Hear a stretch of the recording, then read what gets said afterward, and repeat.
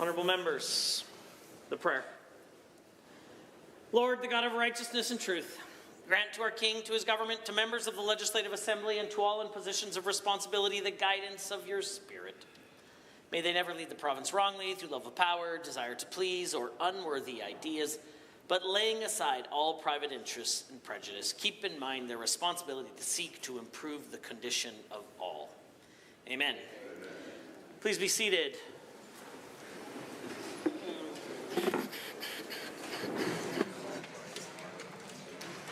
Introduction of visitors. Introduction of guests. Honourable members, are there introductions today? The Honourable Member for Cypress, Medicine Hat. Thank you, Mr. Speaker. I rise to introduce two amazing constituents of mine from Cypress Medicine Hat, Sarah McKenzie, Board Chair of the Medicine Hat College, and Kevin Shufflebotham, President of the Medicine Hat College. And I would ask them to please rise and receive the warm welcome of the House. I think the Honourable Member for Calgary-Bennington may have a school group to introduce. Thank you, Mr. Speaker. I sure do. I'd love to welcome Simons Valley grade 6s and their teachers, Frank Moeller, Jason Chong, Aaron Brophy, Karen Rath. The kids and I decided the bus ride up was the best part of the tour. This might top it. Can you please rise and receive the warm welcome of the Assembly? The Honourable Member for St. Albert has an introduction. Thank you, Mr. Speaker. It's my pleasure to rise and introduce to you the AUP Political Action Committee, attendees from Edmonton, St. Albert, Calgary, and Grand Prairie. James Galt, Vice President, Nellie Alcatraz, Elaine, Cairns Paulette Gillespie, Bruce McDonald, and Jennifer Power, and my colleague will introduce the others. Please rise and receive the welcome of the House. The Honourable Minister of Service, Alberta and Red Tape Production. Mr. Speaker, I'd like to introduce to you and through you to all members of the Assembly, job creators, friends, Bryce Parsons, Brian Anderson, Jordan Ramy, Charlie Brado, and Chelsea Mandrzuk of the Alberta Craft Distillers Association. Please rise and receive the warm welcome of the House. The Honourable Member for Lacombe-Panoka is next. Thank you, Mr. Speaker. I'm honoured to rise today to introduce to you and through you to the Assembly Steve Christie. Steve is a Government Relations Manager for Alberta and Prairies for Canadian Standards Association based right here in Edmonton. He's a former Mayor of the City of Lacombe as well as former board member for both Alberta Munis and FCM. More importantly, Steve is the husband of my amazing constituency office manager, Cheryl Christie. Please rise, Steve, and receive the warm and traditional welcome of the Assembly. The Honourable Member for Edmonton City Centre. Mr. Speaker, I'm pleased to rise and introduce to you and through you three constituents. One of my, Michael Fair, former City Councillor, Guy Milner, and Grant Cameron here today to witness the tabling of a petition they brought forward encouraging the government to recognize the harm that will be caused by their anti-trans legislation. I invite them to rise and receive the warm welcome of this House. The Honourable the Government House Leader. Thank you, Mr. Speaker. I rise to introduce to you and through you Nancy Bichet, the Director of Communications in the Department of Tourism and Sport. Nancy is moving on to other things, but we are lucky to have her for the last 18 months, and I'm lucky to call her a friend. One might ask, what grass is greener than tourism and sport, which is clearly found, and we wish her all the best in her new endeavours. We ask you to rise and receive the warm welcome of this Assembly. Hey. The Honourable Member for Edmonton Highlands Norwood. I'd like to introduce Sparrow Runval. Sparrow lost her father, Devin, in October. Devin had been the president for Edmonton's Canadian Union of Postal Workers, and he dedicated his life to advocating for the rights and well-being of his fellow workers. So we join Sparrow and her family in mourning Devin, her father, and ask her to rise and please welcome her to the House. The Honourable Member for Gold Bar has an introduction. Thank you, Mr. Speaker. It's my pleasure to rise and introduce some additional members of the AUPE Political Action Committee who are attending the gallery this afternoon. I'd ask, as I say their name, for them to please rise and receive the warm welcome of the House. Laura Sadler, James Sullivan, Zoe Jones, Tammy Tanjadal, and Javier Reyes. Please rise. Are there others? Seeing none, the clerk. Ministerial statements. Member statements. The Honourable Member for Athabasca Barhead Westlock. Mr. Speaker, yesterday our government announced its bold plan to stand up against Ottawa's dangerous oil and gas production cap and stop it from ever being implemented here in Alberta. The proposed cap will result in production cuts of at least 1 million barrels a day in Alberta while devastating our economy. Multiple reports have also exposed this production cap as a job killer, effectively killing over 150,000 jobs. This is the most damaging federal policy since the National Energy Program. Alberta needs to fight back. However, it should come as no surprise to anyone in this House that the seatless leader of the Alberta NDP will cave to his bosses in Ottawa rather than fight for Albertans. Nenshi believes Alberta should just compromise to Ottawa's radical agenda of production cuts and reckless energy transitions, all to avoid a fight he will always run away from. Albertans should take notice. The NDP just wants to go along to get along. That's their plan. Even if it means killing tens of thousands of jobs, hurting families, and leading Alberta into economic and societal decline. This is pathetic, and quite frankly, it's shameful. This is why Nenshi will always be known as Trudeau's choice for Alberta. Justin Trudeau and Stephen Guilbeault can always count on the NDP to sit down instead of stand up for Alberta. In 2015, the NDP rolled out the red carpet for Justin Trudeau when they announced their costly carbon tax on Alberta families and businesses. Like we saw with other NDP leaders, Nenshi just doesn't care about the effects these federal policies have on the people. The Alberta NDP will never stand up to Ottawa's ridiculous agenda to shut down fossil fuels. Instead, they will work alongside them, no matter the cost to Albertans. Members opposite need to abandon the Liberal playbook of playing politics with people's lives. Enough is enough. We already have one Trudeau to deal with in Ottawa. We don't need another one here in Alberta. The honourable member for Calgary-Currie.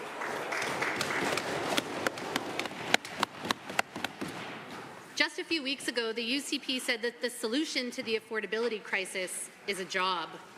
Mr. Speaker, this is the kind of ableist, ageist, oversimplified rhetoric that is leaving more and more Albertans behind.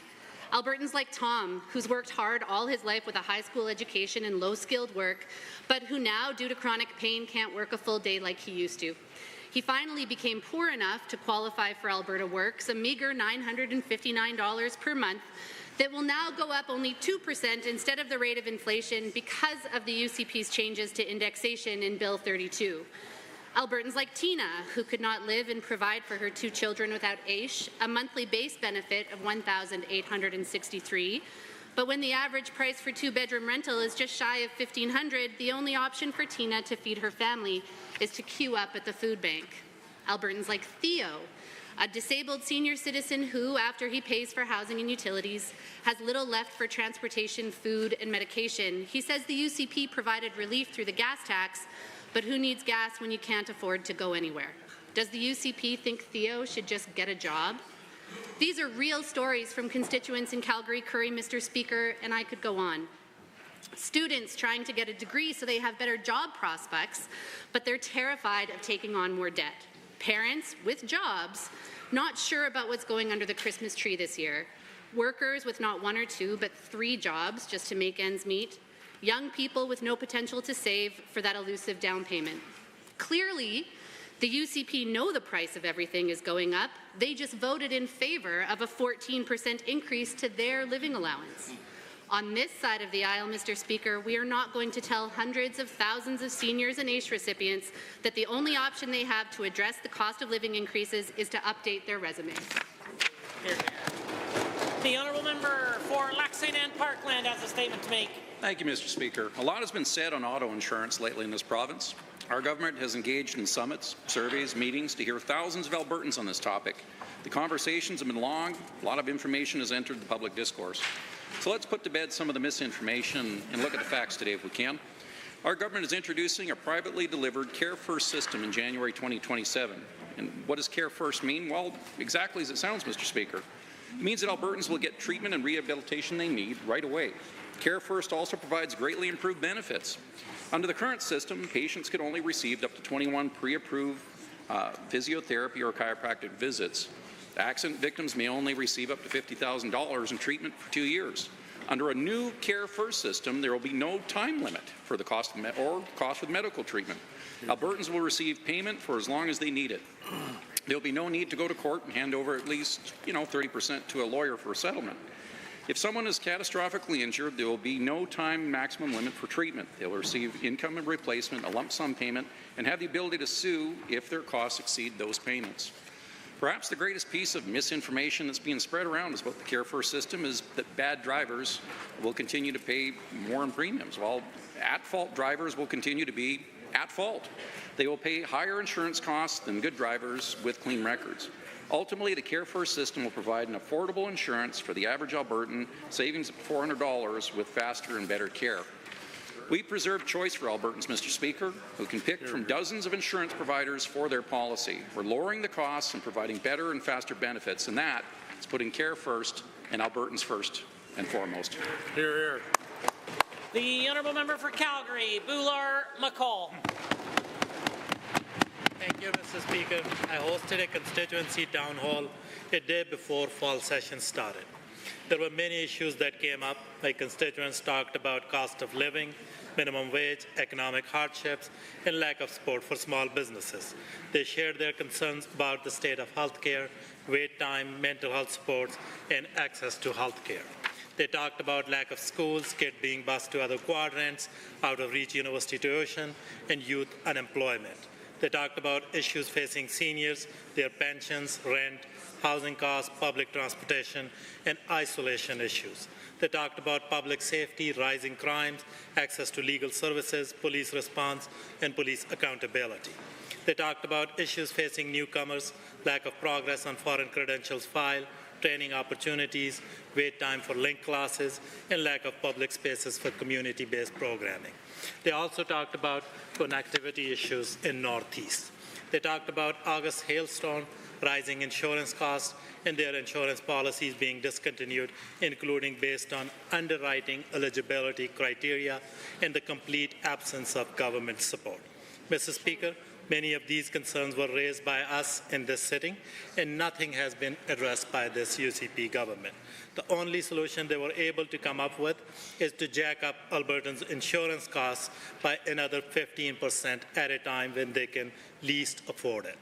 Instead of focusing on Albertans' priorities, UCP is busy lining their friends and insiders' pockets, picking needless fights all around, and is completely uninterested and incapable of governing in public interest. Mr. Speaker, the UCP government is completely out of touch. Albertans deserve a government focused on them and their priorities, not political gains. Thank you. The Honourable Member for Airdrie East has a statement to make. Thank you, Mr. Speaker. Good government requires strong leaders, leaders who inspire trust, to act with integrity, and have the common sense to lead with purpose. Common sense isn't just a virtue in Alberta, it's a necessity. And it's not enough for common sense to simply have a seat at the table, it needs to lead it. Albertans understood this on Election Day in May 2023 and at the UCP AGM on November 2nd, 2024. I was pleased to stand with the 91.5% of voters who reaffirmed this belief. The numbers don't lie, Mr. Speaker. Through our Premier, we have a strong leader, and with her leadership, a strong government. The members opposite should take note. If they truly believed in their leader, surely one of them would have stepped aside to give him a seat, or at least have him run in the current by-election in Lethbridge West. Yet here we are, still waiting for that moment of clarity. I'm sure they are too. What makes our government exceptional is its unwavering ability to stand up for Albertans. We fight against the overreach from the socialist perspectives across the aisle and those coming out of Ottawa and the extension of the NDP friends. The success of this united Conservative government comes down to one thing: staying true to the principles that built this great province. Honesty, hard work, resilience, determination, and a spirit of independence, and what makes Alberta a leader in Canada and on the global stage. This session, we've introduced significant legislation that modernizes our approach and protects the rights and freedoms of Albertans. We've prioritized bills that encapsulate a variety of areas and lay a foundation for future generations. Medical autonomy for adults, protection for private property owners, fair circumstances for women in sport, and access to information. That's just to name a few common sense solutions. Our government will not back down. We will continue to fight for what's right and continue to lead with the strength and resolve Albertans deserve. The Honourable Member for Edmonton Meadows. Mr. Speaker, Alberta has seen a significant rise in population over the last year and a half. With these increase comes the need for our infrastructure to keep up. This means building schools, hospitals, and housing, all things that our province is severely lacking because of this UCP government. The government will tell you that they have allocated funding to this school or that hospital, but have zero follow-through. A mere plan to build essential infrastructure is not enough. Albertans need more schools, more hospitals, not just concept of them. Where are the hospitals for South Edmonton and Red Deer? Where are the schools in Alberta communities that have been waiting for more than 5 years? But when the government does get around to finally building infrastructure, they do it poorly. They opt for P3s that result in hospital roofings caving in, mud ditches around the schools causing kids to fall, and freezing cold classrooms in minus 20-degree weather, or boiling hot classrooms with windows that cannot open. These are infrastructure plans that are supposed to cost less, but never do, and often go over the agreed upon timeline with no accountability. The UCP called for people to come to Alberta, but did nothing to prepare for it. And they did nothing to ensure there would be enough hospital spaces or prevent overcrowded classrooms. And they did nothing to secure healthcare workers or teachers for the more than 200,000 people that came here. The UCP is bad for infrastructure, and they are definitely bad for Albertans. Thank you.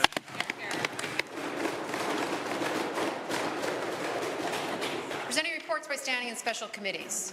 Presenting petitions. Notices of motions. Introduction of bills. Tabling returns and reports. Honourable members, pursuant to Section 63(2) of the Freedom of Information Protection and Privacy Act, Section 95, Number 2 of the Health Information Act, and Section 44, Number 2 of the Personal Information Protection Act, I'm tabling 6 copies of the annual report of the Office of the Information and Privacy Commissioner for the period of April 1st, 2023 to March 31st, 2024. Are there other tablings? The Honourable Member for Edmonton Highlands Norwood. Thank you, Mr. Speaker. I'd like to table an important article that just came out noting that the Premier's new policies make all Albertan youth unsafe, referring to her suite of anti-trans bills, written by 2 fantastic scholars, Dr. Florence Ashley and Dr. J.J. Wright. I urge all in this House and all at home watching to read this article. Thank you. The Minister of Health. Mr. Speaker, I rise to table today the requisite copies of the evidence brief released last week by the New Zealand Ministry of Health on the impact of puberty blockers in gender dysphoric adolescents. The Honourable Member for Edmonton City Centre. Mr. Speaker, I rise to table the 5 requisite copies of a petition put forward by Michael Fair, Guy Milner, and Grant Cameron, calling on the Legislative Assembly to recognize the harm that will be caused to Albertans by this government's suite of anti-trans legislation. The Honourable Member for Cypress Medicine Hat. Thank you, Mr. Speaker. I rise with the 5 requisite copies of the utility bill that I referenced in my speech on MR number 10, and I also have an article to point to the truth around our opposition leader in Ottawa, who is actually now going to be able to talk about foreign interference because he was given clearance. The Honourable Member for Edmonton West Henday. Thank you, Mr. Speaker. I rise to raise 5 requisite copies of the article that I referenced yesterday in question period from the Rocky Mountain Outlook, which references a statement from the Ministry of Indigenous Relations. For Calgary Varsity. Thank you, Mr. Speaker. I rise to table 5 copies of a peer-reviewed article from a top medical journal that reports research showing that wildfire smoke exposure, even in just under 3 years, increases the odds of dementia by 18%. For Calgary Klein as a tabling. Was it copies of the Canadian Trans Youth Health Survey outlining the experiences of trans youth in Alberta and how, if we know better, we can do better. Yeah. The member for St. Albert. Tabling an article entitled An Example of How Government Delays Access Information Requests Pretending to Not Understand, written by Drew Uchuk. Are other tablings? It's very convenient because the time is now 1:50, and that makes it oral question period. And the leader of His Majesty's Loyal Opposition has question 1. Mr. Speaker, Albertans are paying some of the fastest growing rents in the country and are scraping together every dollar to pay for rent increases, some taking on additional shifts or second jobs. But that's not the case for UCP government MLAs who voted to give themselves a retroactive accommodations allowance hike that results in a Christmas bonus of a payment of nearly $2,000. To the Premier, where are the $2,000 bonuses for everyday Albertans? Does your government plan to do anything about the affordability crisis for Albertans who are not UCP MLAs? The Honourable Premier. Well, thank you, Mr. Speaker. I think everyone knows that there's such a thing as reimbursement of expenses, and you have to be able to have a policy to reimburse those, especially in this job where the vast majority of MLAs come from outside of Edmonton. I would say, Mr. Speaker, that we are very concerned about the level of housing costs, the level of rental availability, which is why the Minister of Seniors, Community and Social Services has worked well with the Minister of Municipal Affairs to make sure that we are building more houses, building more purpose-built rentals, making sure that we make a rental supplement available to as many people as need it. Honourable Leader of the Opposition. Alberta's inflation under this Premier is at 3%, 50% higher than the national average. Albertans are seeing their already too high auto insurance going to go up another 15.5% under this Premier's latest scheme. Hundreds of dollars more every single month that they just don't have. Utilities are skyrocketing. So while costs are soaring for everyday Albertans, the Premier watches, does nothing, and their MLAs give themselves a $2,000 Christmas bonus. Albertans are appalled. When will this Premier finally worry about their financial situation? The Honourable Premier. Thank you, Mr. Speaker. We realize that the vast majority of the MLAs opposite are from Edmonton and so do not have to travel to another jurisdiction in order to be able to do their job. But that is not the case for the vast majority of MLAs in this legislature who get reimbursed expenses. No one's getting a Christmas bonus, Mr. Speaker. They are just getting their expenses reimbursed. But on the affordability file, we have been acting on every single front. We have reduced electricity costs year over year, now down to about 10 cents a kilowatt hour from a high of 32 cents a kilowatt hour. We're reducing auto insurance premiums, which will ultimately result in $400 savings. The Honourable Leader of the Opposition. $2,000 retroactive Christmas bonus, a $270 a month top-up going forward, future increases tied to inflation. These are the things Albertans won't be getting from the Premier this holiday season. Instead, she watched as her UCP MLAs voted through a basket of Christmas goodies for themselves. Mr. Speaker, when folks from Lethbridge to Fort Chip are at their breaking point and could use a hand, why is the Premier so unwilling to do anything serious about the affordability crisis for Albertans? Raising their car insurance just to lower it later is a scheme they can see through. The Honourable Premier. Thank you, Mr. Speaker. We're making changes to lower auto insurance. We've got the lowest personal income taxes in the country and the lowest overall taxes. We've lowered Albertans' electricity bills through the great changes being made by our electricity minister. We are making a broadband affordable for all rural Albertans. We've helped to reduce commuter costs by assisting with the low-income bus transit pass. We have a seniors discount of 25% for a whole variety of programs. We've increased and indexed senior supports, AISH, as well as the payments that we're paying to our disabilities workers. We're doing a lot, Mr. Speaker. The Honourable Leader of the Official Opposition for a second set of questions. The current opt-out system for sex ed already ensures that parents are in the driver's seat when it comes to what their children learn. Today's parent-driven opt-out sex ed curriculum promotes healthy and safe interactions. It respects the right of parents and ensures there's choice without administrative burden. Changing to an opt-in system guarantees fewer kids will participate. The Premier's new opt-in system for sex ed creates unnecessary burden, forces busy parents to fill out forms. Why does the Premier want fewer Alberta students to learn about consent and healthy relationships? The Honourable Premier. Mr. Speaker, on this side of the chamber, we believe parents have the right to choose the type of education that they want for their kids. We believe that parents have the right to be able to also include sexual orientation, gender identity, as well as human sexuality. And quite frankly, if there is no difference between opt-in and opt-out, then it shouldn't really make a difference to the members opposite. Right. The teachers are already asking for parents to opt into field trips. They already have a process. This is going to be a very simple process for them to be able to make sure that the parents' wishes are respected. The Honourable Leader of the Opposition. Parents' wishes are already respected, and there is a major difference, which if the Premier doesn't know that, is dangerous. The new opt-in system seems solely designed to increase the number of kids who are not getting important sexual health education by creating administrative hoops that parents have to jump through. It's bewildering to educators, parents, and everyone who wants healthy outcomes for Alberta's kids why the Premier would make a bureaucratic change. Fewer kids getting this information means more STIs, more teen pregnancies, more sexual violence. Why are you unwilling to listen? The Honourable the Premier. It sounds to me, Mr. Speaker, like the members opposite don't actually believe that parents should have the right to make the choices for their kids. Nobody knows a child better than their own parents. Nobody knows when a child is going to be prepared with a certain level of maturity to be able to address these issues and be able to process them. This is the kind of thing that we want families to be involved in the conversation with their children. They need to know when these topics are being discussed in school, and now they will, because every time that this material is dealt with, it will have to have an opt-in from the parents. The Honourable Leader of the Opposition. We have an opt-out system where parents are completely in control and informed, and it's remarkable that this Premier thinks that crucial information shouldn't be accessible. Lack of comprehensive sex ed makes school less safe for kids, puts all young people at greater risks for unsafe situations and outcomes. We don't want kids getting this information from dangerous corners of the internet.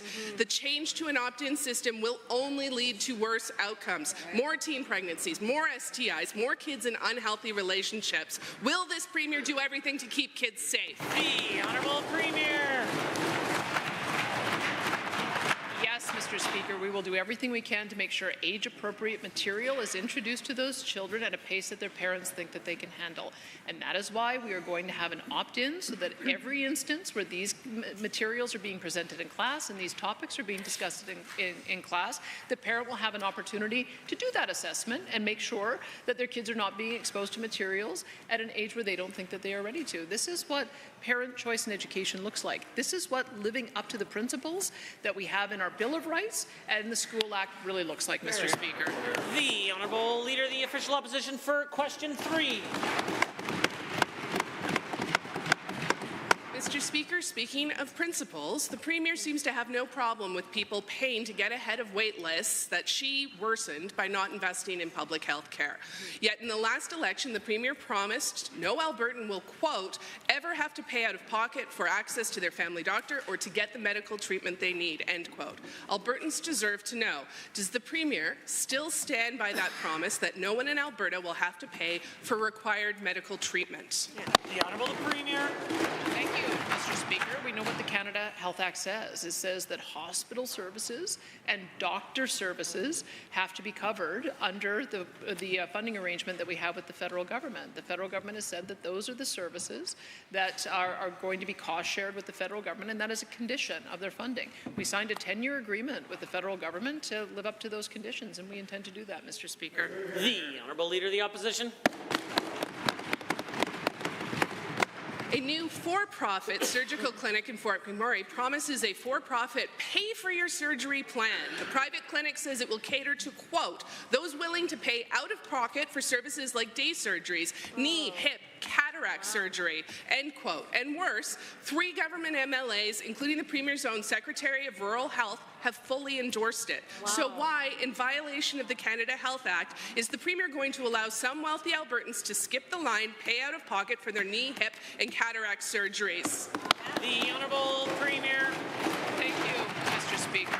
As the member opposite should well know, there are doctors able to completely opt out of the current medical system. They do it here, they do it in every other province, they do it actually in large numbers in Quebec. We will not be funding any organizations that expect us to pay for a portion of the cost if they're going to be charging. This is a completely private option. They're opted out of the system, and that is allowed under the Canada Health Act, Mr. Speaker. The Honourable Leader of the Opposition. The Premier has always wanted Albertans to pay to see their doctor. Yeah. Two-tier health care. She's written op-eds to that effect. Yes. 2 local MLAs, including the Minister of Energy, fully endorsed this for-profit private facility that will be operational by September 2027. The Rural Health Secretary called the project forward-thinking. And the project owners, they call it a guaranteed return on investment because investors will have the chance to double their cash. They will be selling completely private health care. Will the Premier stop this 2-tiered healthcare project and pass legislation to ban it? The Honourable Premier.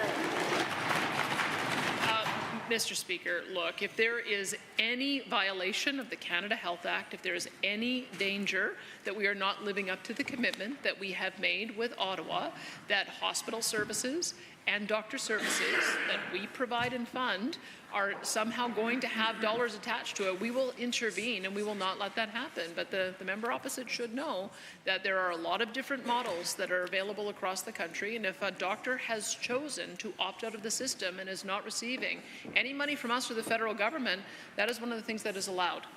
The Honourable Member for Edmonton Glenora has a question to ask. The UCP has a long record of attacking public health care and pushing private American-style 2-tiered care. And here we go again. They cancelled the South Edmonton Hospital, they're chasing doctors out of the province, and they stand by as rural emergency departments are being closed. Now they're pushing private health care. The website for SMG says it can double your cash investment and offers private luxury accommodations if you can afford it. Most Albertans want a public doctor and an emergency room that's actually open. So why is the UCP pushing more privatization instead of delivering on public health care? The Honourable the Minister of Health. Mr. Speaker, nothing can be further from the truth. In fact, Mr. Speaker, we are continuing to make sure that we are increasing the number of surgeries that we are doing in Alberta. In fact, we're on track to do over 310,000 surgeries, many more than what's done under the previous NDP government at one point in time. Mr. Speaker, the member opposite cannot speak on behalf of wait times because under her watch, wait times continue to go up. We continue to attract doctors to Alberta, and we're going to keep doing it, Mr. Speaker. The Honourable Member for Edmonton Glenora. A parliamentary secretary, a private member, and a minister walk into a boardroom. It sounds like the setup to a really bad joke, but it's no laughing matter, Mr. Speaker. They all put their reputations on the line for financial gains with, quote, pay-out-of-pocket day surgeries for knee, hip, cataracts, insurance claims, Indigenous populations, and international residents, with the potential to double your investment or more. Last week, the minister said she believes in the Canada Health Act. So will she tell her colleagues to stop pushing private American-style health care, or were her words last week a big joke? The Honourable Minister of Health. Mr. Speaker, the member opposite continues to misinform the public. We will continue to make sure that we bring more doctors to this province. In fact, Mr. Speaker, when I started in June of 2023, we had roughly 10,500 doctors. We now have over 12,100 doctors. The members opposite would have you believe they're coming here and just languishing on our registration list. In fact, they're actually working. The budget for physicians in this province is almost $7 billion. If it was a ministry, it'd be the third largest ministry in our whole government. The Honourable Member for Edmonton Glenora. The minister's proud of paying more when 1 in 5 Albertans doesn't have a family doctor. And instead of focusing on opening closed emergency rooms in Boyle, Drayton, Hinton, and Edson, where the Parliamentary Secretary for Rural Health actually represents, surely the Secretary knows that Albertans want a family doctor and their emergency room open. The Premier promised that she would sign the contract with family doctors 197 days ago. Then the minister said, wait till summer. Then she said, in the fall. And now she's saying April. So, Minister, why did your Parliamentary Secretary choose to shill for 2-tiered U.S.-style health care instead of lobbying your colleagues? The Honourable Minister of Health. Mr. Speaker, when the member opposite was the Minister of Health, why didn't she work for Albertans and make things better instead of making it worse and we had to come and clean up? Mr. Speaker, under her watch, cataract surgeries soared. Wait times went from 10.6 weeks to 16.9 weeks. Mr. Speaker, at a time when they drove out hundreds of thousands of people, fewer doctors, higher wait times. Let me see. Hip replacements increased from 13.1 weeks to 18.9 weeks, Mr. Speaker. Shame on them. Order, order, order. And a point of order is noted at 2:03 by the official opposition House Leader. The honourable member for Edmonton City Centre has a question to ask. Edmonton's downtown is the heart of our city, home to thousands of people, a major driver of tourism, an important center of our local economy. But after 5 years under the UCP, people who live, work, and visit here feel less safe. My downtown safety toolkit lays out 7 concrete steps this government could take today to build safety in our community, like ensuring we have enough shelter space for the over 4,000 people with no housing of their own, including fully funded day shelter spaces with actual 24/7 support. To the Premier, will your government listen and step up to support my constituents, businesses, police, so that many others in building... The Honourable the Minister of Seniors, Community and Social Services. Well, Mr. Speaker, we worked a year ago with the City of Edmonton to identify how many shelter spaces would need to be permanently built in the city. They told us the number they needed. We built it. They're here right now as we speak, Mr. Speaker. Over 1,800 shelters with the ability to surge if we need to, that we don't usually do. And those shelters remain permanently open 24 hours a day, 7 days a week, 365 days a year, Mr. Speaker. We already accomplished that, Mr. Speaker, and we're moving on to working to be able to make sure to get people housed, Mr. Speaker, and continue to reject the NDP's tent plan. The Honourable Member for Edmonton City Centre. Mr. Speaker, given that after 5 years of this government in power, we see the evidence of the failure of their plan on the streets of our downtown every day. This government likes to brag about its navigation center, which is a good first step, but only a first step. And given that talking about connecting people to services like housing and detox or recovery beds doesn't mean much when they have massive wait lists, and given those wait lists are created by this government's failure to build at the level needed to meet the urgency and need to the Premier, enough slow walking. When will your government step up and actually address the need and build safety in our community? The Honourable Minister of Community, Social Services. Mr. Speaker, when that member was in government, wait lists for things like affordable housing went up by 76%, Mr. Speaker. We won't be lectured by the NDP who built nothing. We inherited a situation where people were living and freezing in tents, being victimized by gangs because of the infrastructure that the NDP did not build. This government has invested unprecedented amounts in helping the unfortunate, Mr. Speaker. We will continue to do it. We're driving forward with strong, concrete solutions, Mr. Speaker, and we are not going to stop. The Honourable Member for Edmonton City Centre. When we were in government, we did not have over 4,000 people living without housing on our streets. Right. And given police are key partners in building safety, but not social or mental health workers, they don't want to be. But those same officers do want to see more housing and faster access to treatment. And given Edmonton Chief Dale McPhee said we can't arrest our way out of our troubles. And given business owners agree 83% want the provincial government to act on the root causes of social disorder. And given that this is a crisis, it requires collaboration instead of fighting with Ottawa and City Council. To the Premier, it's right here, concrete steps we can take today. Will you step up and work with partners to get this done? The Honourable Minister of Seniors, Community and Social Services. Mr. Speaker, Chief McPhee has categorically rejected the NDP's plan and is part of, and in fact, one of the creators of the United Conservative Party plan, Mr. Speaker. That's collaboration, why we're seeing results. I'll tell you what we need is we need actual true facts, not things made up, Mr. Speaker. Unfortunately, stating things like there's 4,000 people living on the streets in Edmonton when there is not is really unfortunate. The member is referring to a list that refers to a list that has, of those 4,000 people, 2,600 of them housed in government programs, Mr. Speaker. Let's focus on where people really are so we can invest in the right solutions. That's why the NDP keeps screwing up, because they don't understand where people are. Order, order. The Honourable Member for Taber-Warner. Mr. Speaker, Alberta's government is once again protecting Albertans' prosperity and rights from a federal Liberal NDP coalition against fossil fuels. They seem to be weirdly obsessed with shutting down everything that we do well in this province. The so-called federal emissions cap has been exposed as a thinly veiled production cap that threatens the employment of thousands of Canadians, all in the name of an environmental policy that does nothing to improve the environment. Will the Minister of Environment and Protected Areas explain the actions Alberta is taking to ensure Alberta workers are safe and against this disastrous policy? Good question. Members, a point of order is noted by the Deputy Opposition House Leader at 2:08. The Honourable Minister of Environment and Protected Areas. Thank you very much, Mr. Speaker. Unlike the members opposite and their new leader, we are standing up for Alberta by creating a constitutional shield that will stop Nenshi's Liberal NDP friends in Ottawa from shutting down and shutting in our energy sector. That's why we'll introduce an Alberta Sovereignty Within a United Canada Act motion to stop this unconstitutional, job-killing federal production cap.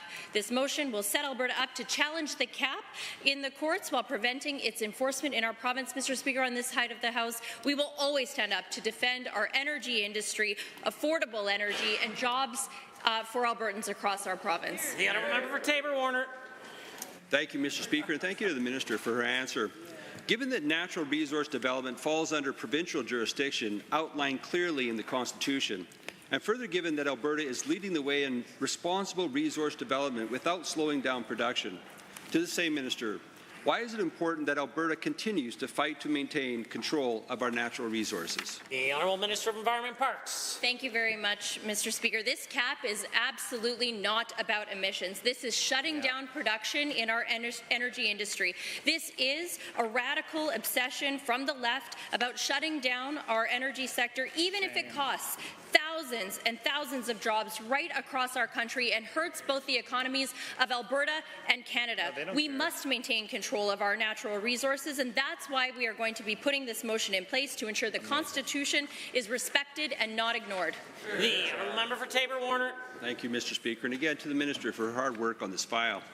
Given that some left-wing politicians in Ottawa may say the use of the Sovereignty Act hurts Confederation, and further given that this proposed production cap will affect economies across the country, killing tens of thousands of jobs and making Canada poorer, can the same minister outline why these actions protect Confederation and benefit people all across Canada?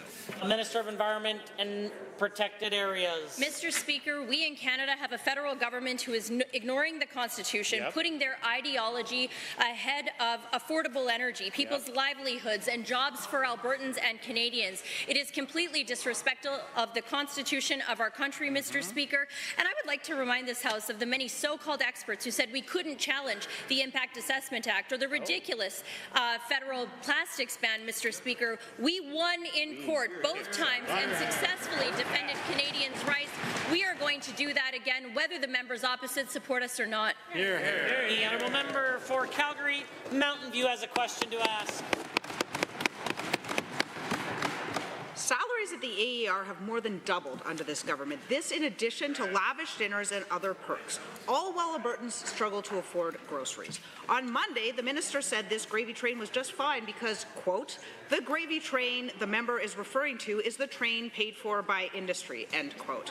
Meanwhile, this UCP government accepts that industry can't afford to pay their taxes or clean up their wells. What does the minister have to say to landowners and municipalities who are ultimately paying for the cost of his gravy train? The Honourable the Minister of Energy and Minerals. The two are not connected, Mr. Speaker. The first is that I haven't ever seen the NDP stand up for big oil before. But to see them do that right now, Mr. Speaker, to stand up to save big oil expenses, well, I've seen it all, Mr. Speaker. But speaking of NDP and seeing it all, I want to congratulate their leader, Mr. Speaker, on his election. 7 years and 1 month ago, almost to the day, when the leader of the NDP was elected in British Columbia, for the seat in Ontario, where he lives in Ottawa, the best representative of the NDP in Alberta. The Honourable Member for Calgary Mountain View.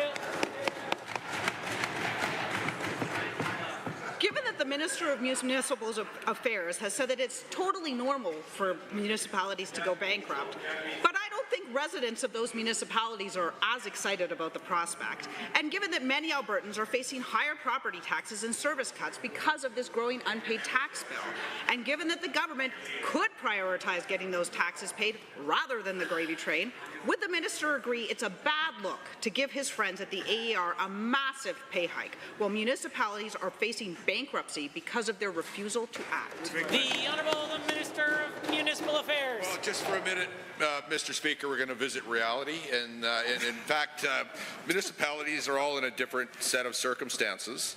And there's nothing to make light of. But the honourable member said nobody's happy about it. But, Mr. Speaker, a municipality in Alberta recently voted whether to dissolve or not. 100% of the people that voted to dissolve. So for the folks on the other side to completely disrespect the will of those people, they had an honest look at the financial condition of their municipality. 100% of them said they did it, but the NDP won't listen to anybody. The Honourable Member for Calgary Mountain View. Given that the definition of gravy train is, quote, a situation where someone can make a lot of money for very little effort, and given that the minister on Monday agreed that this is a gravy train, something Conservatives used to be against, and given that the money going into the pockets of the AER board is money that could be used to pay down the dangerous unpaid tax bills, will the minister reverse course, shut down the gravy train, and focus on helping Albertans instead? The Honourable Minister of Energy and Minerals. Mr. Speaker, I want to thank all of the oil and gas workers and companies in this province for providing the schools, the bridges, the hospitals. They work hard, Mr. Speaker, and I appreciate what they do every day. And the $183 billion industry regulated by the AER, one of the best on the planet, Mr. Speaker. I don't know what else to say, Mr. Speaker, except the NDP have got it wrong again. They continuously get it wrong, Mr. Speaker, and standing up right now for big oil is not helping their case at all with Albertans. We are going to continue to deliver the goods for Albertans. We are going to do the best job we possibly can, Mr. Speaker, and we're going to hold our organizations to account for every dollar. The Honourable Member for Calgary Glenmore has a question. Mr. Speaker, TransAlta reached a deal with the Federal Competition Bureau and acquired Heartland Generation and its power generation business in Alberta. This merger will further consolidate market power from 4 to 3 companies in Alberta. This merger will give one company much more control of the energy price. To the Premier, why do Albertans need to depend upon a federal regulator to protect Albertans from the exercise of market power in electricity? The Honourable Minister of Affordability and Utilities. Thank you, Mr. Speaker, because those are the laws of Canada, and Alberta follows the laws of Canada just like we follow laws here. We have regulators in place. They made a ruling. It is not in the purview of the provincial government to overrule a federal regulator on a Competition Bureau item. That's how the law works. Unfortunately, the NDP doesn't understand the law or apparently want to abide by it, but on this side of the aisle, we do. Member for Calgary Glenmore.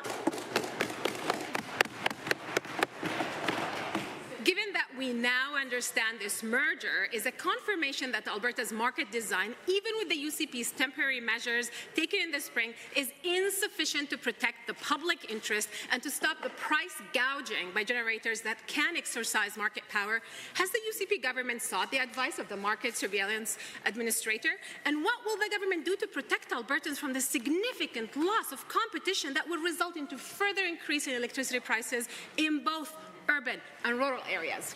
The Honourable Minister of Affordability and Utilities. Mr. Speaker, yes, we have sought the advice of the Market Surveillance Administrator, and they work every day with all of our regulators here in Alberta to make sure that we have good market compliance, and that is why we are restructuring the energy market for the day ahead.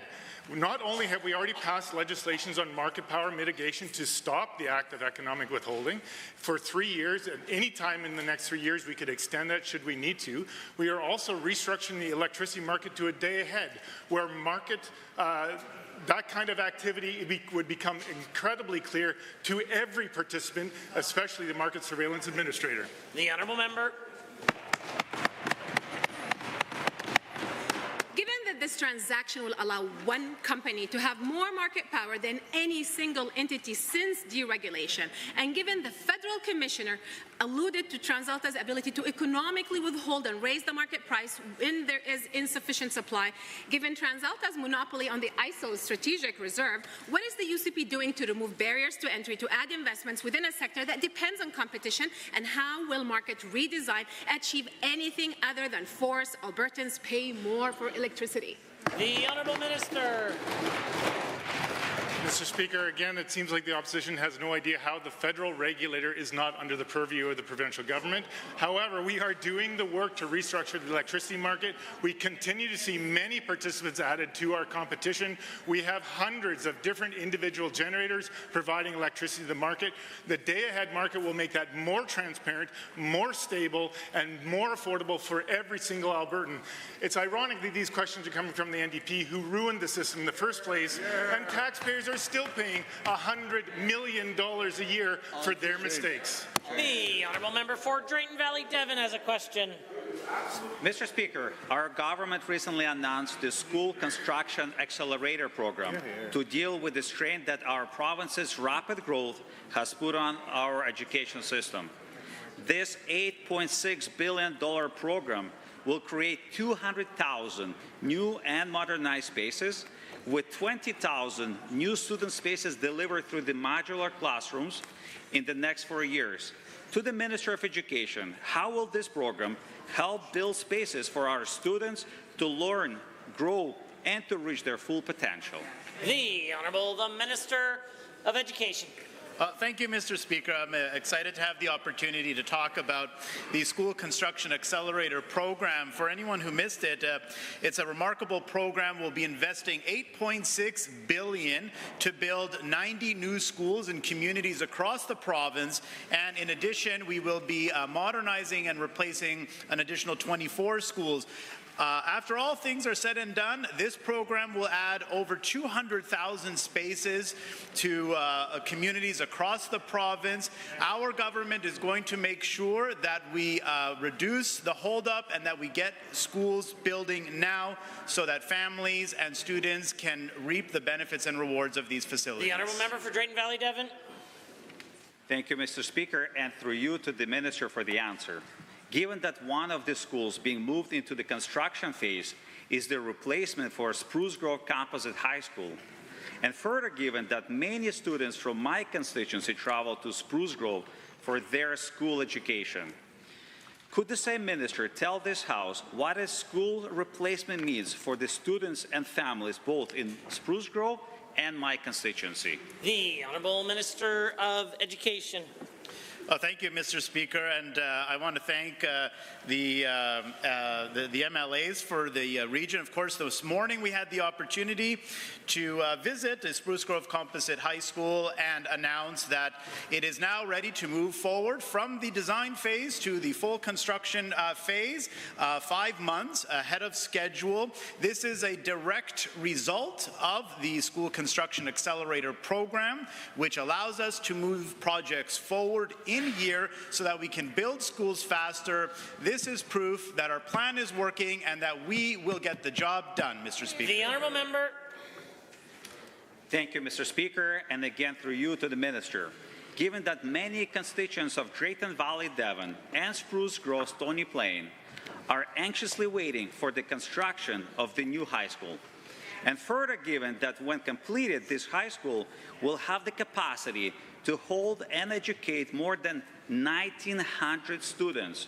To the Minister of Infrastructure, when can we expect the project to break ground, and what is the expected timeline for this project? The Honourable Minister of Infrastructure has the call. Thank you, Mr. Speaker. It's our priority to get students into desks as quickly as possible and to ensure that the halls they walk are well built. With this new accelerator program, we've approved funding for this high school and 10 others, speeding up the process by about 5 months when compared to waiting for the next budget cycle. Mr. Speaker, design is well underway, and we anticipate having a contractor in place by February. I'm happy to report to the member that construction will begin in the spring with completion in the summer of 2027, just in time for the September school year. Thank you, Mr. Speaker. The Honourable Member for Calgary-Curry has a question to ask.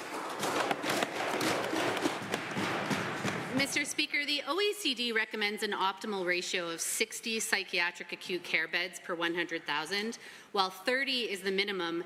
Nationally, we meet that minimum rate, but provincially, Alberta falls way short. In the latest AHS annual report, the ratio of psychiatric acute care beds to 100,000 population was just 13. Is the minister satisfied with the ratio that the National Institute for Health refers to as a severe shortage in psychiatric acute care? The Honourable the Minister of Mental Health and Addiction. Mr. Speaker, this government is committed to treating youth, whether they are in a mental health crisis or have addiction. Members opposite in government did nothing to expand resources. We are continuing to build more and more spaces. In fact, when it came to the addiction space alone, never mind continued work we're doing when it comes to mental health and psychiatric spaces, we just announced another 105 new spaces in Northern Alberta Youth Recovery Centre, which is coming right here to Edmonton to treat youth. We're continuing to build not just mental health, but also addiction across the spectrum, Mr. Speaker. The Honourable Member for Calgary-Curry.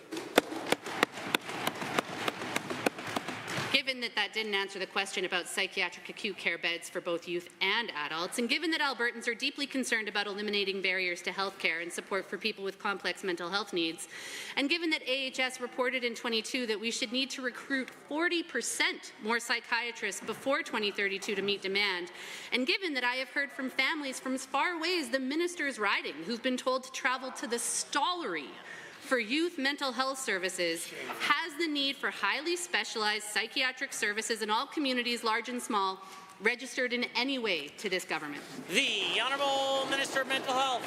Mr. Speaker, it is registered that we started off with our first creation of the Ministry of Mental Health and Addiction in 2019 under Health. Started with $50 million. We're now $1.5 billion commitment. We are no longer doing mental health off the side of the desk like members opposite did when they were in power. We have a total focus on recovery for every single Albertan, whether it be a mental health challenge or someone in addiction. They deserve an opportunity, which is why we're increasing capacity in all of our centres and doing even more hiring when it comes to psychiatric capacity across this province. The Honourable Member for Calgary-Curry. Given that $1.1 billion of that $1.5 billion is actually not new money, it's from Alberta Health Services, and given that government plans to apprehend and detain people for their mental illness through the UCP's Compassionate Intervention Act, and given that the minister's mandate letter contained direction to develop, quote, at least 5 new 75-bed mental wellness centres for short and long-term treatment and recovery, can the minister stand up and tell us why his government is 0 for 5 on these centres? Will they only be built and occupied once people are forced to be there? The Honourable Minister. Mr. Speaker, members opposite do not believe in recovery because they have a philosophy that says we need to continue facilitating addiction indefinitely. We had members opposite, the member from Calgary-Acadia, saying that there needs to be more, quote, harm reduction tools for children in care. Mr. Speaker, that means drug paraphernalia for children. That means unsafe supply.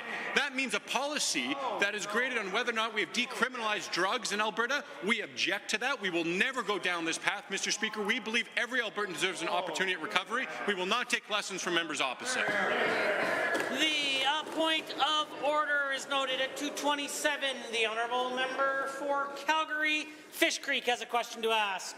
Mr. Speaker, Alberta's housing market is thriving, with housing starts rising by 30% this year compared to January-October period last year. Edmonton and Calgary have seen significant growth, with housing starts up 47% and 24% respectively. Smaller cities like Lethbridge and Red Deer have also experienced impressive increases. Housing starts have surged by 209% and 93% respectively. Can the Minister of Seniors, Community and Social Services explain how our government is driving this incredible growth and ensuring Albertans have access to diverse and affordable housing options? The Honourable Minister of Seniors, Community and Social Services. Thank you, Mr. Speaker. Like so many things that this government does, we bet on Albertans. The NDP always wants to bet against Alberta. Our side of the aisle wants to bet on Albertans. We did that when it came to housing, and we're seeing unprecedented results, like 10,000 new apartment units this year alone in our province, the most in history. Every month, record numbers of builds. And Mr. Speaker, here's the great news. The plan is working. Our plan to reject the NDP's plan of dangerous rent control and to invest inside building housing. In Calgary alone, this year, rent on a 2-bedroom apartment is down 7%, while in the rest of the country it continues to skyrocket. Wow. The Honourable Member for Calgary-Fish Creek. Thank you, Mr. Speaker, and to the Minister for that response. Given Alberta's record-breaking housing achievements, including nearly 10,000 apartment unit starts in the first half of 2024, the highest in any half year in the province's history, breaking the record set previously in 1977.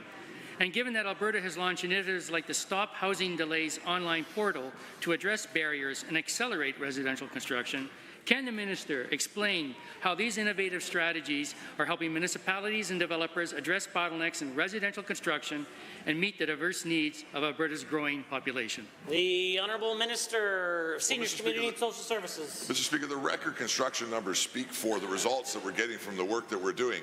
What we did a year ago was we committed as a cabinet and as a government to work collaboratively across all ministries to find ways to solve the housing crisis together, to remove red tape, to partner with our mayors to make sure municipalities can get the work that they need to do to go forward, to remove environmental legislation that was holding up housing unnecessarily, and make sure that we can go forward with the results that we're seeing. And again, Mr. Speaker, our housing results every month for 12 months straight have been records. We have 10,000 new apartment buildings, and most importantly, Mr. Speaker, 1/3 of all new builds are purpose-built rentals, Mr. Speaker. The Honourable Member.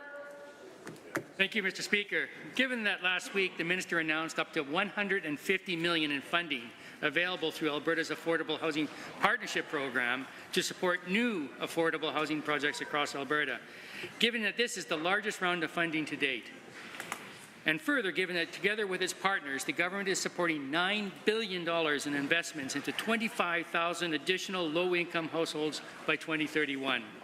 Can the same minister outline how these investments in affordable housing are strengthening communities across Alberta and supporting the economic and social well-being of families, businesses, individuals in both urban and rural areas? Minister. Well, Mr. Speaker, we didn't just focus on market housing, though we've worked hard on that. We also focus on making sure that we increase our affordable housing stock. We're working through our Stronger Foundations plan, which will make 82,000 more affordable households in our province by the year 2031. We're well on our way to accomplishing that, Mr. Speaker. My most recent announcement is going to move towards another 5,100 units of affordable housing. We just completed another 5,100 units of affordable housing.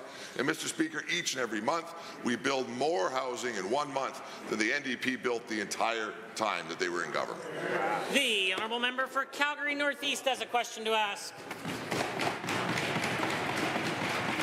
Calgary Northeast is one of the fastest growing communities in entire Calgary, and yet it remains critically underserved when it comes to schools. Parents and students not only face overcrowded classrooms, students also travel 1 hour each way every day to get to schools. While the recent capital funding announcement is a step forward, there has been no clarity on how much will be allocated specifically to Calgary Northeast's pressing needs. Will the minister commit today to funding the new projects and expansions in Calgary Northeast that parents and students desperately need so that they can learn closer to homes? The Honourable Minister of Education. Mr. Speaker, building schools in our fastest growing communities is a priority of this government, and our government will make sure that we get the job done. And I'll be very happy to inform the members' constituents that we are moving forward with not 1, not 2, but 3 schools in the members' riding, Mr. Speaker. We're working on a new high school in Cornerstone and 2 elementary schools in Redstone as well. I would be very happy to visit the members' riding and give his constituents the good news that 3 amazing schools are coming very soon. The order. The Honourable Member for Calgary Northeast, the one with the call. Given that families in Calgary Northeast are still struggling for actual schools, and Albertans know the cost of living is high, rents are high, and insurance is going up, and healthcare is in crisis, and given that very soon has never arrived, Minister, and given that promises and broad funding announcements are not easing the concerns for parents who watch their children struggle in overcrowded schools daily, and given our community's unprecedented growth, will the Minister provide a clear timeline for when the projects will be built in Calgary Northeast? The Honourable Minister of Education. Well, this isn't a broad funding commitment at all, Mr. Speaker. In fact, those 3 projects are all currently in the design stage. Once the school divisions responsible for the projects have completed the design requirements, we are ready, open, and willing to move those projects forward to full construction, just like we did today with the Spruce Grove Composite High School. Once the design work was completed, we moved it forward by about 5 months to full construction. When the design work is completed, those projects will get the full construction funding they need. The Honourable Member for Calgary Northeast.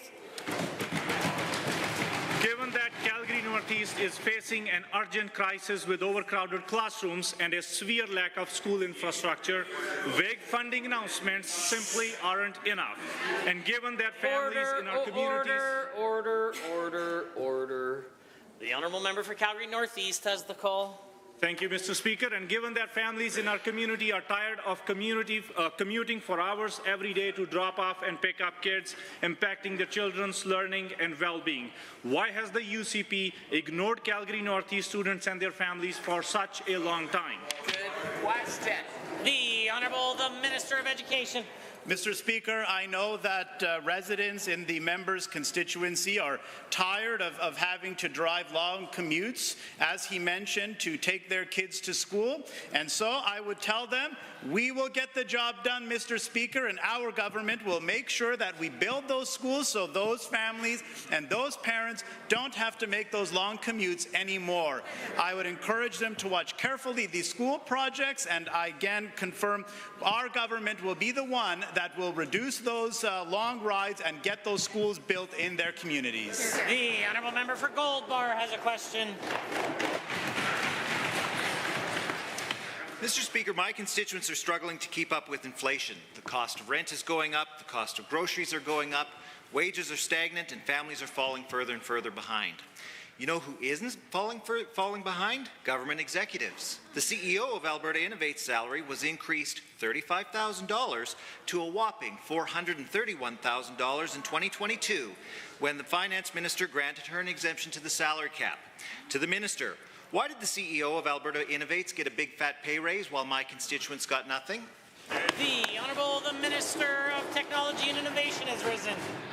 Mr. Speaker, I can tell you that we've had a transition at Alberta Innovates. We have a new CEO there. We have a new board there, Mr. Speaker. These are the board members that I have appointed as Minister of Technology and Innovation. We're proud to be turning the corner and charting a new chapter here. Alberta Innovates does some very important work on helping to build our innovation ecosystem and to ensure that we're attracting investment into building our tech sector. That's why Alberta's tech sector is booming like never before, unlike when the members opposite were in government. So, Mr. Speaker, we're focused on making sure we have the right supports and programs to have the most innovative jurisdiction in Canada. The Honourable Member for Edmonton Gold Bar.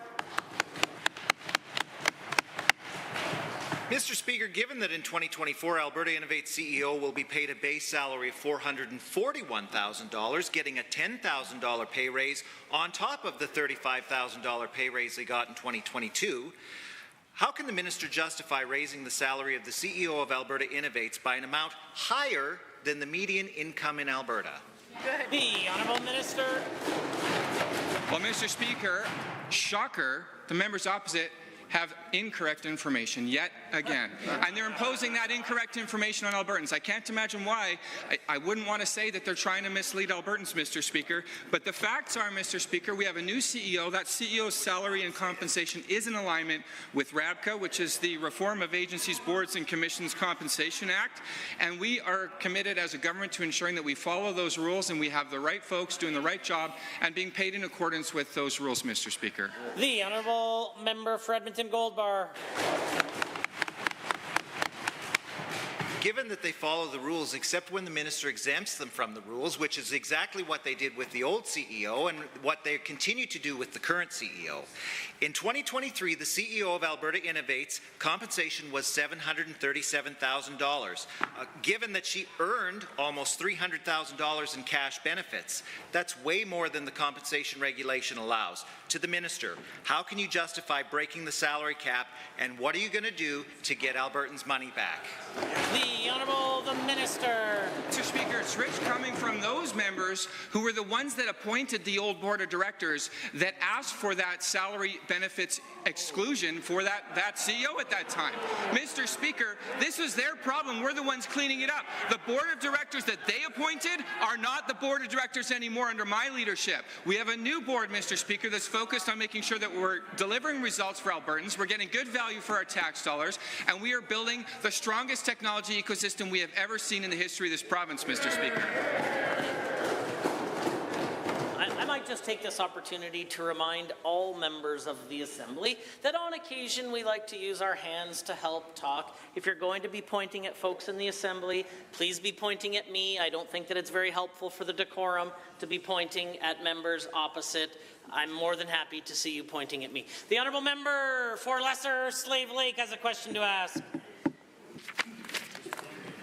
Mr. Speaker, Ottawa's proposed emissions cap, supported by Trudeau's newest out-of-touch apprentice, NDP leader Naheed Nenshi, effectively imposes a production cap that infringes on provincial jurisdiction, threatening jobs, families, and Alberta's economy.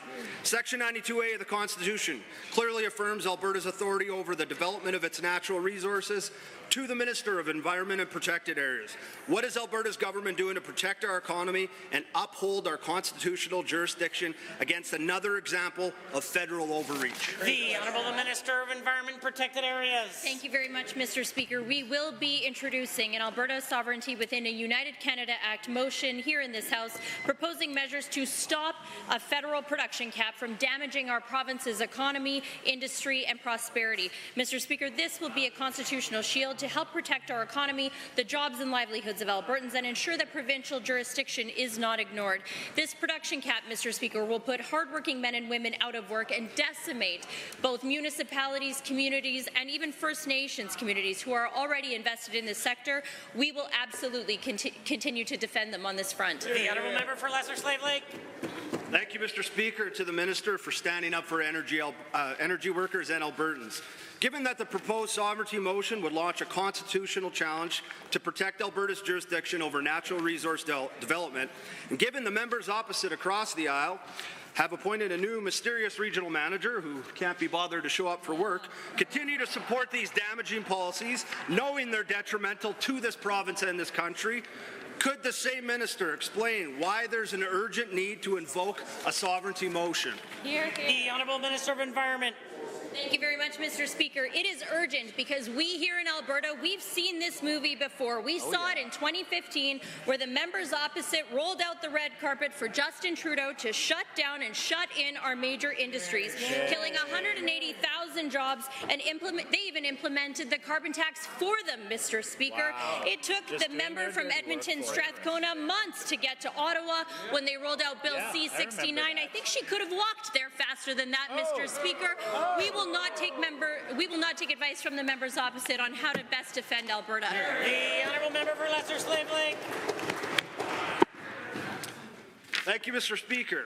Given Alberta is a global leader in providing sustainable and reliable energy using technologies like CCUS, and given that forcing production cuts undermines Canada's ability to meet the world's demand for energy, and given this production cap is just another shallow scheme like the carbon tax scam, and further given I'm from a small town in northern Alberta where we don't need a degree from Harvard to know that the carbon tax rebate is just like drinking beer for the empties, to the same minister, how does Alberta's energy industry compare globally in terms of responsible production, and why is it critical to oppose these measures? The Honourable Minister of Environment. Mr. Speaker, we here in Alberta have shown the world that we can do the right thing for the environment and meet global demands for safe, affordable, reliable energy in a way that also protects energy security. Mr. Speaker, this is why Albertans need a government who will defend them, Mr. Speaker. If the NDP in Alberta cared about Albertans at all, they would have supported our opposition to the carbon tax.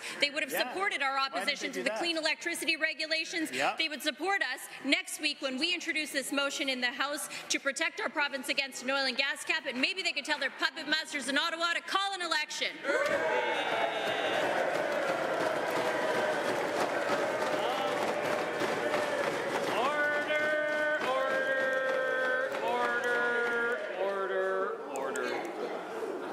Unfortunately, that concludes the time allotted for oral question period. In 30 seconds or less, we'll continue on the remainder of the daily routine.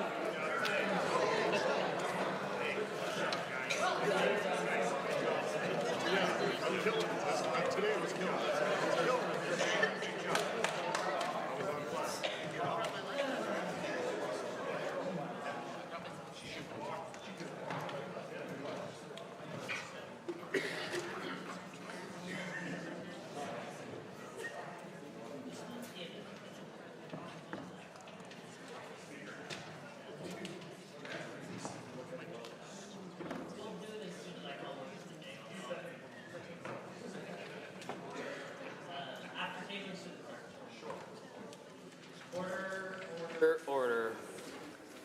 The clerk. Tablings to the clerk. The Honourable Government House Leader. Thank you, Mr. Speaker. I rise to seek unanimous consent of the House to move to 1-minute bells for the remainder of this afternoon's sitting, including the first bell in Committee of the Whole. Well, members, this is a request for unanimous consent. We did this yesterday, so I will spare the details. I will ask only one question. Is there anyone opposed to providing unanimous consent? If so, indicate now. Hearing none, unanimous consent is granted. Honourable members, that brings us to points of order. And at 2:03, the official opposition House Leader rose on a point of order. Thank you very much, Mr. Speaker. Mr. Speaker, I'm going to quote Standing Order 23 HINJ for this one. At the time, the Minister of Health, in response to a question from the member from Glenora, said, and I do not have the benefit of the blues, but I'm pretty sure I've got the quote accurately, quote, "The member opposite continues to misinform the public." Mr. Speaker, as well as Standing Order 23 HINJ, I'm really calling upon the past practices and past rulings of this House. We cannot do indirectly what we cannot do directly. Calling another member a liar, using words like misinform, mislead, misrepresent.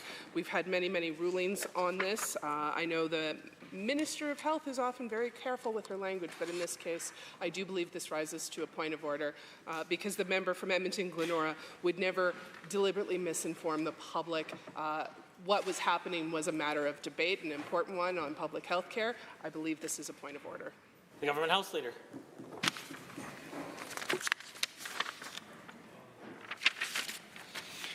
Mr. Speaker, I think that this would be a matter of debate, given that I don't have the official records that would be in your hands at the moment. What I would say is that all members do need to be mindful of the things we say in this chamber, and sometimes things can get a little rowdy.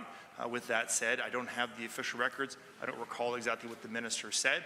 If the minister made a direct accusation against another member and saying that member was trying to mislead the House, I suspect that would be a point of order, as that word is specifically noted in the standing orders. But what I would probably do is just save you the hassle and withdraw and apologize. It's a very reasonable thing to do, because that is exactly what happened. I consider the Honourable Minister is generally careful and has apologized in the past for a similar incident. Appreciate the apology and withdraw. I consider the matter dealt with and concluded. At 2:09, the Deputy House Leader of the official opposition rose. I see the House Leader has risen. Thank you very much, Mr. Speaker. At 2:09, the Minister of Community and Social Services was engaged. I believe it was the third question in the set. I rose under 23 HINJ. Specifically because the minister's response was completely over the top in many ways. I will suggest this is a bit of a matter of debate, but in his response, he first accused the member of using made-up numbers, and then he quoted those same numbers, which was an interesting tactic to take. But he also seriously raised his voice and started talking about the NDP screwing things up. And specifically, the NDP is screwing up. Beauchene's Parliamentary Rules and Forms, 6th edition, section 491 on page 149, Mr. Speaker, reads, "The Speaker has consistently ruled that language used in the House should be temperate and worthy of the place in which it is spoken." And I realize context matters. In this context and with the tone of the response, I do feel this rises to a point of order. The minister was not contributing to the decorum of this place. Those types of answers and accusations will continue to create disorder in the House. I do seek for you to rule it as a point of order that we might improve the decorum. I believe that it contributed to the heckling and rowdy extent that we saw here in the legislature as we continued to the point that opposition member questions were interrupted. I think ruling this a point of order would assist the decorum of the chamber. Thank you, Mr. Speaker. The Government House Leader. Thank you, Mr. Speaker. This is a rare instance where I would agree with the Leader of the Opposition in saying this is a matter of debate. Now, I can understand that someone of the large stature, the member from Rimy Rocky Mountain House Sundry's favorite son and the Minister of Seniors Community Social Services, may be a bit intimidating, and his loud voice may have offended the sensibilities of the member from Calgary-Boulard-McCall who called this point of order. But what I can say, Mr. Speaker, is a lot of subjectivity in the points raised by the Leader of the Opposition about having a raised voice and what actually might cause disorder in this chamber. I don't think anything that member said was a point of order. In fact, I think he's been quite mindful of his tone and mindful of things he said since you've given caution on things like using the words of living in tents and the policies of the members' offices. So I leave this in your hands, but I don't believe that this is a point of order, but rather a matter of debate. I do have the benefit of the blues. I am prepared to rule. However, if anyone else has anything substantive to add to the point of order, now would be the time to indicate such. Seeing none, I don't find this to be a point of order.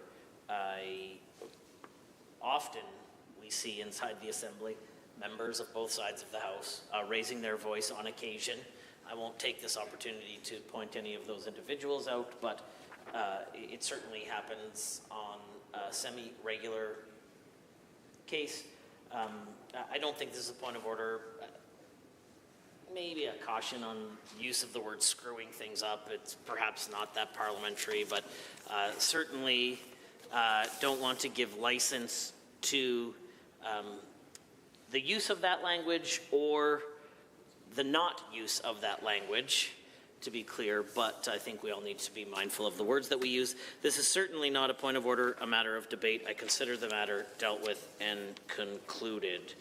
At 2:30, I believe, the official opposition House Leader rose on an additional point of order at 2:27 while the Honourable the Minister of Mental Health and Addictions was speaking.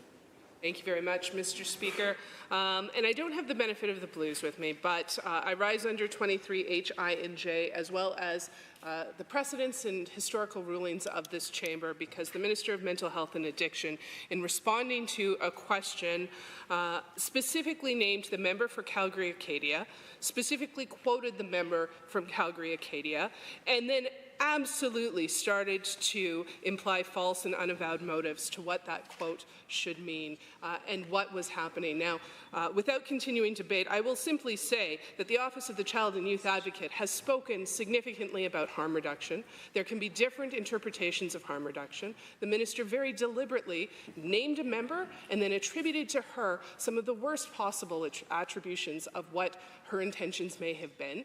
And he did that purposefully to discourage perhaps questions that might call into question what's happening in his ministry and what's happening on the streets of this province with youth. I believe this is a point of order. He very clearly targeted someone and then proceeded to litany a series of things that cannot be attributed to the member from Calgary-Acadia. I hope that you will rule it a point of order, because if that behaviour continues, we will have disorder in this House. The Government House Leader. While I appreciate the comments from the Leader of the Opposition, I would disagree. The Honourable Minister of Mental Health and Addictions at the time noted was quoting the member and saying the member from Calgary-Acadia said that we need more harm reduction for children in care, end quote. And then went on to explain what that would mean, having more harm reduction for children in care. Mr. Speaker, our job in this chamber is to engage in robust debate about the pros and cons of the policies and the legislation that we put forward. And it is not uncommon for members on this side or that side to quote each other. That is exactly what the Minister of Mental Health and Addictions did. He's simply pointing out that harm reduction is not helpful for members of the general public, particularly for children, Mr. Speaker. So this is not a point of order, and I would suggest that if we are not allowed to quote each other in this chamber, why are we even here, Mr. Speaker, is to go back and forth for what's best for Albertans. I do have the benefit of the blues, and I am prepared to rule. However, if any other member would like to provide substantive debate to the point of order. The Deputy Opposition House Leader. Thank you, Mr. Speaker. I would just add quickly that member from Acadia certainly used harm reduction in the context of child intervention. I just want to point out that last couple of years have been years that we noted record deaths in our intervention system. And harm reduction means that harm caused to those individuals and not drugs or anything that was implied in members' response. I appreciate the comments. It seems to me that that is adding context to the debate and not a substantive submission to the point of order, but appreciate you efforting to make that. I do have the benefit of the blues. The Minister of Mental Health and Addiction said the following. We had members opposite, the member for Calgary-Acadia, saying that there needs to be more, quote, harm reduction tools for children in care. That means drug paraphernalia for children. That means unsafe supply. That means a policy that is created on whether or not we've decriminalized drugs in Alberta. He proceeded to say we object to that and concluded his remarks when a point of order was called. The crux of the challenge here is nearly every day the Premier is quoted on remarks that they have made in the past, or she has made, and other ministers or members of the official opposition on both sides of the Assembly, quotes things that members have said that they are held accountable for. I'm reluctant to head down the road of the Speaker intervening in debate on what a minister meant in his words or her words in the debate that takes place here. The only caution that I would provide is that when remarks become individualized about members of the Assembly, decorum inevitably takes a downward turn. And I say that with all sincerity, in the broadest caution possible, both to members of the opposition and members of the government and cabinet or otherwise. It is almost always the case, but in the overwhelming majority of cases, that is a matter of debate, as was today. I don't consider this a point of order. I also consider the matter dealt with and concluded. Orders of the day, orders du jour. Government bills and orders for third reading. Bill 24, Alberta Bill of Rights Amendment Act 2024. Honourable Mr. Amory. The Honourable the Minister of Justice, the Keeper of the Great Seal of Alberta.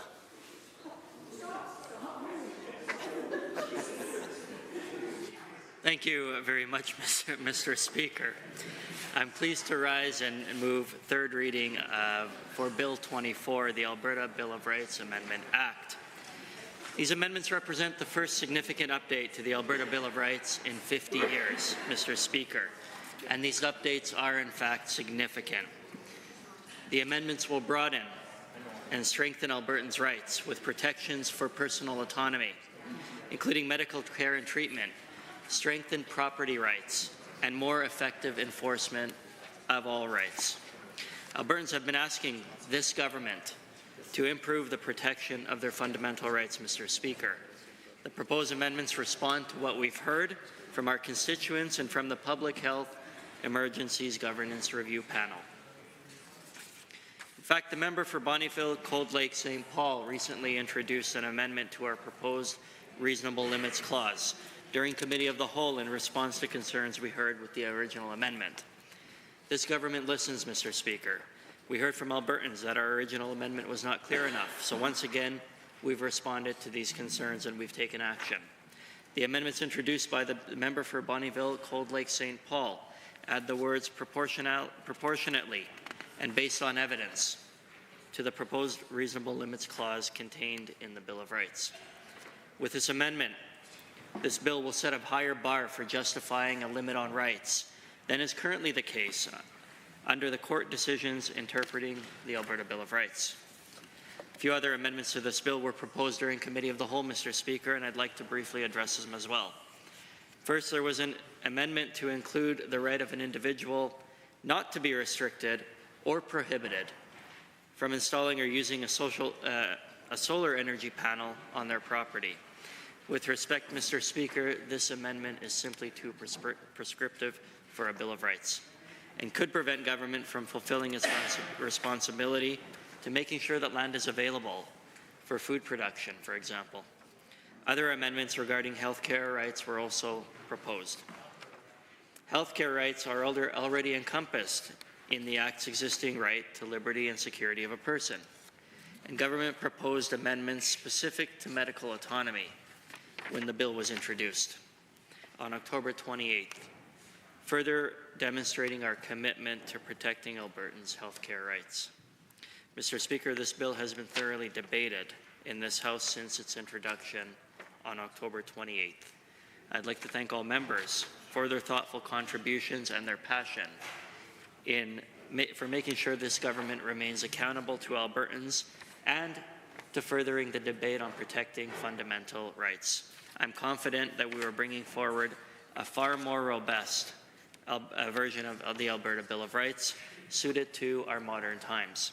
And I hope that these amendments demonstrate to Albertans that we have listened and we are committed to respecting their freedoms. With that, Mr. Speaker, I encourage everyone to support this bill. Thank you. Thank you, Minister. We are on Bill 24, third reading. Any other speakers? The member from Calgary, Boulard-McCall. Thank you, Mr. Speaker. I just want to briefly talk about this bill. I think when we look at government legislative agenda this session, the bills that they have introduced to attack trans and vulnerable kids, the bills I think they have introduced to restrict access to information, bill they have introduced to legalize secrecy in the government, and bill they have introduced to water down privacy rights in the oversight of Office and Ethics Commissioner. In grand scheme of things, I would say that this bill is not very consequential, and the claims that the Minister of Justice made about this bill, that it will somehow strengthen rights and all those things, I don't think that this bill has anything new to offer to Albertans. For instance, bill says that nobody can coerce to get a medication that they don't want. That's the law, supreme law of Canada. Constitution gives people like security of the person. That's covered there. No forced vaccination. Premier Jason Kenney changed that in 2020, that there will be no mandatory vaccination, and that was not the case anyways in Alberta.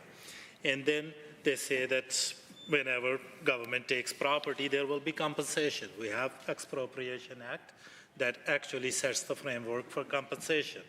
And then there was an advice with respect to firearms that whenever you acquire it, follow the federal laws.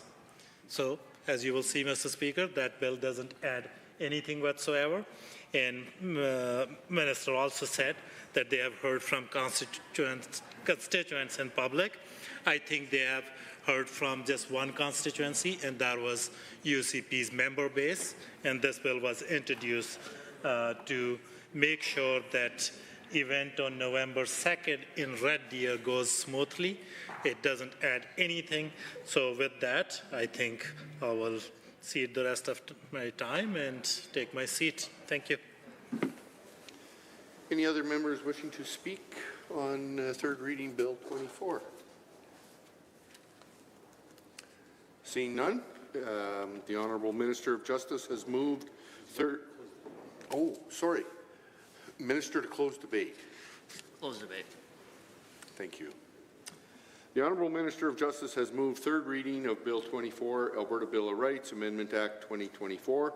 Those in favour of the motion for third reading, please say aye. Aye. Those opposed, please say no. No. I believe the noes have it. And a division has been called. Calling the members.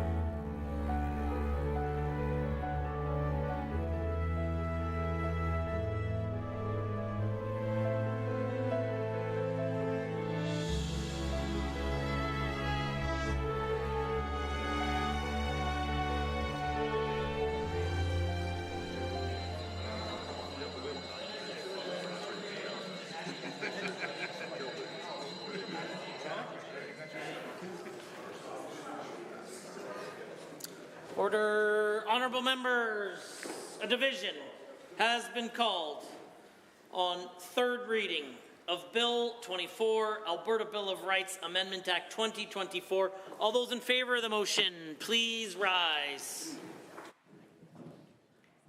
Honourable Mr. Guthrie, Honourable Mr. Nicolaides, Honourable Ms. Schultz, Honourable Mr. Williams, Honourable Mr. Glubish, Honourable Minister LaGrange, Honourable Mr. Scow, Honourable Mr. Ellis, Honourable Mr. Emery, Honourable Mr. Newdorf, Honourable Mr. Lowen, Honourable Mr. Wilson, Honourable Mr. Jean, Honourable Mr. Grecian, Honourable Mr. Nixon, Mr. Long, Mr. Rosewell, Honourable Mr. Turton, Honourable Mr. Yassine, Honourable Mr. McIver, Honourable Ms. Furr, Honourable Mr. Jones, Honourable Mrs. Sani, Mr. Getson, Honourable Mr. Sigurdsson, Honourable Mr. Nally, Honourable Mr. Hunter, Mr. Yao, Mr. Wright, Mr. Van Dyken, Ms. Pitt, Mrs. Johnson, Mr. Sear, Mr. Lunty, Mr. Weeb, Mr. Boychenko, Mr. McDougall, Mrs. Petrovic, Mr. Stefan, Mr. Dick, Honourable Ms. Armstrong-Hominack, Ms. de Jong, Mr. Sinclair, Mr. Bouchard, Mr. Singh, Ms. Lovely.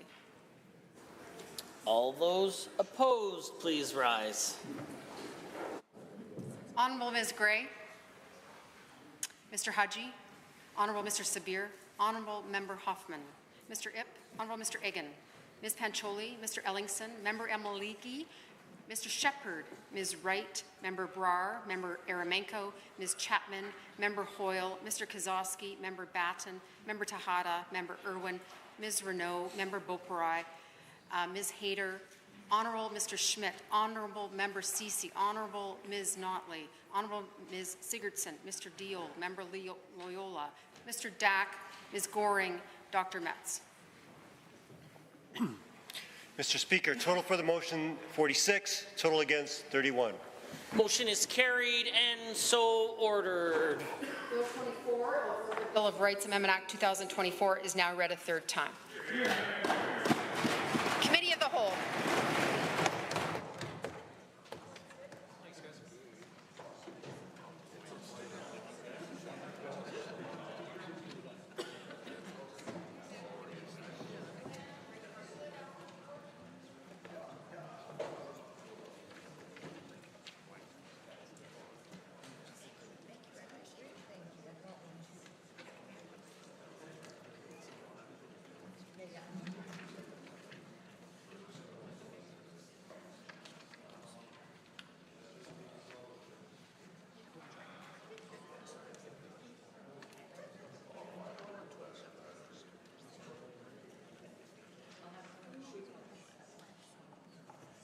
I would like to call the committee to order. The committee has under consideration Bill number 26, Health Statutes Amendment Act 2024.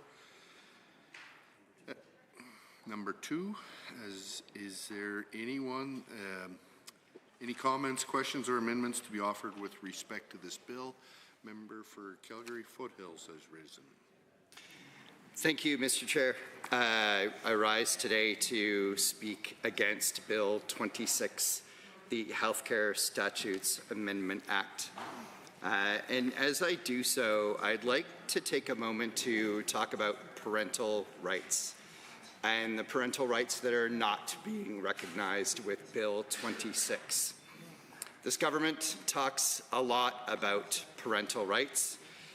In fact, earlier in this session, we had a motion other than government motion 510 that was passed and said, be it resolved that the Legislative Assembly urge the government to recognize the rights of parents and guardians to have the primary responsibility for the upbringing, development, education, health care, and well-being of their children. So this motion makes it very clear the government's intent in recognizing parental rights. My question is, why now are we applying it to some parents and not other parents? It's pretty clear with Bill 26 that we are not recognizing the rights of parents with trans children who want to work together with their children and medical professionals in their journey in being a trans kid and becoming a trans adult. These parents, like all parents, want what is best for their children. And what is best for their children is, as this government has said with other parental rights, their right and their decision, their conversations with their kids and medical professionals, not the right of this government to decide what can and cannot happen. I also want to talk a little bit about how this bill opens the door to interpretations of what may or may not actually be happening or what practices are being engaged. You see, we have in Canada today no bottom surgeries being performed on anyone under the age of 18. In bringing forward a bill that bans this practice for anyone under the age of 18, creates the belief in society that it is happening, and it is not. This is how, through the actions in this House, we can create uncertainty, speculation, fear in broader society. And it's important that we understand that in bringing forward this legislation in that act, in bringing forward legislation that bans something that is not happening, creates that uncertainty and potentially fear. The same with children that today cannot access puberty blockers without the consent of their parents and medical advice and medical professions? Why again are we introducing legislation that is creating that uncertainty and fear in the broader population that simply shouldn't be there? And why, in bringing forward this legislation, are we taking away not only the rights of parents, but the rights of medical professionals to do their job? It simply doesn't make any sense. It's not best practice. It doesn't respect the rights of parents. It doesn't respect the rights of doctors. It doesn't respect the rights of kids. We should not continue this. I plead with everybody in this House to understand the ramifications of what it is that is being brought forward in this House. In understanding those ramifications and what it may mean for children and parents in our province, that they should strike this bill, that we should go no further with this bill. Members in our trans community, it should also be already understood by everyone in this House that members of our trans community are already working with family members, medical professionals, and in fact, government-appointed psychologists and medical professionals before they can proceed with gender-transforming surgery. That's already in place.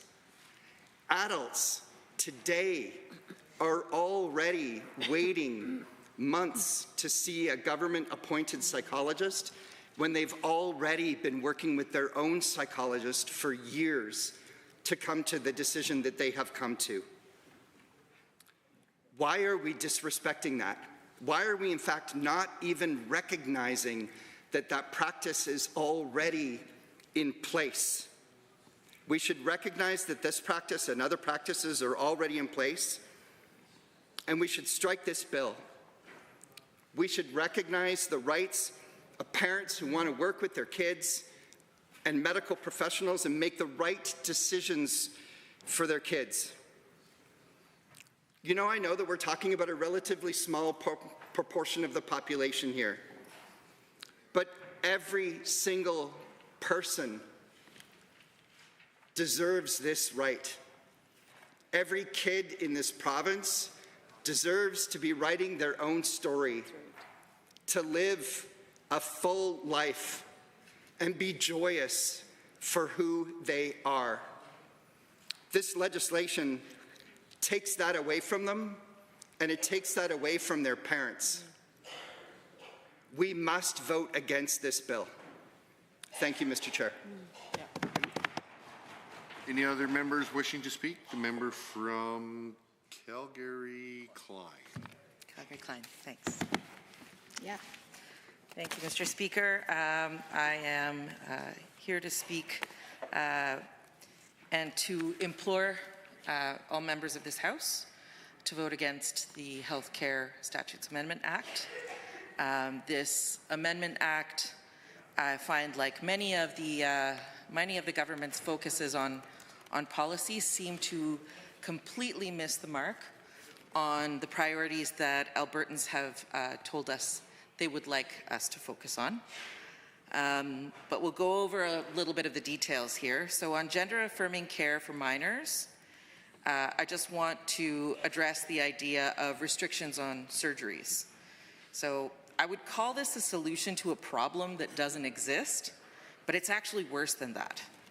It's problematic signaling that puts into the public discourse the idea that bottom surgeries, that any of these surgeries are done on minors as a regular occurrence, and they just simply are not.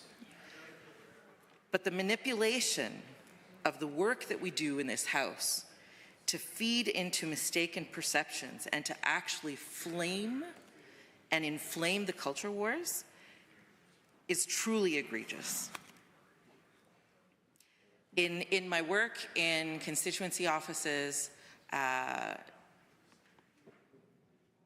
this was actually a topic that came up quite a bit. Like, I know that right now we're talking about surgery wait times. We're talking about reduced access to health care for folks, people not having family doctors. But in specifically around this issue, around trans health care, I would talk to folks who had already done a lot of that, the work with their doctors, with psychologists, with their children.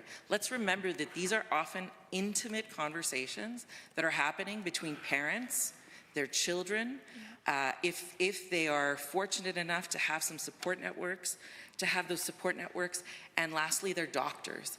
The barriers that were already in place that made it harder for them to get that gender-affirming care were often a topic of conversation when I was a constituency manager. And the focus at that time was just how hard it was to get any gender-affirming care anyway. Never mind this idea that somehow these treatments are being meted out willy-nilly. This is very, very thoughtful work that's being done on the part of parents who, you know, if we want to talk about parental rights, which I know is a favorite catchphrase over on the other side, we should consider that parental rights should include all parents, and that although we can disagree with each other on what some of the decisions may be that we make in our own families, we do not have the call by legislation, this is a completely discriminatory policy, by legislation to involve ourselves and insert ourselves and to actually compel people to do things the way we would do them in our family. And I think that the impetus behind this bill is to serve a small group of people that doesn't actually represent all parents. And I know this not just because of my previous work with constituents, but because of the thoughtful, often grief-stricken conversations that I am having with parents in my constituency every day. Now, I can say that there are some cases in my constituency where I've spoken to parents who have had difficult journeys with their kids, with non-binary kids, with trans kids. And at the end of this journey was acceptance. And what I recognize, though, is that not everyone will face that situation. Not everyone has that kind of relationship with their kids or with their parents. I was very, very honored to have them share their stories, some of the difficulties that they faced as families as they navigated this situation. But I think especially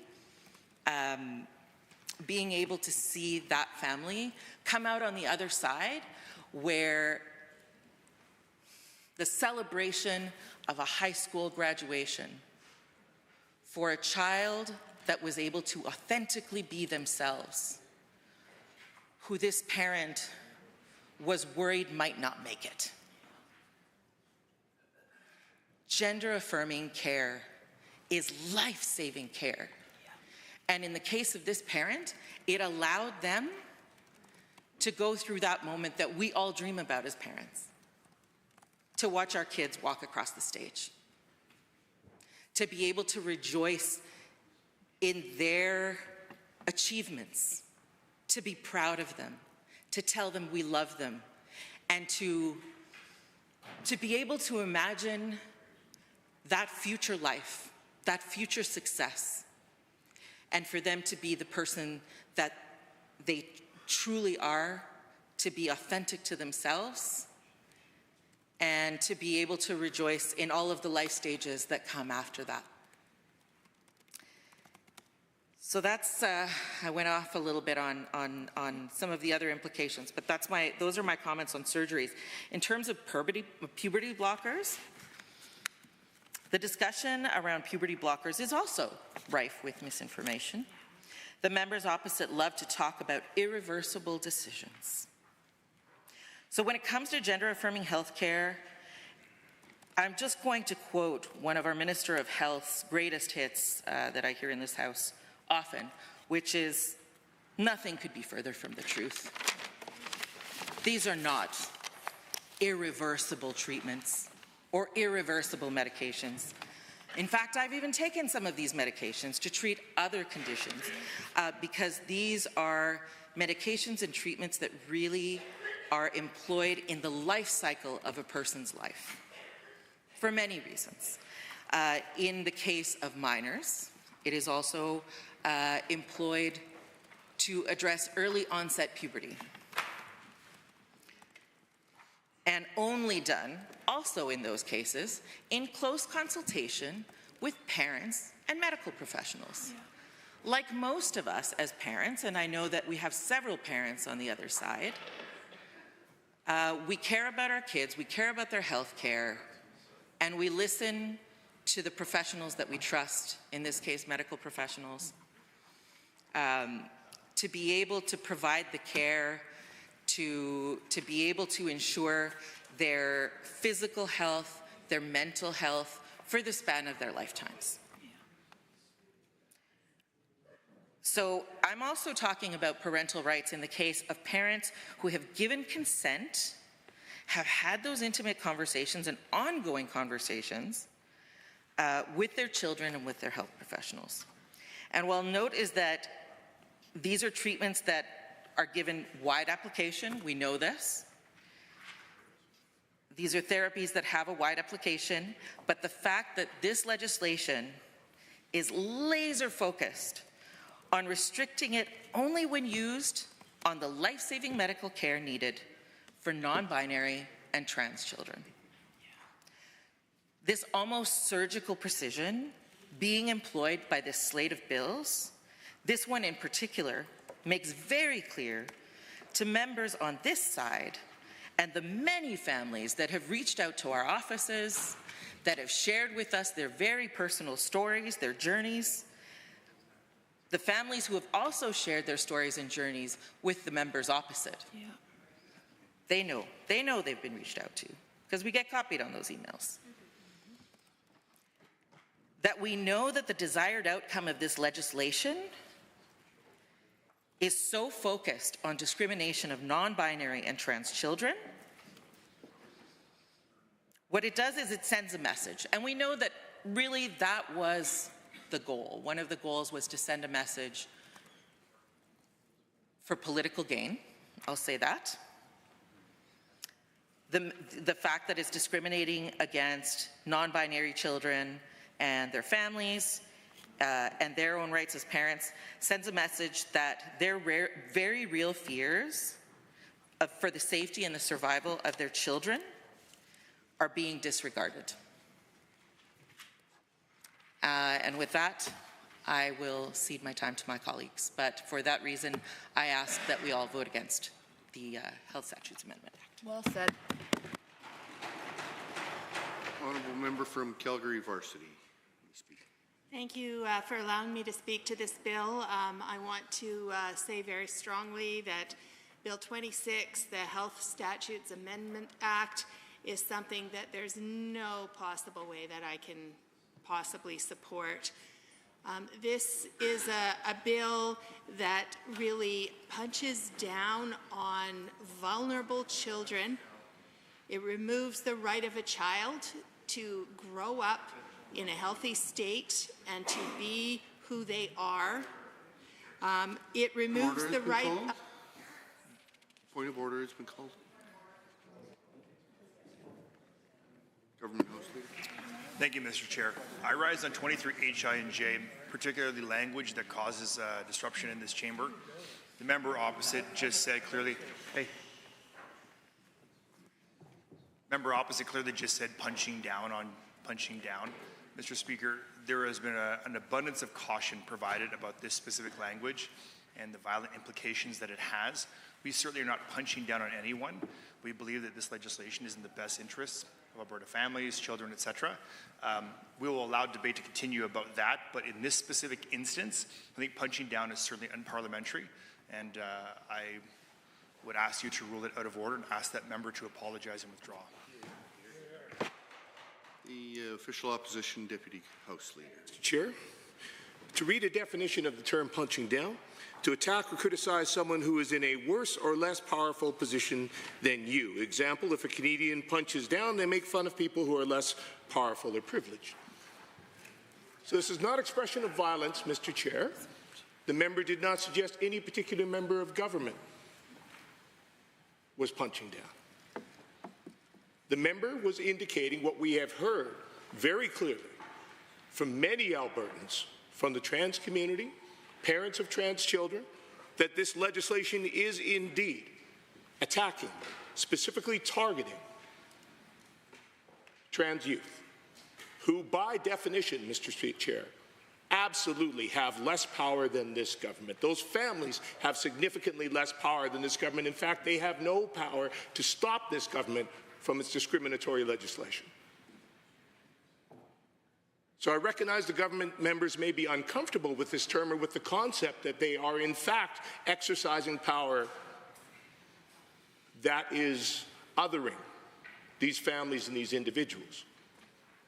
But I would say this is not a point of order because the term is not a term of violence. It is completely accurate. Thank you, Mr. Chair. Are there any others? I am prepared to rule.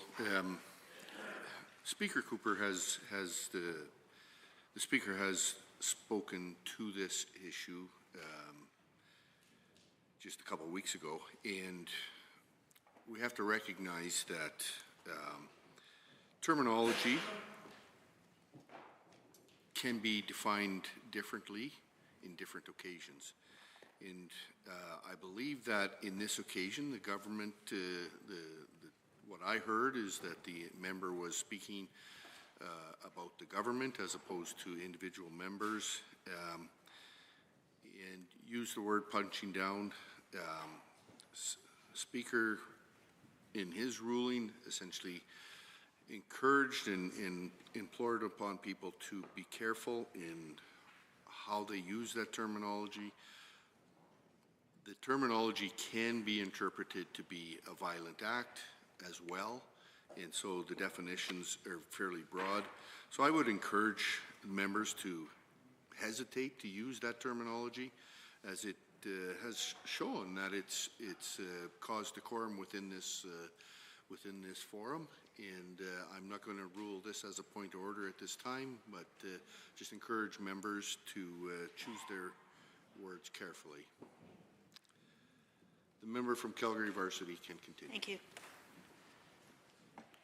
So this bill is removing the right of parents to support their children in a very distressing time for the child and the whole family by going with the advice over a very prolonged period of time and after many assessments with professionals to receive the care that affirms the gender that the child has.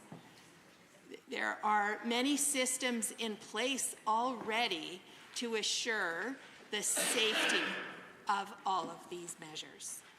We have a healthcare system that regulates the professionals that can assess these children and make these decisions. And we have a whole process and team in place to support the child and assure that all of the appropriate steps have been taken before any gender-affirming care moves forward.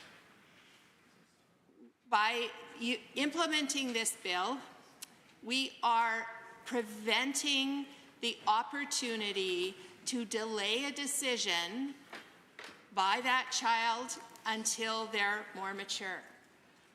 Puberty blockers are temporary measures. The effects continue as long as they're taken, but when they are stopped, they're stopped, and the changes of puberty will go forward. So it is a temporary measure that allows maturation and further decision-making. And this seems to me, and according to the medical recommendations, to be really a ridiculous move to try and block something that is medically appropriate. It is also very unfortunate that the interpretation of the literature around this is being taken up by politicians rather than the medical community in this case. We know that the reviews of this, and reviews are a much higher level of evidence than picking one study that probably, every study has flaws, but by picking studies with flaws that make the conclusions very unreliable and uncertain, by doing analysis of the entire body of knowledge, we know that the medical community in Canada and many places is very supportive of the use of gender-affirming care, and that this bill is just interfering in that and going against what is medically recommended. I believe that it's very important that this government start going back to letting the experts interpret the medical literature. There's another point in here that we haven't much talked about, and that is that some babies are born as intersex. That is a term for a child where you're not sure what sex that child is. You may be used to thinking about a baby coming out and wondering how many fingers and toes the child has, but there are children that are born where it is unclear what sex that child is. And it had been very common in the past to make a decision early on for the sake of the child as to what sex they would be, even though it is not clear. And we need to offer all of the appropriate gender-affirming care to that child through their life and their development. And this bill really fails to recognize that there are many levels of certainty of gender. And one of them is even in the physical characteristics of the child. And these individuals are going to have a very rough life, and by governments making decisions that signal they are wrong, they are abominations, this is not going to be an appropriate way for any government with compassion to deal with our citizens. This really is a bill that is the thin edge of the start of the state making all kinds of medical decisions. We do not know what will come next. We already have seen restrictions on appropriate medication use for people with addictions. And now we're getting into another group of vulnerable people. And of course, you start with vulnerable people where a lot of the public might not stand up. But I can tell you that I have had hundreds of emails from constituents, and the majority of them are not from anyone that has any association with any person that they know of that is transgender. They're from compassionate people that are simply asking for compassion and not to bring in this very cruel legislation. So I would like this government to withdraw this bill. It is not in the best interests of the population. It signals a very bad direction. Use our current systems, such as appropriate licensing and of medical professionals in all the health professionals in all areas, and let them and force them, because they will, to review the appropriate literature as they are trained to do and make the decisions about what the treatment options are.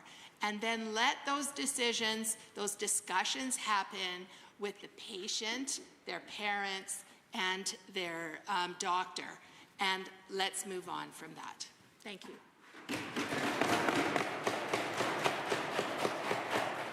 The member for Edmonton Highlands Norwood. Thank you, Mr. Chair. Yeah, it is an honor always to rise in this House, and I never forget the privilege that we have to be here, but it's certainly, I wish I could be rising on a different matter. And I just want to start, as I did the last time I spoke in this chamber, speaking to all those folks who are impacted by this and the other bills, the other anti-trans legislation proposed. And as I said in the Bill 27 debate, I mean, these bills hit me hard, and I'm a privileged cisgender person, and so my heart goes out to folks in the transgender community who are watching at home, perhaps watching in the gallery, because I know it's hard right now. And it's hard. As I talked about in Bill 27 debate, it's wild to think about how we got here at a time when all of us, not just on this side of the House, in the entire chamber, hear from folks every single day who are sharing the very real issues that they're facing, the very real issues that they're struggling with: housing, health care, the list goes on. But instead of proposing any concrete actions on those files, this government is attacking the most vulnerable in our community. And in fact, instead of helping Albertans make ends meet, they're making life more difficult. And we can point to countless examples. Let's take car insurance as a recent one. People are already grappling with such high costs for car insurance. Well, the UCP are upping that even more by a whopping 15%. Or take rents. At a time when in our city right here, Edmonton and Muskogee-Weskaheigan, rents are rising faster than anywhere else in Canada. UCP is not doing anything to deal with that. Instead, they're giving a whopping $270 a month increase to their own MLAs because they're feeling the pinches of high rents. You just can't make this stuff up. It is shameful. Let's get to the specifics of this bill, Bill 26. I'll give them credit. There's a little bit more to this bill than there are on the other anti-trans pieces of legislation. I want to talk a little bit, as my colleagues have, some of the aspects specifically that target trans youth. And of course, the one that we focused on a little bit is prohibiting gender affirmation surgery, which, the government, of course, unkindly, inappropriately calls sex reassignment surgery. And again, it's just one example of many where they're not actually listening to community members, just a few hand-picked folks who echo their narrative. As folks already know, bottom surgeries weren't happening for folks under the age of 18.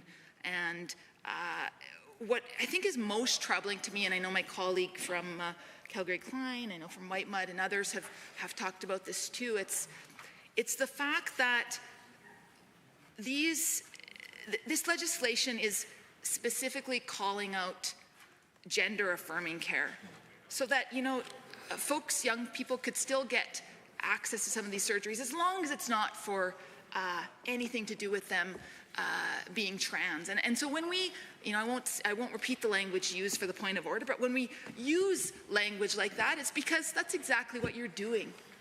You're attacking, you're singling out the transgender community.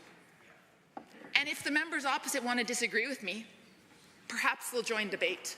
But as folks watching at home and in the gallery will see, they're not joining debate. If you're so passionate about this piece of legislation, then stand up and defend it. Yeah, I absolutely would. The House Leader is saying you want us to stand up. We could be there for a while. I'm through the chair. Through the chair. Love to hear him defend his bill. Right. I could say, and I obviously, many members on this side of the House want to get in debate on this because we're passionate about it and because, like the member for Calgary Varsity, who happens to be a medical professional, really important to listen to her. As that member said, she's been inundated with emails from folks all over the province. I have as well. And as she noted, Mr. Chair, those aren't just from folks who are in the trans community. I've had emails from parents. I've had emails from trans folks themselves. But I've had a whole lot of emails from folks who are just saying, why? Why do this? Why dedicate a quarter of your legislation this session to attacking trans folks?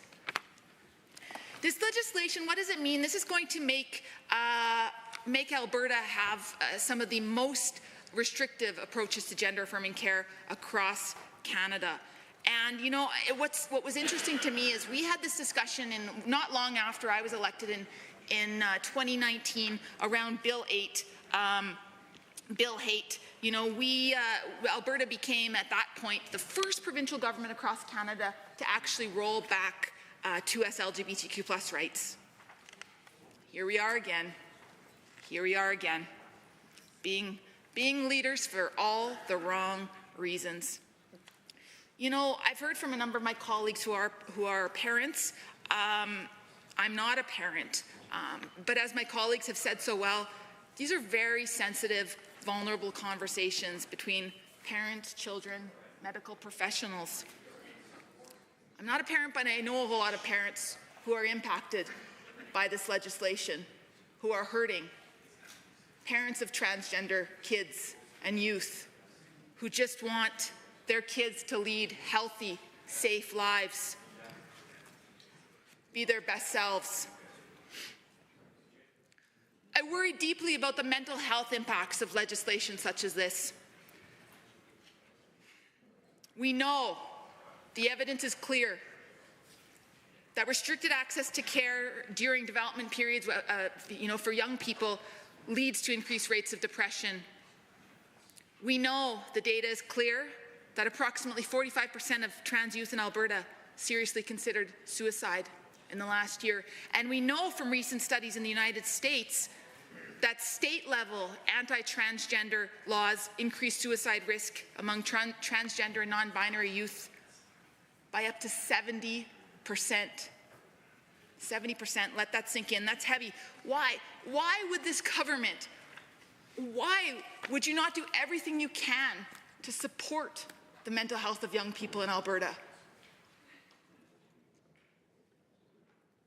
See some laughter in the back row there. Again, from MLAs who've been absolutely silent.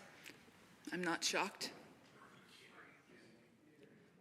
Who would want their legacy as an elected official to be one where hurting kids' mental health is okay? And if any of those members opposite want to dispute that, we've got a whole lot of stats to support the impacts of legislation like this. It's not good. Anyways, as I said, I know a number of my colleagues want to get on the record as well because their constituents are asking for them to weigh in and to fight as hard as they can against these egregious pieces of legislation. Gender-affirming care saves lives, and stop. Kill this bill.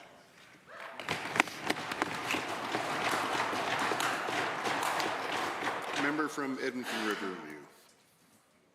Thank you, Mr. Chair. It's my pleasure to join the debate on Bill 26, Health Statutes Amendment Act. And I just want to thank my colleagues for their very thoughtful, heartfelt comments thus far. Certainly, the members on this side of the House know what's before us, and it is a horrendous bill that will hurt very vulnerable youth in our province, and we, of course, are not in support of it. This bill introduces various amendments concerning the delivery of health care in our province, not based on science, but rather based on backwards ideas. The most egregious aspects of the legislation deny trans and gender-diverse youth access to health care. Gender-affirming care, an approach that affirms a trans person's gender identity instead of trying to change it, is endorsed by all leading health associations in Canada. Examples are the Canadian Pediatric Society, the Canadian Psychological Society, Alberta Medical Association. All of these learned professionals know that gender-affirming care is important. Canadian health providers generally follow the World Professional Association of Transgender Health Standards of Care. with consultation with parents and physicians, trans youth make decisions in their own best interests. The existing process that we have right now is rigorous. Standards of care include extensive assessments, as well as assessments by a psychoneurodevelopment healthcare professional. The UCP legislation would create Canada's most restrictive approaches to healthcare in Canada. And that is nothing to be proud of. That is a very sad statement, Mr. Chair. Medical professionals would face misconduct charges of providing treatments that are currently standard care. Impacts of these changes may create mental health challenges for many. Anxiety, depression, and suicide may be negative outcomes for trans youth. And I know I've received many calls, emails in my constituency from trans youth and their parents and people who are concerned in our society that this legislation absolutely must be defeated. We know that a U of A study in 2020 found that 30% of trans Albertans reported unmet health care needs related to their gender identity. This is what the government, the UCP, should be addressing, those unmet needs, not actually further restricting what trans youth have access to, those gaps in health care. And we know that access to health care is a human right for all Canadians, regardless of their sexual orientation. And so this is definitely an affront to their right to have proper health care. This is a very vulnerable population. 45% of Alberta trans youth have seriously considered suicide. And we know gender-affirming care resulted in lower rates of depression, suicidal thoughts, and suicide attempts among the community. Legislation like Bill 26 increases suicide risk up to 70%. And we know that this legislation came before us here without consultation with the community. With the Alberta Medical Association? No, they didn't consult with them. With the Alberta Teachers Association? No consultation with them. With the Pediatric Society of Canada? None with them. With EGAL, Stepping Stone? These are organizations that should be able to have contributions to this kind of legislation. But the UCP just ignores all of the experts, people who understand what's going on, and just think that they know what the decisions should be made. And of course, they are hurting a very vulnerable population. And I'm deeply concerned, as are my colleagues, about this.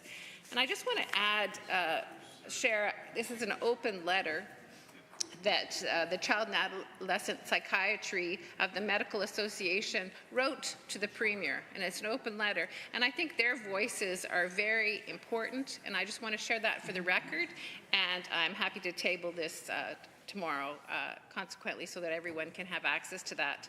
So the Child and Adolescent Psychiatry of the Alberta Medical Association would like to add our voice to the chorus of concern arising from the Premier's recent announcement of new policies banning or significantly curtailing access to gender-affirming care and support in health care and education as well.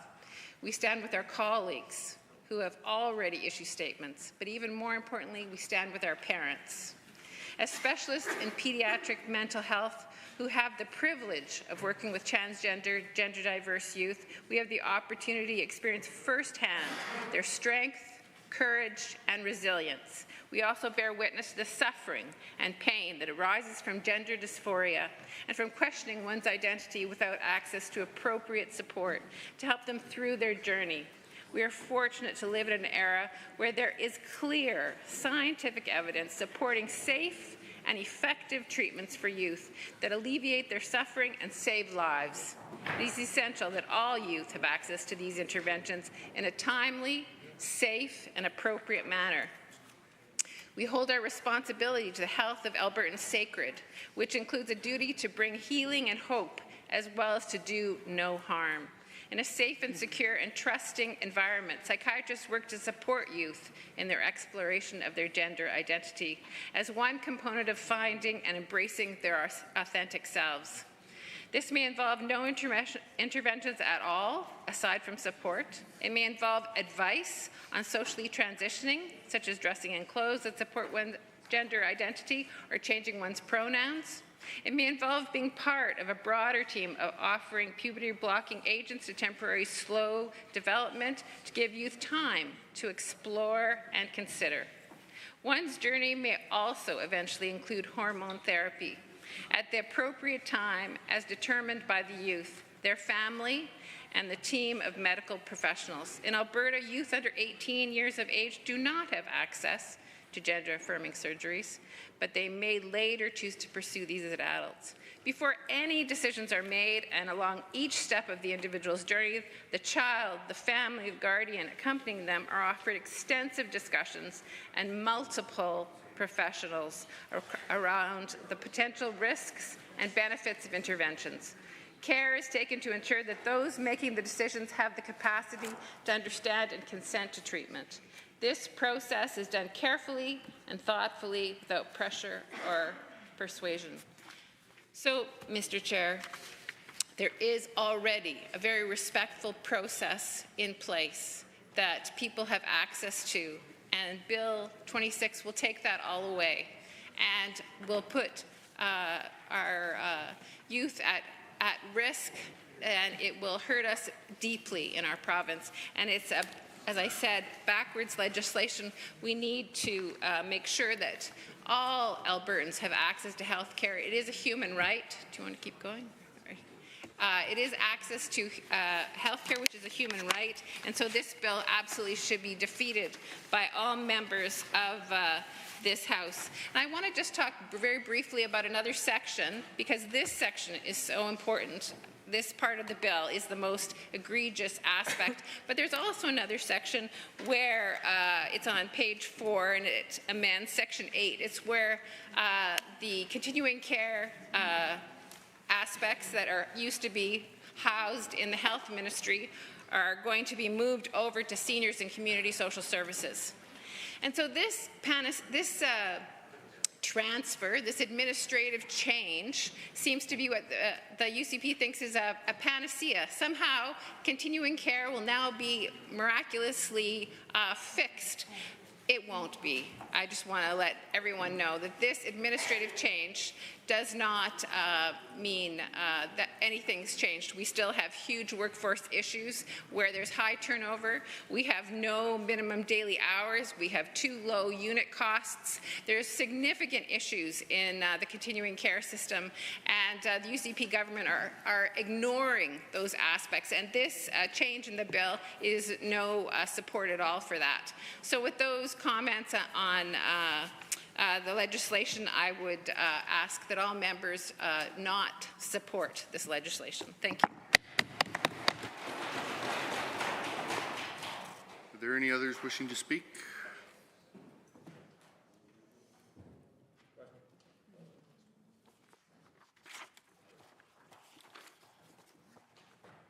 Ready for the question on Bill 26, Health Statutes Amendment Act 2024, number 2. On the clauses of the bill, are you agreed? Agreed. Any opposed? No. Carried. On the title and preamble, are you agreed? Oh, we have a division, sorry. Call in the members.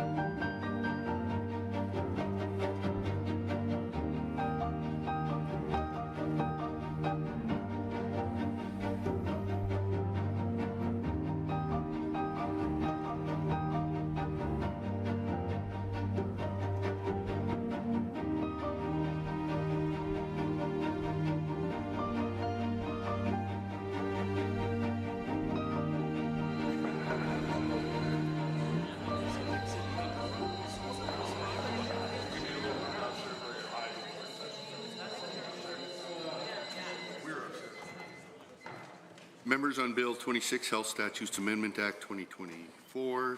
Number 2, we have a division on the clauses of the bill. If you are agreed, please rise.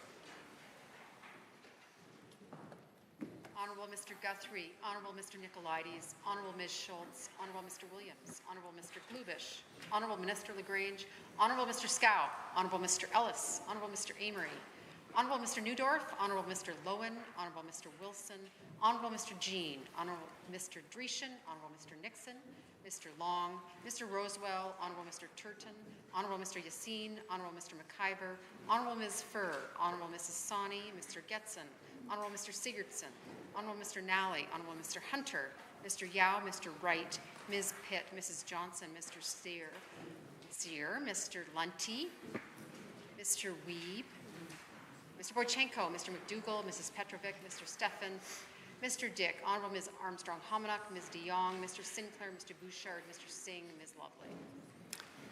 Those opposed, please rise.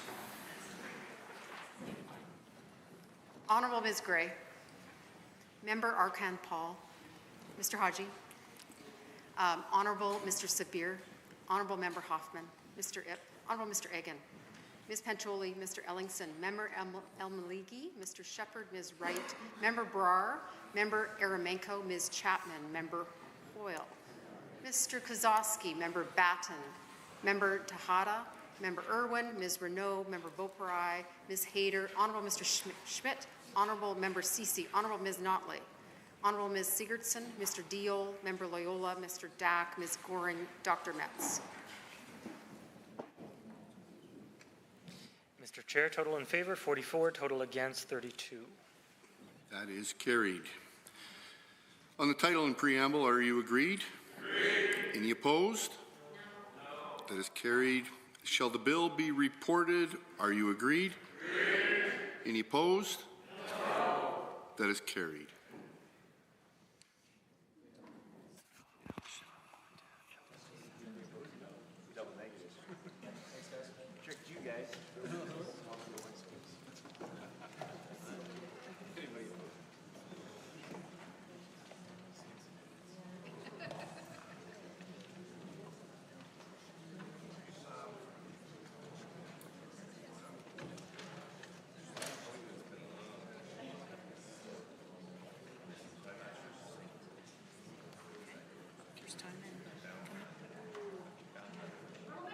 We're on Bill 27, the Education Amendment Act 2024. See the Honourable Member for Chestermere Strathmore. Chair, I'm honored to rise today and speak to Bill 27, the Education Amendment Act. It was on the first day of this fall sitting that I spoke to one of the most inalienable truths, and it was a reason that I felt so called to this office. And that reason was the family. It's the beginning of all we have as people and as country. But families in our society are under attack. Activism and woke ideology have caused real harm to real people, and the institution is suffering from artificial strains and needs to be reinforced through thoughtful policy.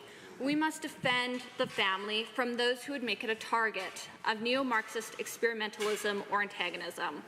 We in the United Conservative Government, and especially myself, fundamentally believe that we should stand strong in support of Alberta families. And this is especially true in our schools, where kids spend so much of their childhood. And that is why I'm proud to support the amendments to the Education Act in Bill 27, which will strengthen parents' involvement in their kids' education. The family, led by parents, is a form of governance that flows from basic natural order. Policies and regulations did not create it. And there was no great founding constitutional convention to craft the family.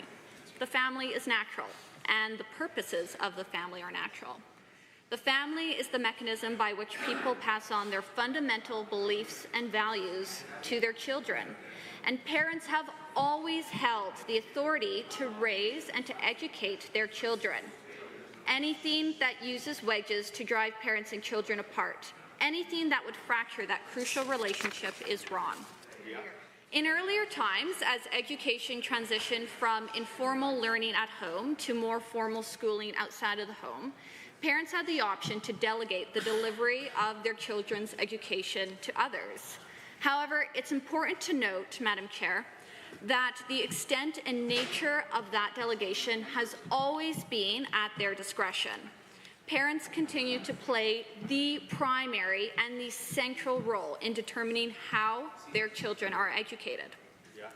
One of my greatest political inspirations, Ronald Reagan, the 40th President of the United States, said of past administrations, government seems to forget that education begins in the home, where it's a parental right and responsibility.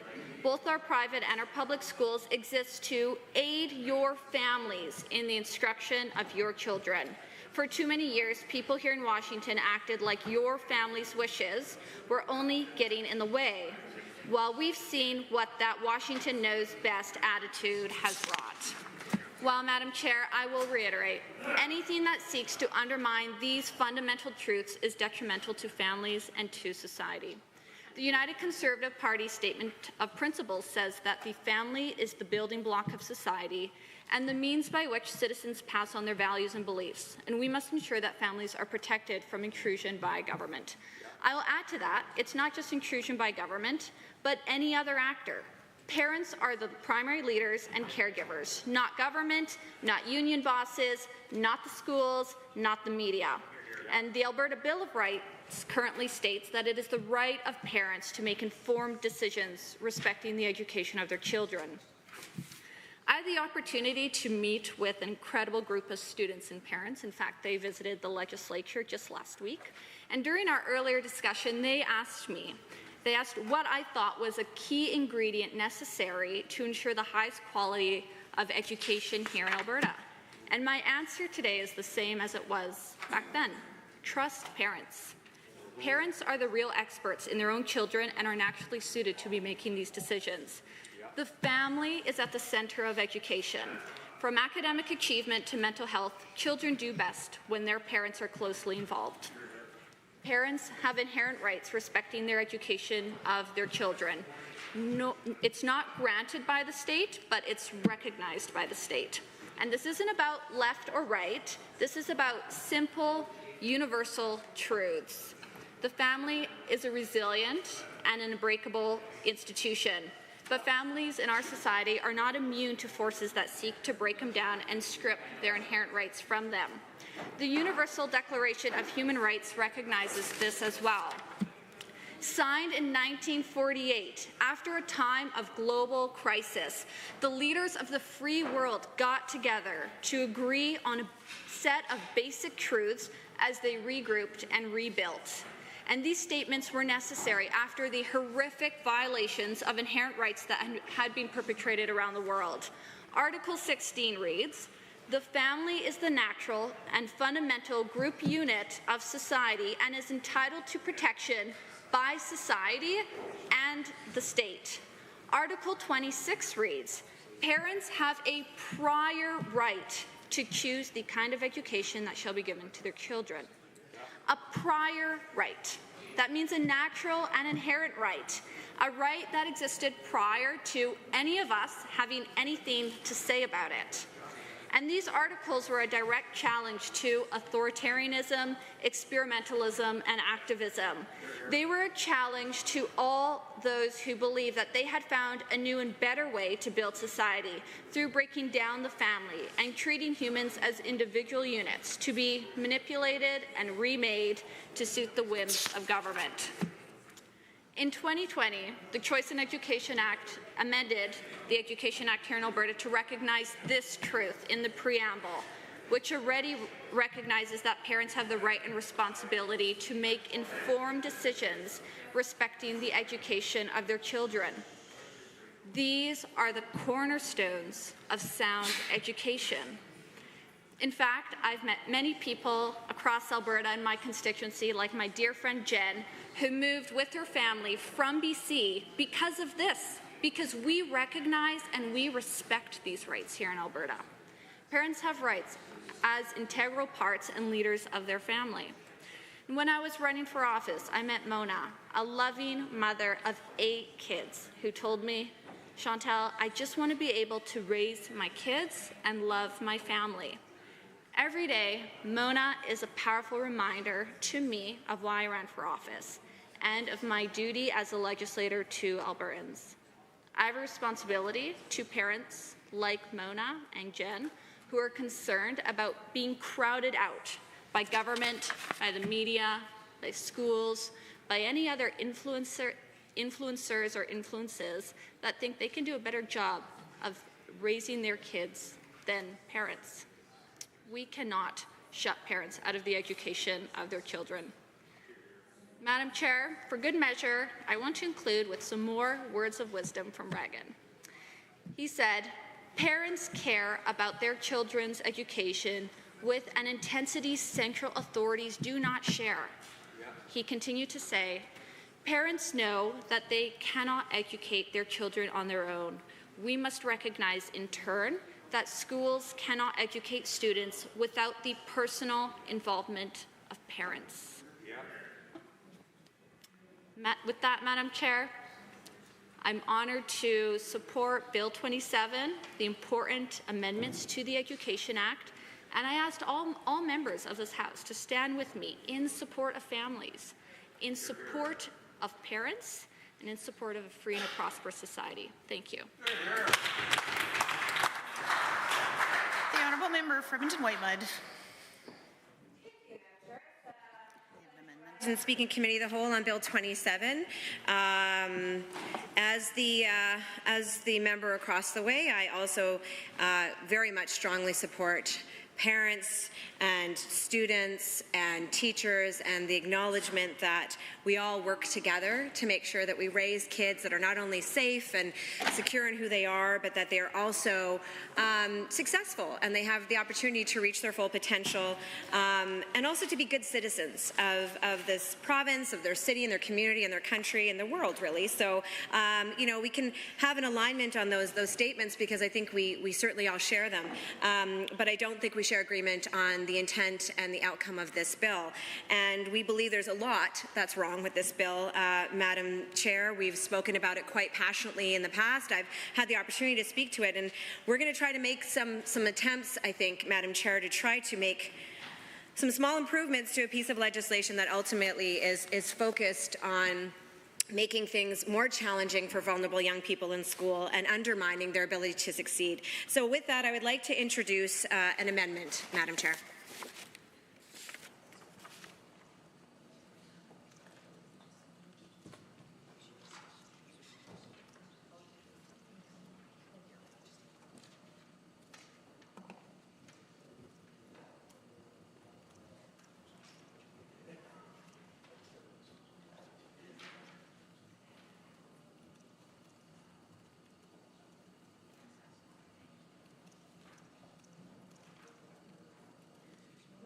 Known as Amendment A1, please proceed.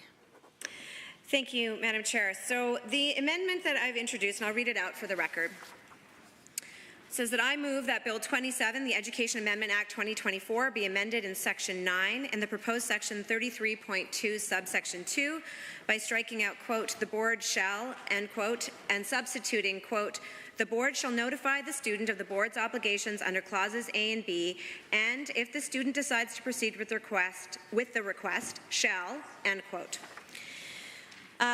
Madam Chair, this is a fairly small amendment, but we believe it's a really important one for children and for students. So if the members were to look at the original wording of the bill, in subsection 2 of 33.2, it currently sets out a process for what happens when a student requests that a new preferred name or pronoun be used. And what it says right now, Madam Chair, is essentially that if a student requests that they'd like to use a different preferred name or pronoun, and they want that to be used by teachers, teacher leaders, and other school staff, then that automatically triggers that the board shall have the obligation set out in the rest of the bill. And what it says, of course, is that once a student makes that request, then automatically the board has obligations to notify the student's parent, and if they're under the age of 16, then to also seek the consent from the parents before going ahead with using that preferred name or pronoun.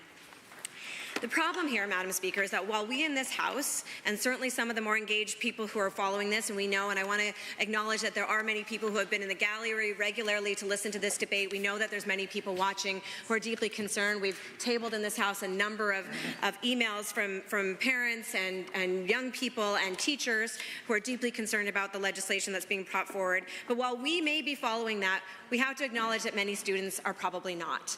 And in fact, you know, they may not obviously care too much about what happens in the legislature. They may not be following the ins and outs. And what we are trying to address here, Madam Chair, is what we believe should be viewed as an oversight, perhaps, in the bill, which automatically triggers parental notification as soon as a student requests that they want to use different name or pronoun. Let's put ourselves in the place of a 15-year-old student, and who is clearly, maybe having some challenges identifying with their gender, and they're trying to figure this out, and they go, and let's acknowledge the courage and bravery it takes for a child to go to a teacher and say, I would like to go by a new name or a new pronoun. That child might be doing that without any knowledge that simply requesting that, simply having a conversation with a teacher or somebody they trust in the school, like a guidance counselor, that will automatically mean now that their parents will be notified. And not only notified, but their consent will be sought. If you are a young person, that would be terrifying. They don't understand that by simply making a request to somebody that they trust in their school community, that all of a sudden they will be outed. And, the Premier has actually stood and made public statements about how she doesn't want to force the outing of any kids. Now, I will argue that Bill 27, as it stands in its existing form, absolutely does that. But we need to put ourselves in the position of that young person who doesn't realize that simply asking the question is going to trigger an automatic process that outs them. What we're saying by this amendment is simply to say that once a student requests a change of pronoun or a change of preferred name, that trusted person that they speak to, that teacher, that school counselor, has to then notify that student and say, look, by telling me this is the process that then is followed. I now have to notify your parents, and in some cases I'll have to seek their consent. Are you aware of this?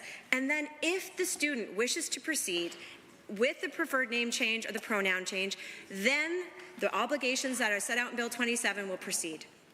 It's simply a measure to give the child, the student, an opportunity to fully understand the implications of what happens when they request a name or pronoun change. Now listen, I'm going to be honest, I still think this bill is incredibly problematic, and we're never going to agree, I think, in this House on the intent that is behind this bill, which is going to make vulnerable young people more vulnerable, put them at risk. We have all the stats and evidence to support that. The government knows that. They're proceeding anyways. But if we can at least make sure that there is a small pause, that we give those kids a chance before they inadvertently put themselves in a situation where they will be outed by a trusted teacher or somebody in their school community, that they're aware of the consequences of asking that. I can't even imagine, my kids are younger, they're still in elementary, they're not quite there at that stage, but maybe they'll get to that stage one day. I can't imagine the fear that they would feel to summon up the courage to even just talk to, maybe the first time they're talking to an adult in their life about the fact that they want to go by a different name or pronoun. And then to have that person say, well, now that you did that, I have to tell your parents.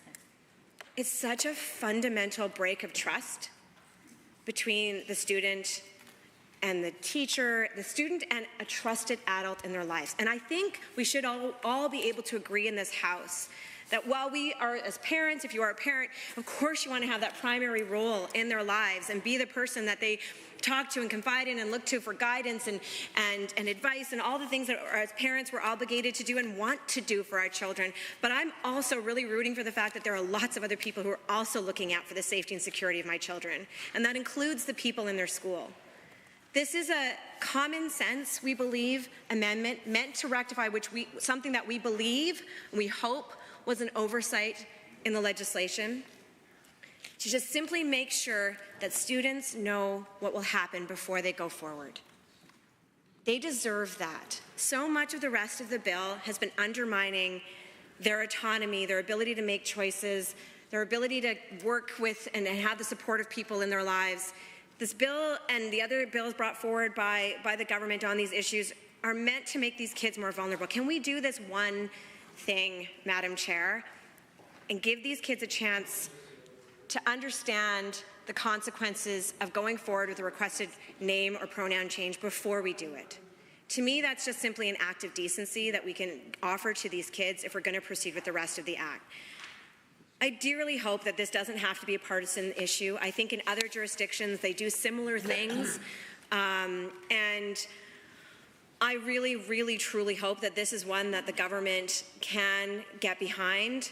I've brought this forward, and I think there are members on the government side who have heard the rationale for this and understand it and support it.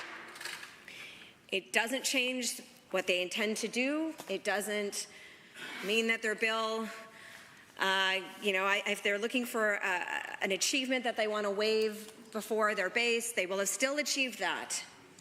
If that's their goal, the government can still proceed with being able to say they succeeded in doing what they intended to do with this bill.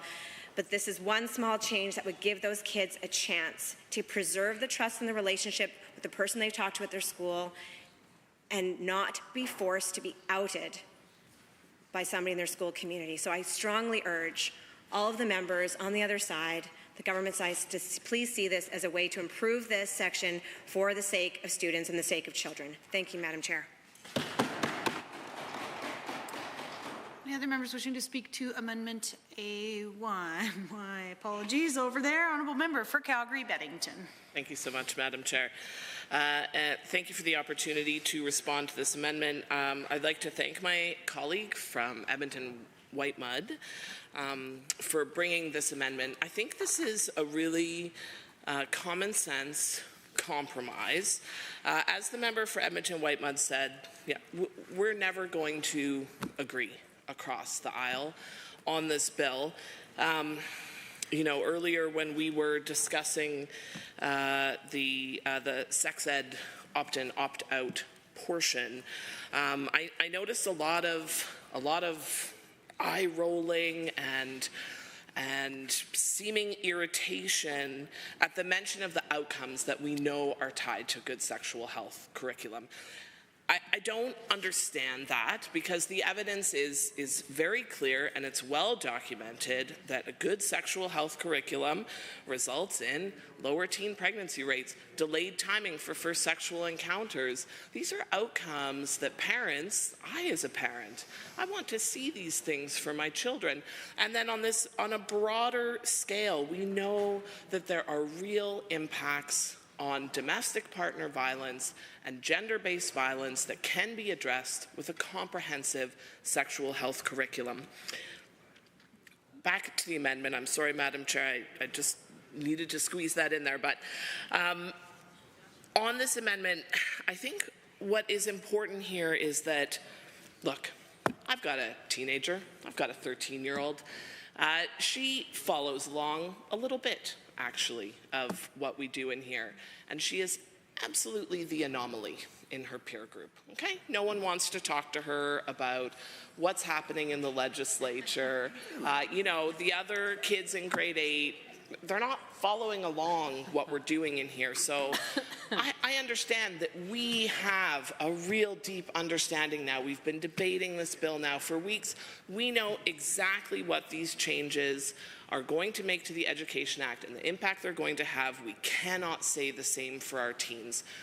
So this amendment, all it's doing is adding that sober second thought, right? It's adding that opportunity for a teacher to say, hey, buddy, I just got to check in with you about this. Do you know what the consequences are of coming to me as your teacher and telling me this information? To be honest, it's completely ridiculous that we would expect that children will know what the consequences of this bill will be on their lives. Kids are kids.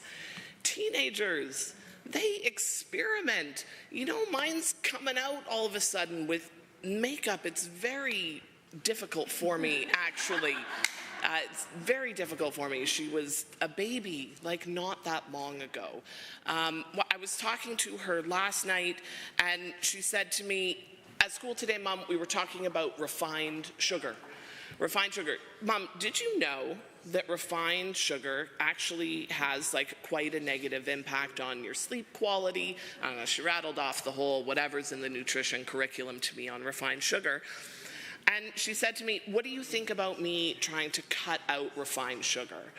And I said, girl, you're 13, do what you want, try it out. See if it works for you, right? Give it a go. Now, I know it's hard for some people, and maybe for people who feel very secure in their gender and in their sexuality, to extend that experimentation into those realms. But it's not hard for teenagers. It is the natural state of a teenager to test boundaries, to push, to try things out. And in fact, when we're talking about things like pronouns, what safer way for a child to try it out? Does this fit on me? Do I want my kids to tell me everything?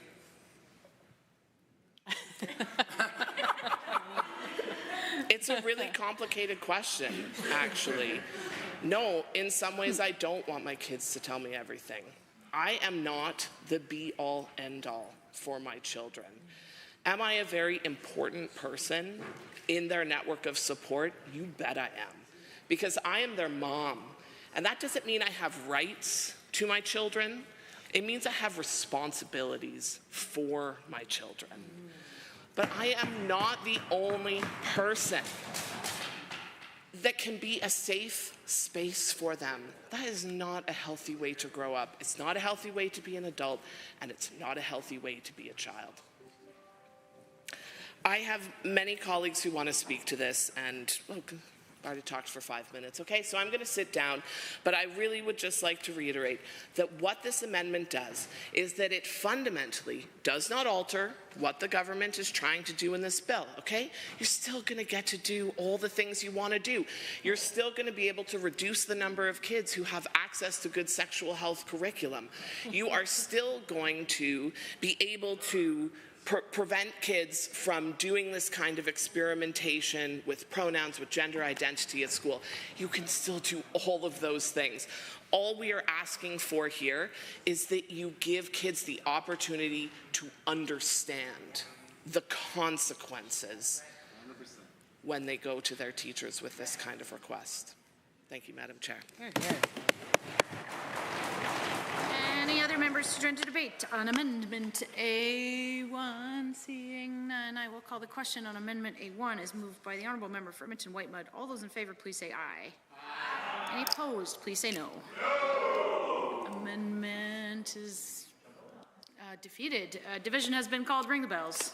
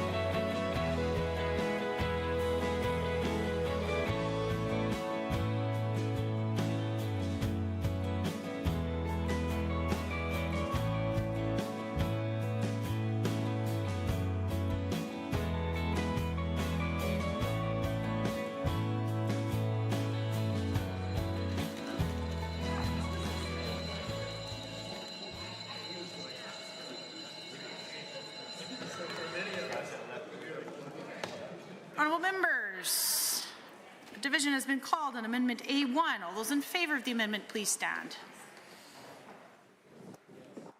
Honourable Ms. Gray, Mr. Haji, Member Arkan Paul, Honourable Mr. Sabir, Honourable Member Hoffman, Mr. Ip, Honourable Mr. Egan, Ms. Pancholi, Mr. Ellingson, Member El Maligi, Mr. Shepherd, Ms. Wright, Member Brar, Member Aramenko, Ms. Chapman, Member Hoyle, Mr. Kozowski, Member Batten, Member Tejada, Member Irwin, Ms. Renaud, Member Boparai, Ms. Hayter, Honourable Mr. Schmidt, Honourable Member Ceci, Honourable Ms. Notley, Honourable Ms. Sigurdsson, Mr. Deol, Member Loyola, Mr. Dack, Ms. Goring, Dr. Metz.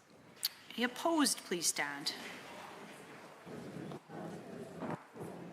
Honourable Mr. Guthrie, Honourable Mr. Nicolaides, Honourable Ms. Schultz, Honourable Mr. Williams, Honourable Mr. Glubish, Honourable Minister Lagrange, Honourable Mr. Scow, Honourable Mr. Ellis, Honourable Mr. Amory, Honourable Mr. Newdorf, Honourable Mr. Lowen, Honourable Mr. Wilson, Honourable Mr. Jean, Honourable Mr. Dreeshen, Honourable Mr. Nixon, Mr. Long, Mr. Rosewell, Honourable Mr. Turton, Honourable Mr. Yassin, Honourable Mr. McIver, Honourable Ms. Furr, Honourable Mrs. Sawney, Mr. Getson, Honourable Mr. Sigurdsson, Honourable Mr. Nally, Honourable Mr. Hunter, Mr. Yao, Mr. Wright, Mr. Van Dyken, Mrs. Johnson, Mr. Sear, Mr. Lunty, Mr. Weeb, Mr. Boychenko, Mr. McDougall, Mrs. Petrovic, Mr. Stefan, Mr. Dick, Honourable Ms. Armstrong-Homanuck, Ms. de Jong, Mr. Sinclair, Mr. Bouchard, Mr. Singh, Ms. Lovely.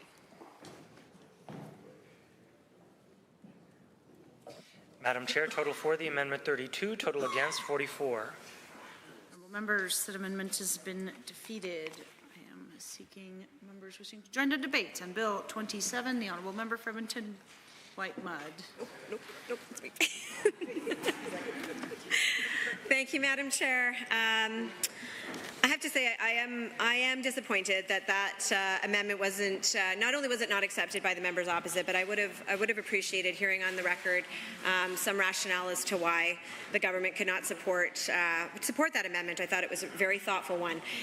I do believe honestly that there are many more changes that could be made to this legislation that it's required, but we're going to go forward with one more amendment that I'd like to introduce, Madam Chair. I'm going to hang up this one. Wait.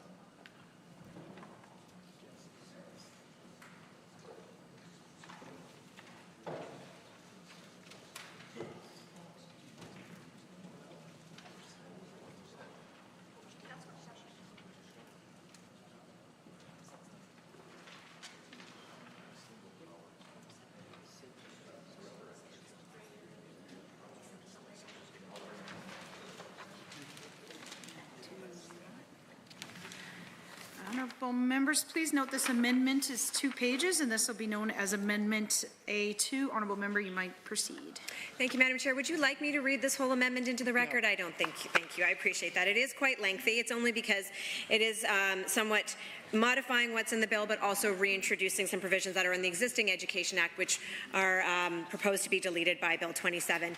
Essentially, Madam Chair, if I can summarize what this amendment is about, it is to reflect what we've heard loud and clear from teachers, from school boards, and educators who every day are working with our students to give them the best education possible, which is that it is designed to make the delivery of sexual health education an opt-in. It leaves it up to the boards to decide whether or not to use an opt-in or an opt-out process for providing sexual health education to students. So, as you know, Madam Chair, we've spoken about it quite a bit in this House already.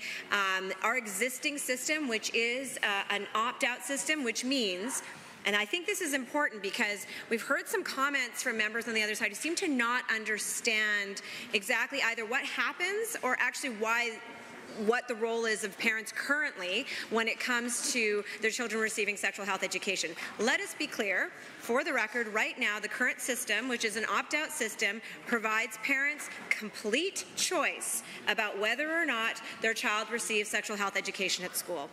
Absolutely 100% unqualified choice in the sense parents do not need to give a reason. There's no explanation that's required. Simply what happens, and I've just received this as a parent, my kids are in grade 4 and 6, so they just started receiving their sexual health education at school. A notification is sent to parents saying this is what's going to be taught. It's part of the curriculum. You can even find the curriculum here. And if you do not want your child to participate in this programming, you simply need to let us know, and we will remove your child from that programming and make sure they get alternate education. That's the process. It's totally in my hands as a parent. I get to make the choice for my child as to whether or not they receive it. That is a choice that all parents currently have, because that is current policy for Alberta education across the province. So that is a process that all school boards follow, and it works very well. That's the key part. It works very well. We know a very small percentage of parents do choose to opt their children out of child sexual health, but it's a very clear process. There's literally been no complaints about that process, which has triggered this response from the government. In fact, the minister has regularly been asked what problem is this trying to fix, and he's been unable to articulate what the problem is that this Bill 27 is meant to address when it comes to sexual health education. In fact, Madam Chair, I know that many of the members across the way, including the Minister of Education, including the Premier, including many members from our caucus, were present at the Alberta School Boards Association just 2 weeks ago, where all of these public, Catholic, Francophone boards were all present, and they all voted on a resolution very overwhelmingly, where they said, and I'll read it into the record, Madam Chair, it says, whereas board autonomy is one of the core principles of ASBA, and whereas all members of a school community have the right to learn and work in an environment free of discrimination, prejudice, and harassment, a right guaranteed by the Canadian Charter of Rights and Freedoms, the Alberta Human Rights Act, and the Education Act, and whereas opt-out sexual health education is a long-standing practice that has helped educate students in Alberta, therefore be it resolved that sexual health education remain an opt-out option for parents in Alberta, and that school board autonomy be respected with regards to their own sexual orientation, gender identity, and gender expression policies. Essentially, this is saying the resolution overwhelmingly from Alberta school boards is let's maintain the opt-out process. But if there are boards, because there may be some boards who would like to choose an opt-in process, this amendment gives the boards who have the local autonomy. Remember, school board trustees are locally elected to represent their community. They're in regular engagement with the parents and the students and the teachers in their community. They know best what would best suit their community. If there are school boards where they believe an opt-in process is more appropriate, this amendment gives them the right to choose that. Essentially, it is saying, once again, government, stay out of this. It is absolutely unbelievable to me that a government that claims to be focused on, individual rights and big government staying out of things is so big government when it comes to so many aspects of the legislation they brought forward. They're trying to get involved. Let the school boards decide. And by the way, most of them will say opt-out's working just fine. This amendment, and I do encourage, because if the members across the way are right that there is a big problem with the opt-out process, even though there's no evidence to support that, then those boards will choose to do an opt-in process. But leave it up to the school boards to decide. That is what this amendment is for, and I encourage all members across the way to support this amendment. Thank you, Madam Chair. Good amendment. The Honourable Member for Calgary-Beddington. Thank you so much, Madam Chair. Again, I would really like to extend my thanks to my colleague from Edmonton-Whitemont for introducing this excellent amendment. Many of you here will know, but maybe some of you don't, so I'll just get you up to speed. But the Alberta School Boards Association did pass a resolution to ask the government to get out of their lane, right? So the school boards know that they have the capacity to manage whatever the I've said opt-in, opt-out so many times. It's like getting muxed in my brain. They have the capacity to manage the opt-out system. So we know that this is something that school boards don't want, and again, this is an amendment that will allow school boards to do the job of school boards. How about we let school boards be in their lane and manage those things, and this provincial government does the thing it loves best and stay in its own lane. I wanted to raise here because the other day I was scrolling through Instagram and I came across a post, it was an Alberta government post, about the 16 days of activism against gender-based violence. We're in those 16 days right now because from November 25th to December 10th, The Alberta government would like us to all work together to prevent violence, support survivors, and address its root causes. Here is a great way for us to address the root causes of gender-based violence, because one of the outcomes of comprehensive sexual health curriculum is a reduction in domestic partner violence, intimate partner violence, and gender-based violence. So if this government is serious about their 16 days of activism against gender-based violence, they can stand up and show us that right here today.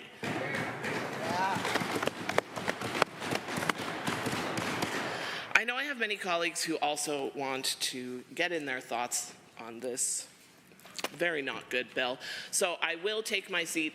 I encourage everyone in this House to vote in support of this amendment. Let's let school boards manage this process. They know their families, they know their students. Let's let them manage it, and let's just go ahead and let our provincial government stay in its own lane. Hear, hear. Any other members to speak to Amendment A to the Honourable Minister of Education? Yeah, Madam Chair, apologies. I'll be quick. But some interesting comments from the other side as it relates to this amendment and to the bill itself, just generally.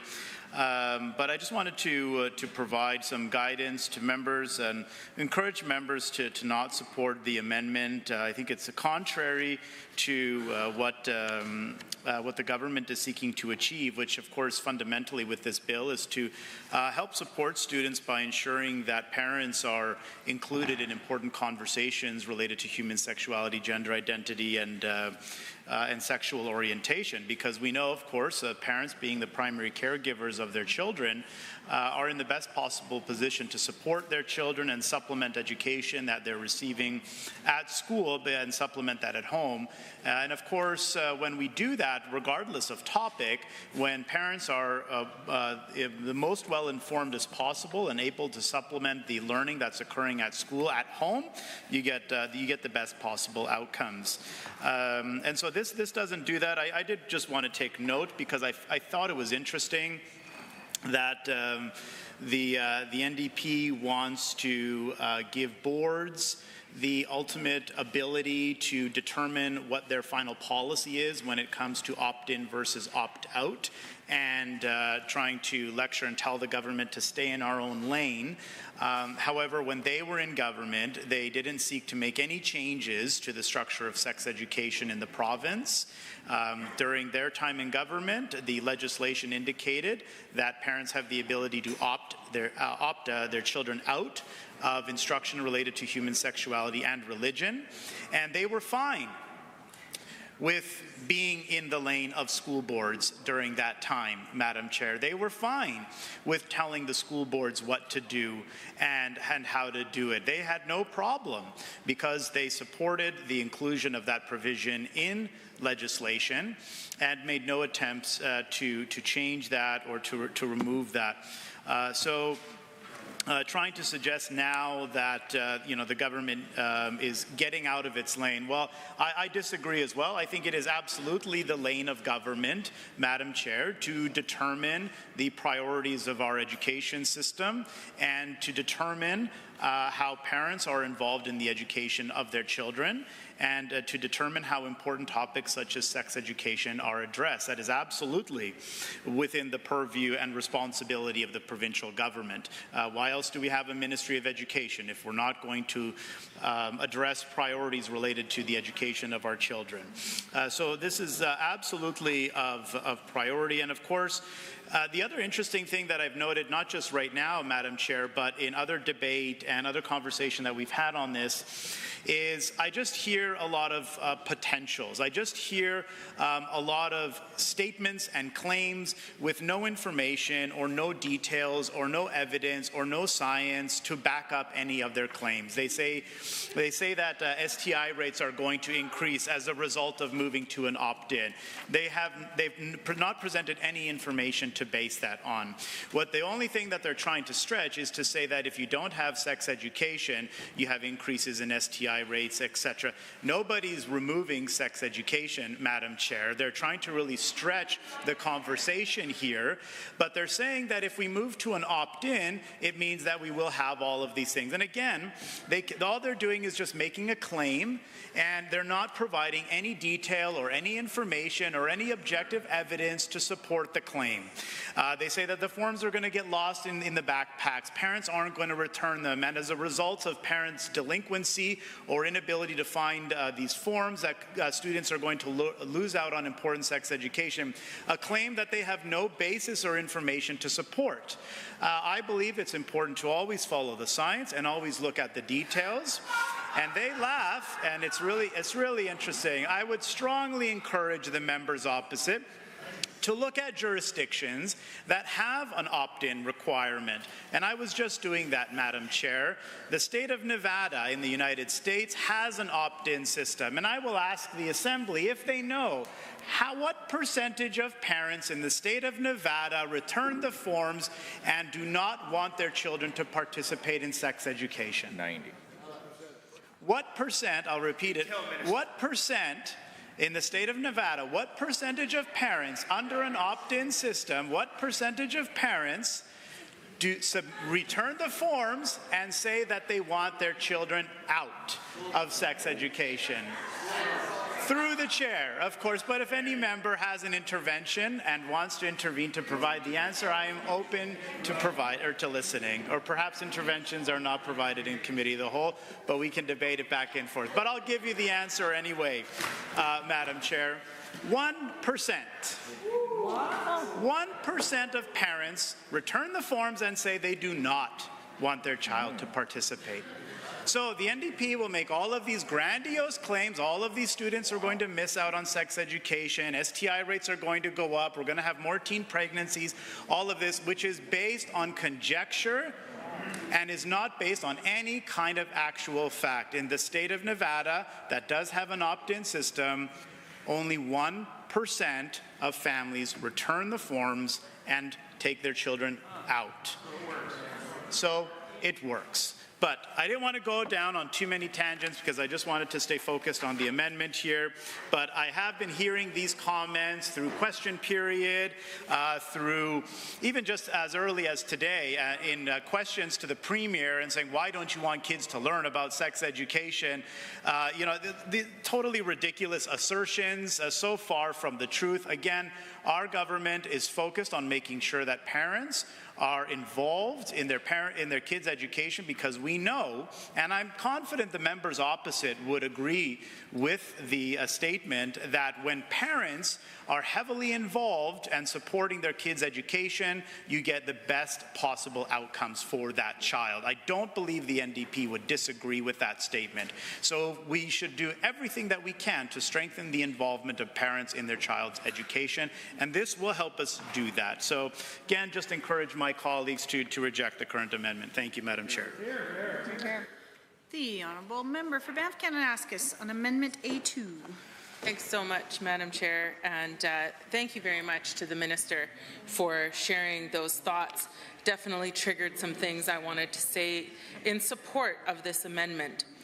So, essentially this amendment is about this opt-in, opt-out scenario and trying to create space for more options. So if school boards have the right to make that decision, I think we can all acknowledge that school boards work more closely with parents than the Minister of Education does on a daily basis. And so the school board trustees that are also elected officials are responsible for knowing their students, knowing their parents, and knowing their teachers, and making decisions in the best perspective of the people who are directly impacted. And so this amendment really speaks to making sure that school board trustees have the ability to do their jobs to the best of their ability. When we talk about opt-in and opt-out, and I'm going to get into some of the data to share with the minister in a minute, since he suggested there wasn't, but there actually is. So basically what happens when we create an opt-in system is that we create red tape and bureaucratic hurdles for teachers, schools, and parents. For a government that seems allergic to red tape, they sure like to wrap us up in it all the time. We would rather have a government that focuses on providing teachers with the right training and resources to adequately teach youth about sexual health and diversity. The Canadian Guidelines for Sexual Health Education recommend a consent-based approach to sexual health, and that is what we have right now, because parents can choose to opt out.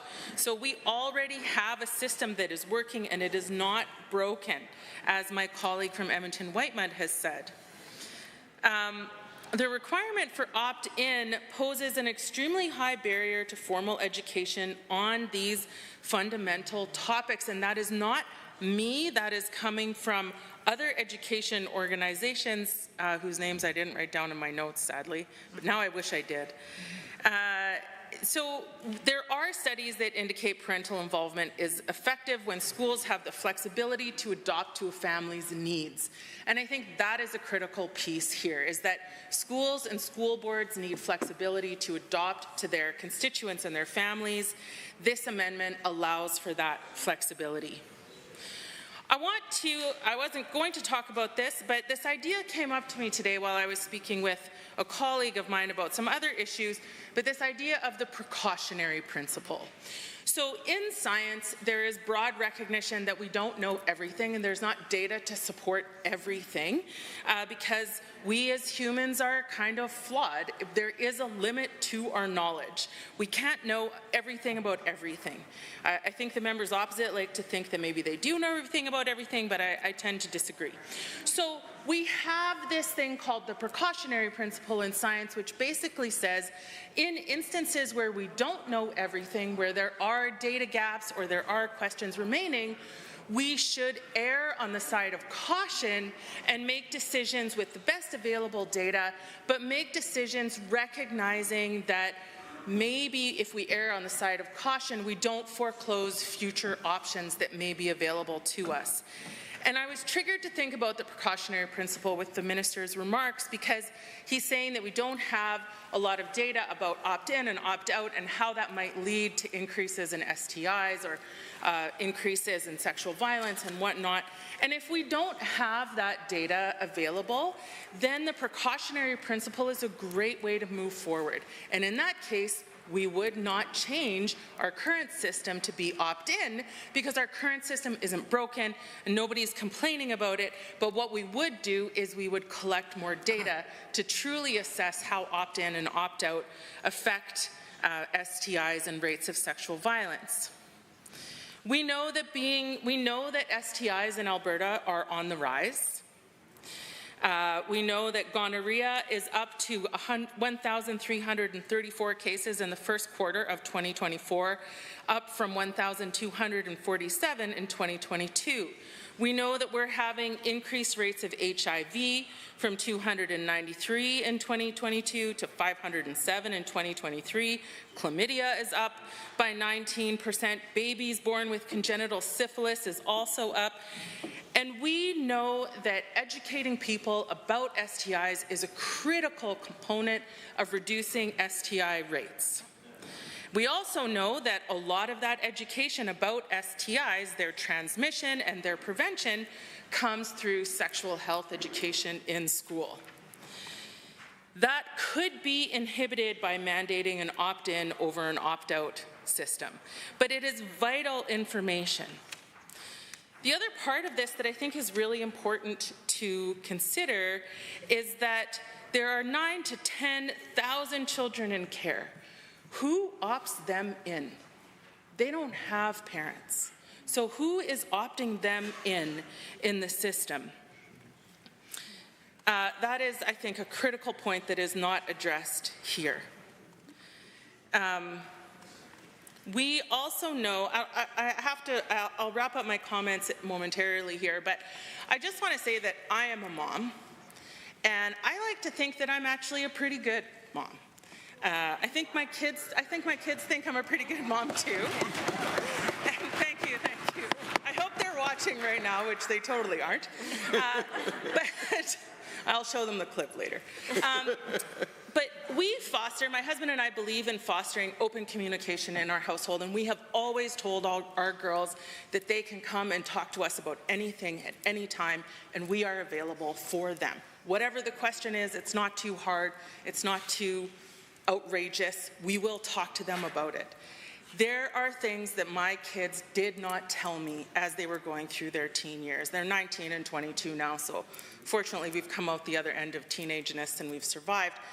But I want to encourage all members in this House to reflect on when you were 15, did you want to talk to your parents about sex? Did you? Was that like a priority? Because I did not want to have that conversation with my mom. Like, oh my God. So the school has to be the place, it needs to be the safe place where the information is presented objectively, where kids feel that they can ask questions about it, and it's a safe place for them to have that conversation. Because ultimately, I don't know that they want to ask you, and it doesn't mean that you're a bad parent. It just means that they need to be able to have those conversations in other safe places too. Opt-in, opt-out changes their ability to do that. Well done. Any other members to Amendment A2? Seeing none, I will call the question on Amendment A2. Is moved by the Honourable Member for Edmonton White Mud. All those in favour, please say aye. Aye. Any opposed, please say no. No. That is carried. A division has been called. Ring the bells.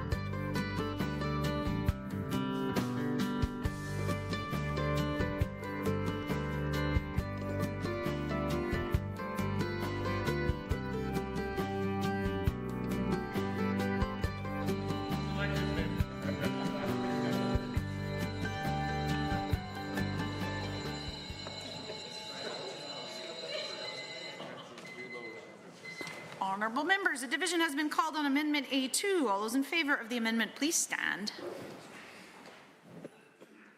Honourable Ms. Gray, Mr. Haji, Member Arkan Paul, Honourable Mr. Sabier, Honourable Member Hoffman, Mr. Ip, Honourable Mr. Aiken, Ms. Pancholi, Mr. Ellingson, Member El Maliki, Mr. Shepherd, Ms. Wright, Member Brar, Member Aramenko, Ms. Chapman, Member Hoyle, Mr. Kozowski, Member Batten, Member Tejada, Member Irwin, Ms. Renault, Member Beaupre, Ms. Hayter, Honourable Mr. Schmidt, Honourable Member Ceci, Honourable Ms. Notley, Honourable Ms. Sigurdsson, Mr. Deol, Member Loyola, Mr.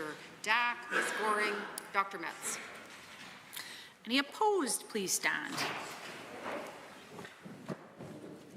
Honourable Mr. Guthrie, Honourable Mr. Nicolaides, Honourable Ms. Schultz, Honourable Mr. Williams, Honourable Mr. Glubish, Honourable Minister LaGrange, Honourable Mr. Scow, Honourable Mr. Ellis, Honourable Mr. Amory, Honourable Mr. Newdorf, Honourable Mr. Lowen, Honourable Mr. Wilson, Honourable Mr. Jean, Honourable Mr. Dreeshen, Honourable Mr. Nixon, Mr. Long, Mr. Rosewell, Honourable Mr. Turton, Honourable Mr. Yassine, Honourable Mr. McIver, Honourable Ms. Furr, Honourable Mrs. Sani, Mr. Getson, Honourable Mr. Sigurdsson, Honourable Mr. Nally, Honourable Mr. Hunter, Mr. Yao, Mr. Wright, Mr. Van Dyken, Mrs. Johnson, Mr. Sear, Mr. Lunty, Mr. Weeb, Mr. Boychenko, Mr. McDougall, Mrs. Petrovic, Mr. Stefan, Mr. Dick, Honourable Ms. Armstrong-Hominick, Ms. de Jong, Mr. Sinclair, Mr. Bouchard, Mr. Singh, Ms. Lovely.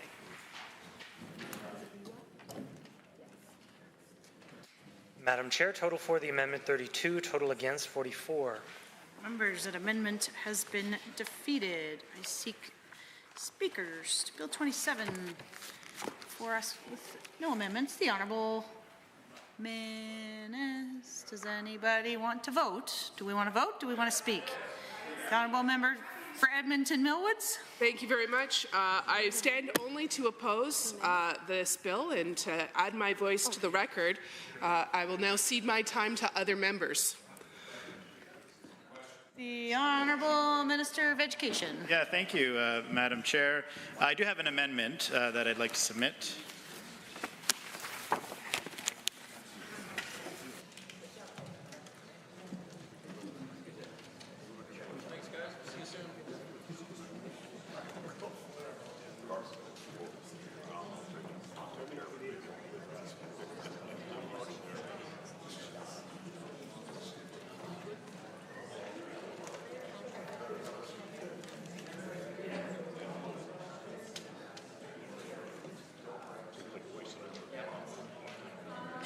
Members, this will be known as Amendment A3. Please note it's 2 pages.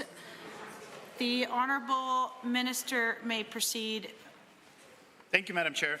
Happy to introduce the amendment today. As you mentioned, the amendment is 2 pages. There are 2 pieces to the amendment, so I'll happily walk the Assembly through the 2 components of the amendment. The first relates to the approval of certain learning and teaching resources.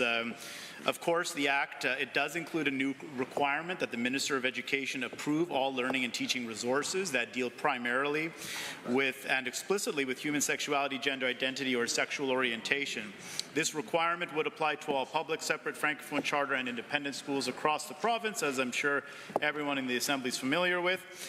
Since the introduction of the bill, of course, the government has been listening carefully to partners and stakeholders, and we've received some requests for some further clarity over these requirements, in particular as it relates to learning and teaching resources that are used for religious instruction. We have heard some concern from partners and stakeholders that government review of resources related to human sexuality, gender identity, or sexual orientation might impact religious instruction. Obviously, as I believe one can understand, Madam Chair, in many of our faith-based institutions, these topics are quite often intertwined with faith and religious teaching and instruction. The intent of the bill, of course, is not to impact learning and teaching resources used for religious education or instruction. So the first part of the amendment clarifies that when learning and teaching resources deal primarily and explicitly with human sexuality, gender identity, or sexual orientation and are used for religious instruction, they would not require approval from the Minister of Education. So this would apply to all school types. It would cover separate schools, independent schools, and alternative programs in public schools. There are a variety of alternative programs that exist within the public school system that offer religious instruction as well. So this would apply to all school authorities and all school divisions. This would apply to learning and teaching resources on these topics, but not to external presenters who would still require ministry approval.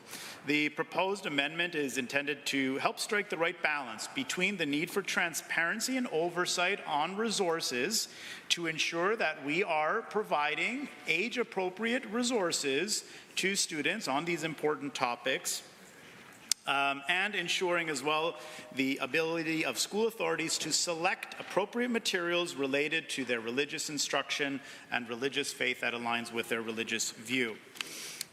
The second component of the amendment relates to notification and consent requirements that arise where a student requests that a teacher and other school staff refer to them by a new gender identity, related name or pronoun. The government, again, has heard some concerns and feedback from partners that there needs to be some additional clarity around the language here to do with the process and procedures relating to parental consent and notification.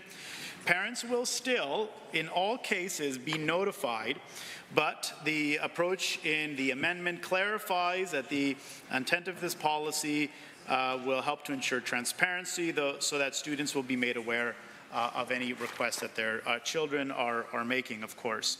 So happy to present this amendment, Madam Chair, with the two components as I mentioned, and again would encourage members of the Assembly to vote in favor. Thank you very much. The Honourable Member for Calgary-Beddington. Thank you so much, Madam Chair. So just so I understand this amendment, so if I have a child who is in a standard public school program or a STEM charter school or a science school, so their resources on human sexuality would need to be approved by the ministry.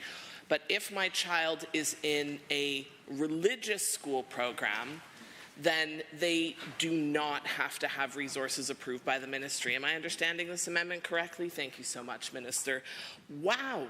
So now we know what kind of stakeholders this government is listening to, because plenty of stakeholders have spoken out on this bill. I just spoke about the Alberta School Boards Association that expressed very loud opposition to the changes to sexual health curriculum, opt-in, opt-out processes. I really must say it's quite rich listening to debate on this topic and to hear someone say, well, it's not going to make a difference. It's going to be 1%. Why does it matter one way or the other?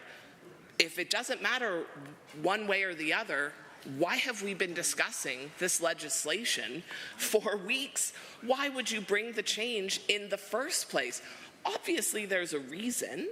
The government simply doesn't want to tell us what the reason is for making this change.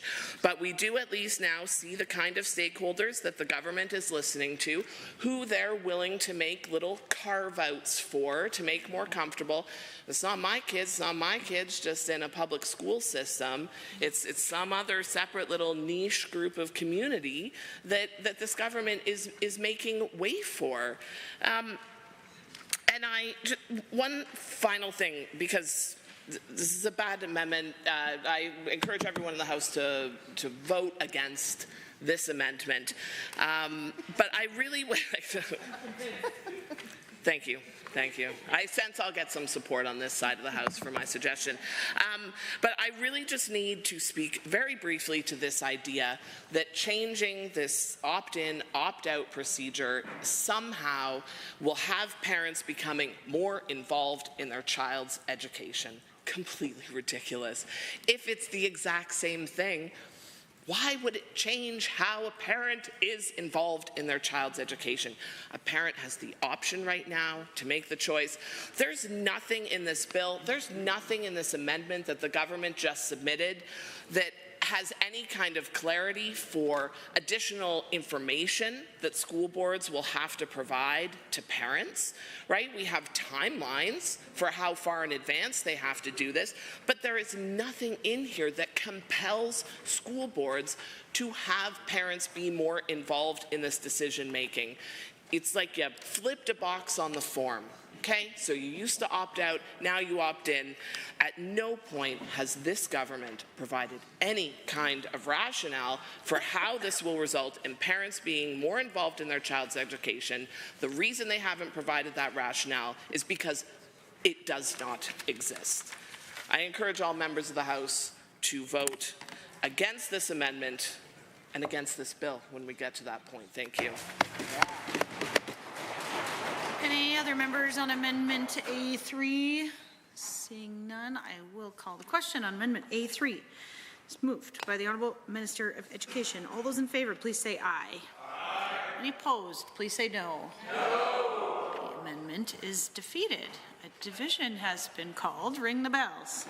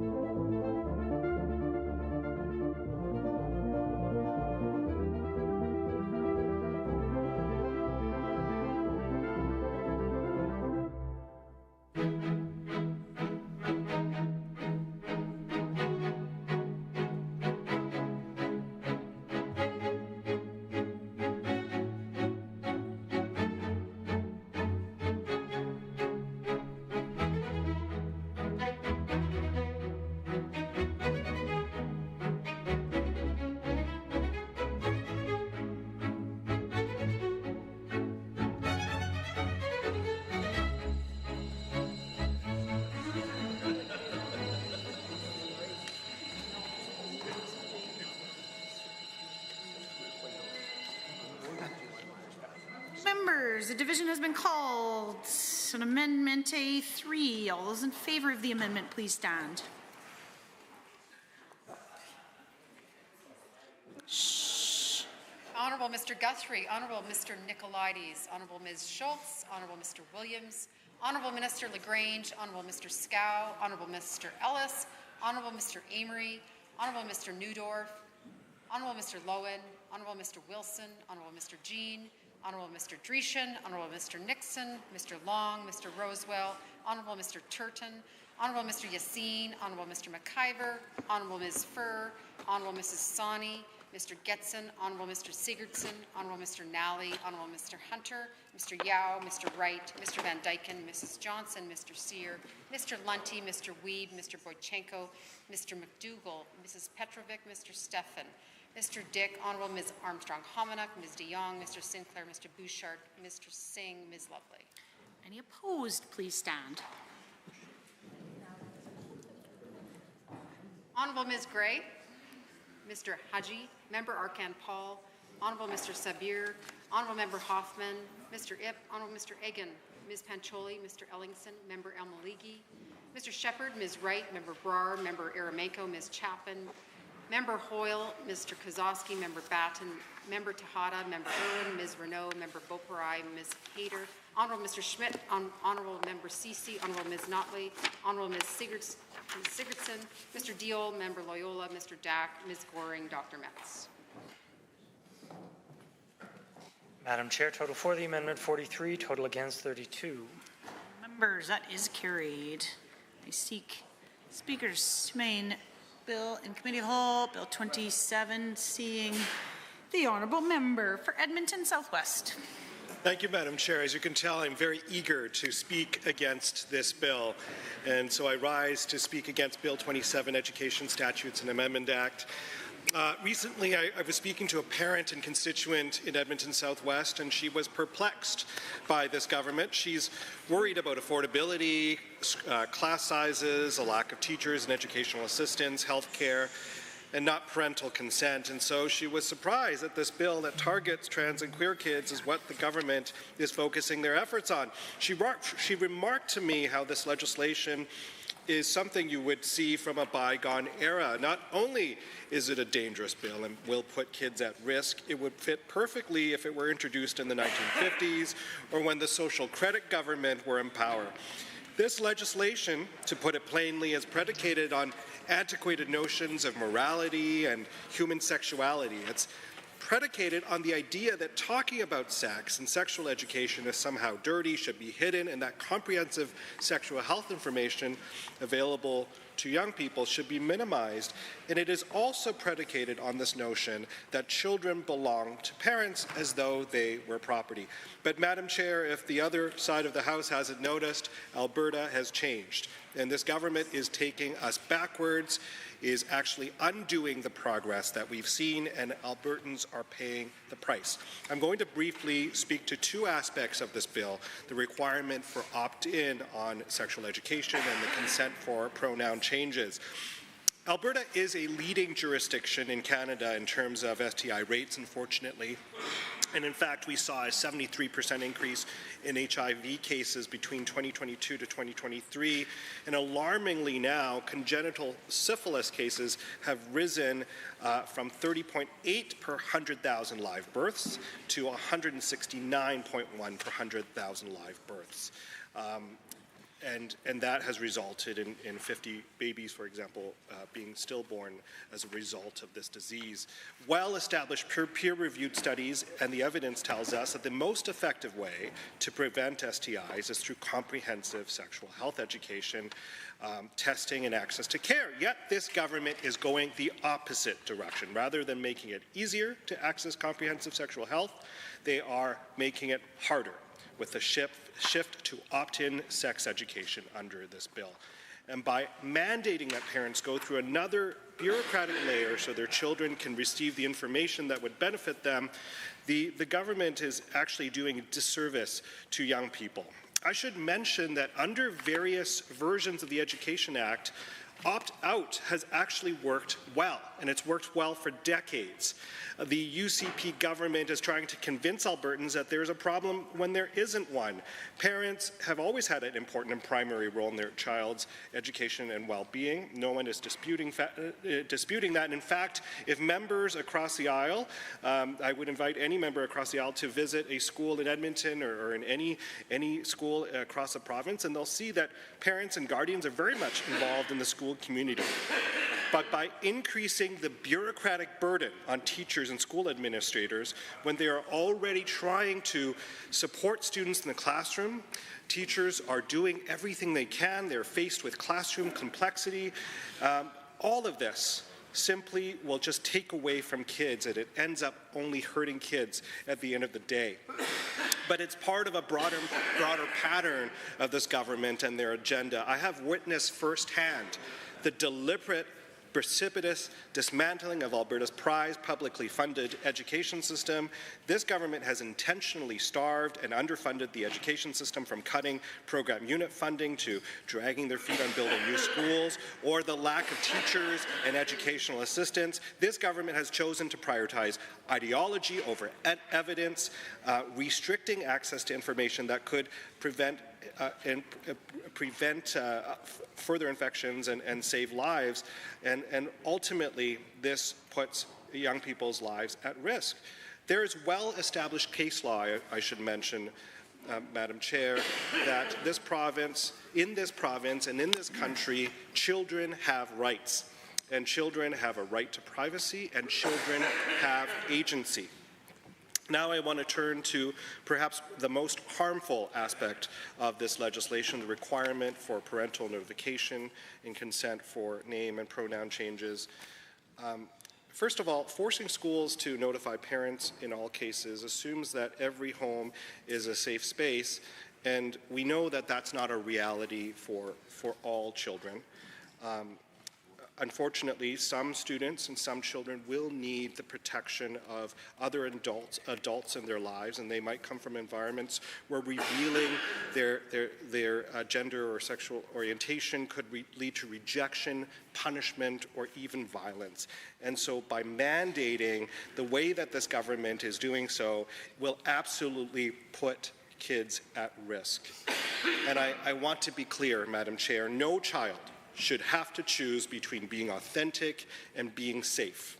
No child should be outed before they are ready, and schools should be sanctuaries where students can explore their identities without fear of judgment or reprisal, and this bill tears that sanctuary apart. Thank you, Madam Chair. Well said. Any other members to the bill? The Honourable Member for Edmonton West Henday. Madam Chair, I rise to continue my advocacy against these anti-trans, anti-gender diverse, anti-two-spirit, and anti-queer legislation, which this bill goes against entirely. That's right, this legislation goes against the whole of the 2S LGBTQIA+ community in far-reaching ways. And in particular, it is targeting students in our schools. Specifically, anyone under the age of 15 who requires consent from their parents to use their chosen pronouns or their preferred name. But anyone who has teenagers in their lives, and this year I just turned into one of those people as my goddaughter and my nephew turned 13 this past September. And let me tell you, asking these two young ones anything is worse than pulling teeth on a good day. And asking any teenagers in anything to do in a big group, like many teachers will know, is truly a task and a half, which they do not get paid enough to do, might I add. I do not see how this piece of legislation will purport to take away the free will of these wonderful little humans in any way. Because realistically, let's be honest, trans and gender diverse kids in school will continue to get around these harmful pieces of legislation and will have their own safe spaces with each other, despite this government's attempt to quell their existence in schools. They're not going anywhere. I know this because I was one of those queer kids in high school here in rural Alberta, at the Morinville Community High School. I want to get personal here because I want you to know what happens when you discriminate against folks and the culture that exists in our communities that I've witnessed growing up in rural Alberta. I've been called the F slur, had the word gay and homo thrown at me in derogatory ways. My brothers have even gotten into fistfights with their hockey buddies when we were growing up simply because I am two-spirit. It was even worse when it came to the racism at the arenas that I would be dragged to every weekend because my two brothers played hockey their whole lives. And I know many of you already know how heated those novice or pee-wee hockey games can get, but used to be before parents and coaches had to take anger management training. My little tiny mother and auntie almost got into many a fist fight with men who called us every derogatory name under the sun. But it doesn't need to be that way, because education and social expectations change, albeit briefly, and I say briefly because this government wants to go back to this, inviting hatred back into all communities in this province. But do you know where I felt the most supported and free to be myself? At school. I was allowed to be who I was because of the friends that I made in school and the teachers who supported me. This legislation takes away this safety for many students, and this is sadly on par for UCP governments, who under a previous leader passed legislation to monitor the development of anti-racism or gay-straight alliance clubs for students in our schools in Bill 8. Why are we doing this? Why do we have a government hyper-fixated on legislation that goes after such a small population in our province? Why are we legislating discrimination when Albertans are asking for so much more than legislated hate? We could be focusing on funding of schools or teaching reconciliation in our curriculum. We could be focusing on reducing the class sizes of our overloaded schools. Or we could, build schools rather than talk about building schools. Because with us legislating this discrimination, we're putting students in a worse position than we found them.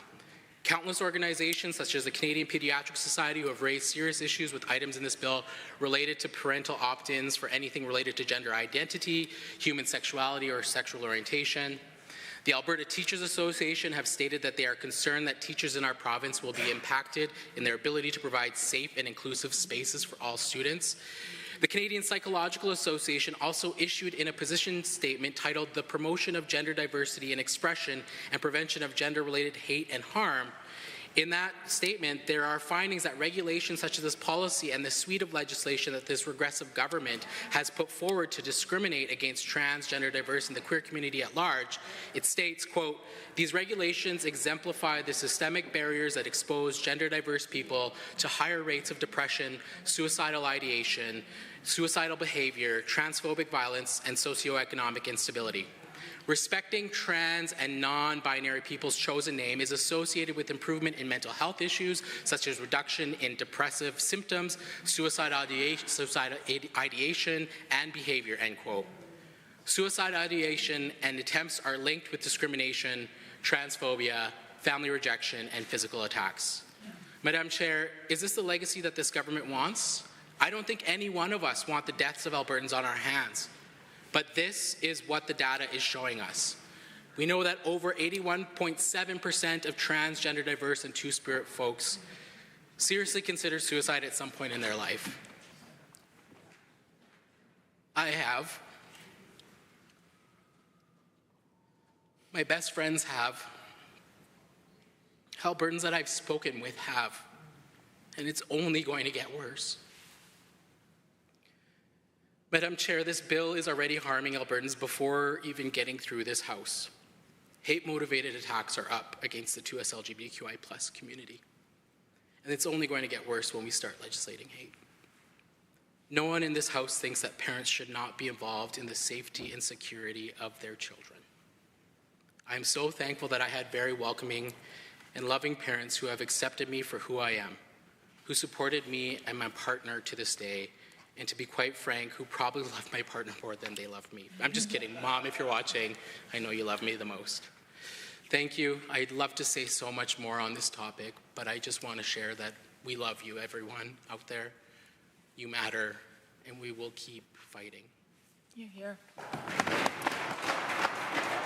Any other members to speak to the bill? The Honourable Member for Calgary-Clang. Thank you, Madam Speaker. I am honoured to rise to speak out against Bill 27 and the many harms that will come from its passing.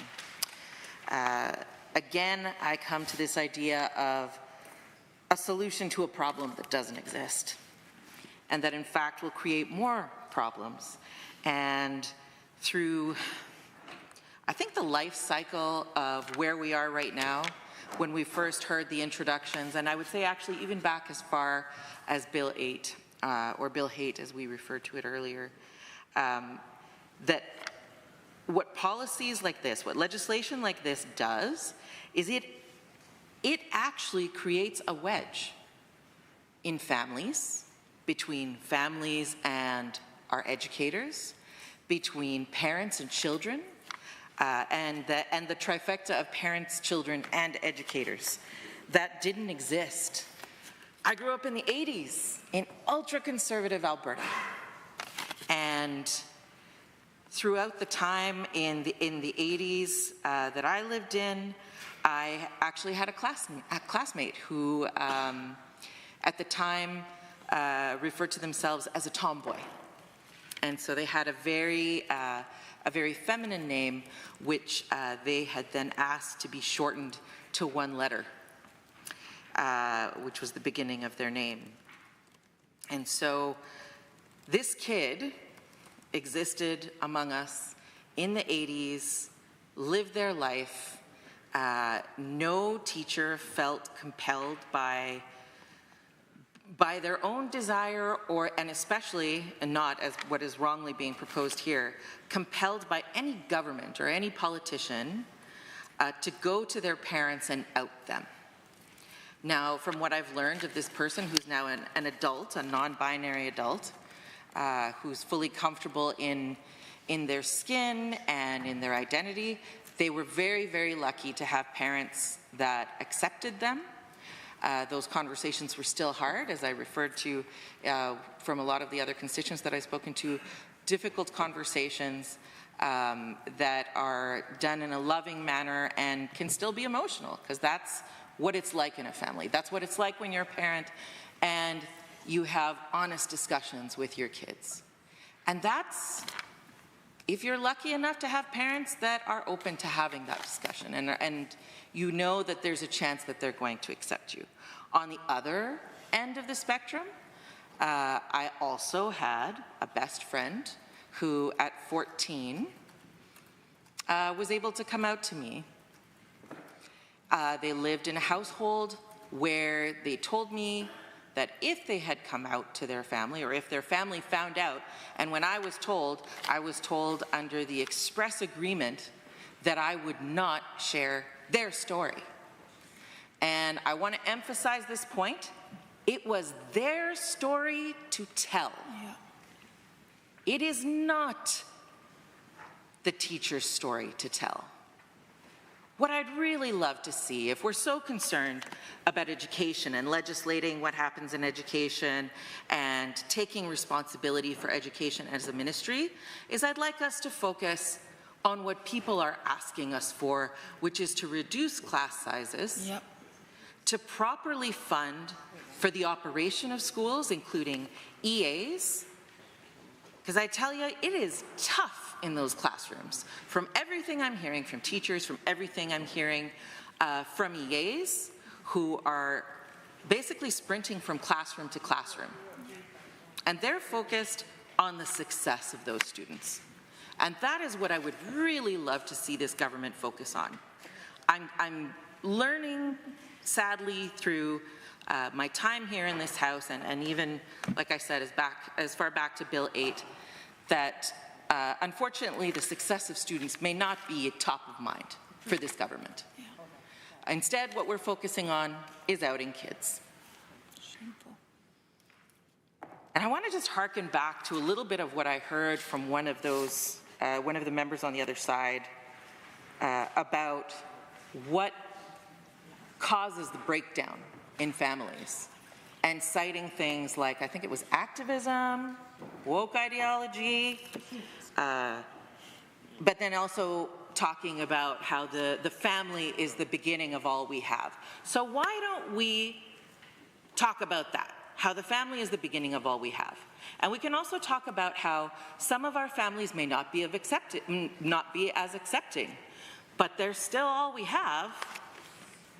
They provide us housing sometimes, they can provide us love if we're lucky, but if we don't have an accepting family and we're legislating outing kids, this policy is actually the one that is going to create the breakdown in those families. And those divisions can be lifelong. They can go on for generations. Yeah. And I just want everyone to know in this House, if you're voting for this legislation, that is one of the impacts that we're going to see from that. And I just want to quickly go over sexual health education. What I see from this government is also refusing to properly fund for kids in care, to make sure that they're safe and that they make it well through this life. And even, once we've actually taken over the government has actually taken kids into care, they've taken responsibility as parents, that they're going to cut them off 2 years before they're ready, and they're not going to support those kids. They're not going to support kids okay, thanks. So with that, I just want to say this legislation will be incredibly harmful to families and causes the division that they say they don't want. So I encourage everyone to vote against this bill. The honourable member for Edmonton Beverly Clearview. Thank you, Madam Chair. I'm honoured to have a chance to speak, but also to make it absolutely clear that I am absolutely fundamentally opposed to this bill. We're told that this bill is a bill about protecting children, and it's about making sure that their parents have greater knowledge about what those kids are doing in school. But in my mind, Madam Chair, what this bill really shows us is a profound lack of understanding in terms of what school is and what school does and what school means to kids these days. More than that, it's a profound lack of understanding in terms of the trajectory that school can play in a kid's life, providing them with confidence to walk forward into life, into a future. And not only this, I believe that this is also a bill that's designed to sow division and discord, particularly where trust of teachers and people who work in schools is concerned. More than that, of course, this is a bill that is designed to harm the most vulnerable. It's about pitting one group of children and their parents and their guardians and the people who love them against another.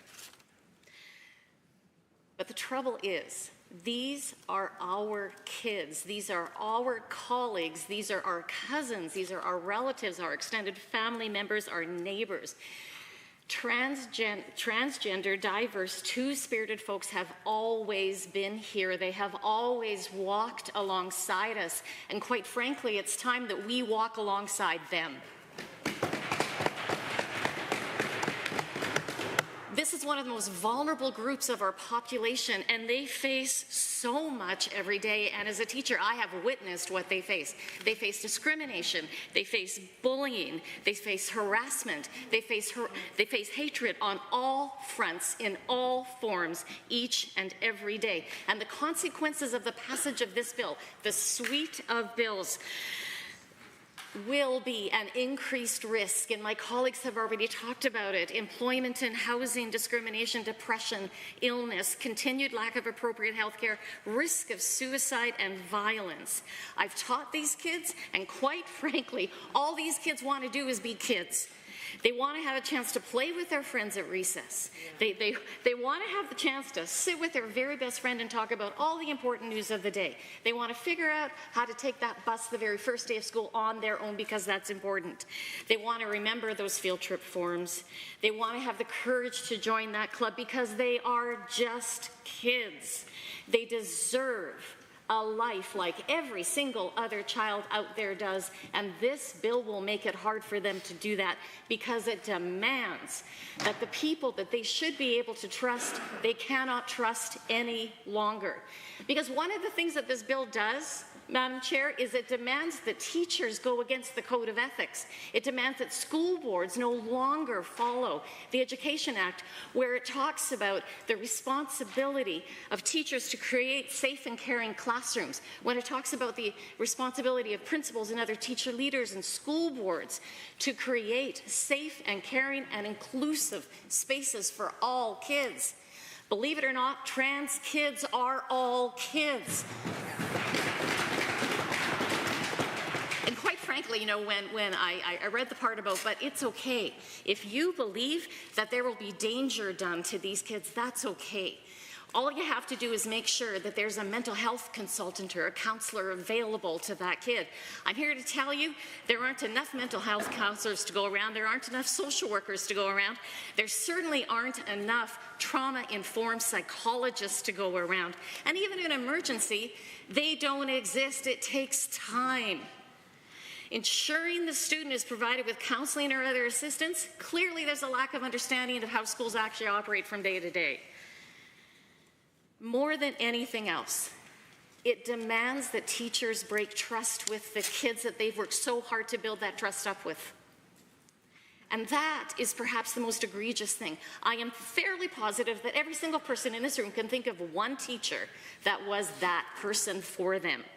We are now asking that one teacher to no longer be that person. And that is egregious and should simply not be happening. And quite frankly, and I've heard other people talk about it today, as a mom, as a grandma, and as a teacher, I do not want this to be the legacy that this 31st legislature leaves the kids of Alberta. We should not be leaving them a legacy of hatred. We should be leaving them a legacy of love. The honourable member for Calgary Northeast. Thank you, Madam Chair. And today I rise with urgency and compassion to speak against Bill 27, the Education Amendment Act. And with this, while this bill is presented as enhancing parental rights in school transparency, it fundamentally undermines the safety, dignity, and well-being of Alberta's students, particularly gender-diverse youth. Rather than addressing the real challenges like mental health, building more schools in much-needed communities, overcrowded classrooms, underfunding, this government is choosing to target vulnerable kids with policies that do way more harm than good. And let me talk about forced disclosure and its impact on gender-diverse youth and kids. Madam Chair, Bill 27 requires schools to inform parents if a student under 17 requests to use a name or pronoun different from those assigned at birth. While transparency in education is important, this provision ignores the harsh reality that many gender-diverse youth face at home. According to the recent study that came out, over 30% of LGBTQ+ youth report rejection or abuse after coming out to unsupportive families. For many, school is the only place where they feel safe and accepted. And Bill 27 risks turning those sanctuaries into sites of anxiety and fear by forcing disclosure without the student's consent. And I want to ask to this government that would you risk endangering a child's safety for the sake of your own political optics? Let me talk about mental health, Madam Chair. And this is the crisis that we cannot ignore. The mental health challenges facing LGBTQ+ youth are staggering. The Canadian Mental Health Association reports that this youth are 3 to 4 times more likely to experience depression, anxiety, and suicidal thoughts than their peers. And what makes a difference, Madam Chair? Affirming environments make a difference. The Trevor Project found that using a young person's chosen name and pronouns can reduce suicidal thoughts by nearly 30%. Bill 27 threatens this progress, pushing students away from the support systems they so desperately need. And when we jeopardize mental health, we risk lives. And as my colleagues have already mentioned, that these are the lives of real people, our own neighbors, our cousins, and the people we love, we care about. And it undermines teachers. Teachers are the trusted allies of students, they are not the informants. Teachers are often the first line of support for students grappling with identity questions. This bill forces educators to act as informants, undermining the trust that is fundamental and foundational to these relationships. The Alberta Teachers Association found that 72% of teachers fear mandatory parental notification would damage their rapport with students, and that is concerning. If students can't trust their teachers, where will they turn for guidance and support, Madam Chair? And parental rights, this government always talk about, they are already protected. Some proponents, in fact, the entire government, claim that this bill enhances parental rights. Madam Chair, let's set the record straight. Alberta already has some of the strongest parental rights provisions in Canada. Under the School Act, parents are notified about curriculum content related to human sexuality, and they can opt their children out. A 2022 survey by Alberta Education found over 80% of parents felt that they had sufficient control over their child's education. This bill is not about addressing a genuine gap. This bill is about using children's identities as political tools, and that is shameful for this government to do. And Madam Chair, I have been door knocking my riding during this summer, and there were lots of stories that came up. And let me share a story from one of my residents in Calgary Northeast. A family told me about their transgender child who found a safe space at school to come out on their own. With the support of teachers and classmates, that young person has thrived academically and socially. And under Bill 27, this story could have ended very differently. These are real lives in the lives of our neighbors and the life of that kid whose parents were talking to me. And being a shadow minister for Service Alberta and red tape reduction, this government, I would like to also highlight that this bill will increase red tape reduction and will increase administrative burden. That's right. Bill 27 imposes unnecessary administrative hurdles, and it requires Minister of Education to pre-approve all materials related to gender identity or human sexuality, adds layers of red tape for teachers already overburdened by overcrowded classrooms and underfunded programs. And I would request this minister to do something else more productive rather than doing this thing. He can go and talk to my residents who are struggling to get new schools in the riding, maybe build those schools, maybe talk to parents who need some help with so many underfunded programs. There's lots to say, Madam Chair, and I know my other colleagues have to say more things, and I want to tell this government that this bill is ridiculous and this bill should be taken back, and I request all my colleagues to vote against this bill. Madam Chair, this is the time to not only change the bill, this is the time to change this entire government. The honourable member for Calgary-Edgemont. Last Friday, I had a very important meeting with a very important constituent. Amelia had to complete a challenge at school, and she decided that that challenge was going to be to meet her MLA and have a meeting. I love that I got to assist her in this challenge and getting to have a conversation with the next generation. We sat down and she opened up her laptop with her prepared questions, and I could feel her dad being so proud in that room and her little brother George's curiosity. She started easy and asked what it was like to do this job. What was the hardest part? What was it like to be a woman in politics? But then I realized that this well-prepared 12-year-old was just warming up. She then asked me what the stance was for myself and the Alberta NDP on Bill 27, as well as 26 and 29. She asked where we stood on outing kids. I was asked where we stood on opting in on sex ed. She knows that the Alberta NDP and her MLA is standing with her, the teachers, the medical professionals, to say no. We don't want these harmful bills, and changing the process of making sex an opt-in means students are going to miss important learning.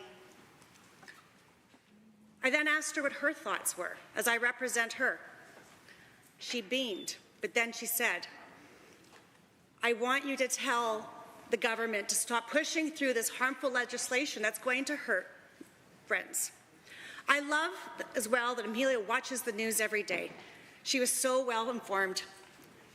I shared to her that my 12-year-old as well watches the news every day, and that she wasn't the only little girl, 12 years, watching the news. And that's the thing right now. The kids in Alberta are watching us. They are watching what is happening to their province. They are aware of the harmful bills that puts their friends in risk. And I have to say, though, that last week, that meeting with Amelia, her advocacy and her vision for our province, that was the bright light during this really dark time. It gave me hope because there's a generation of youth who will be future leaders here one day that care about Albertans. But I also stand here today scared of what harm this bill is going to do to that generation of students right now. I'm scared of what the next generation will inherit. I'm scared that Amelia is going to have to stand in this House 20 years from now, having to fight for all these rights that have been rolled back.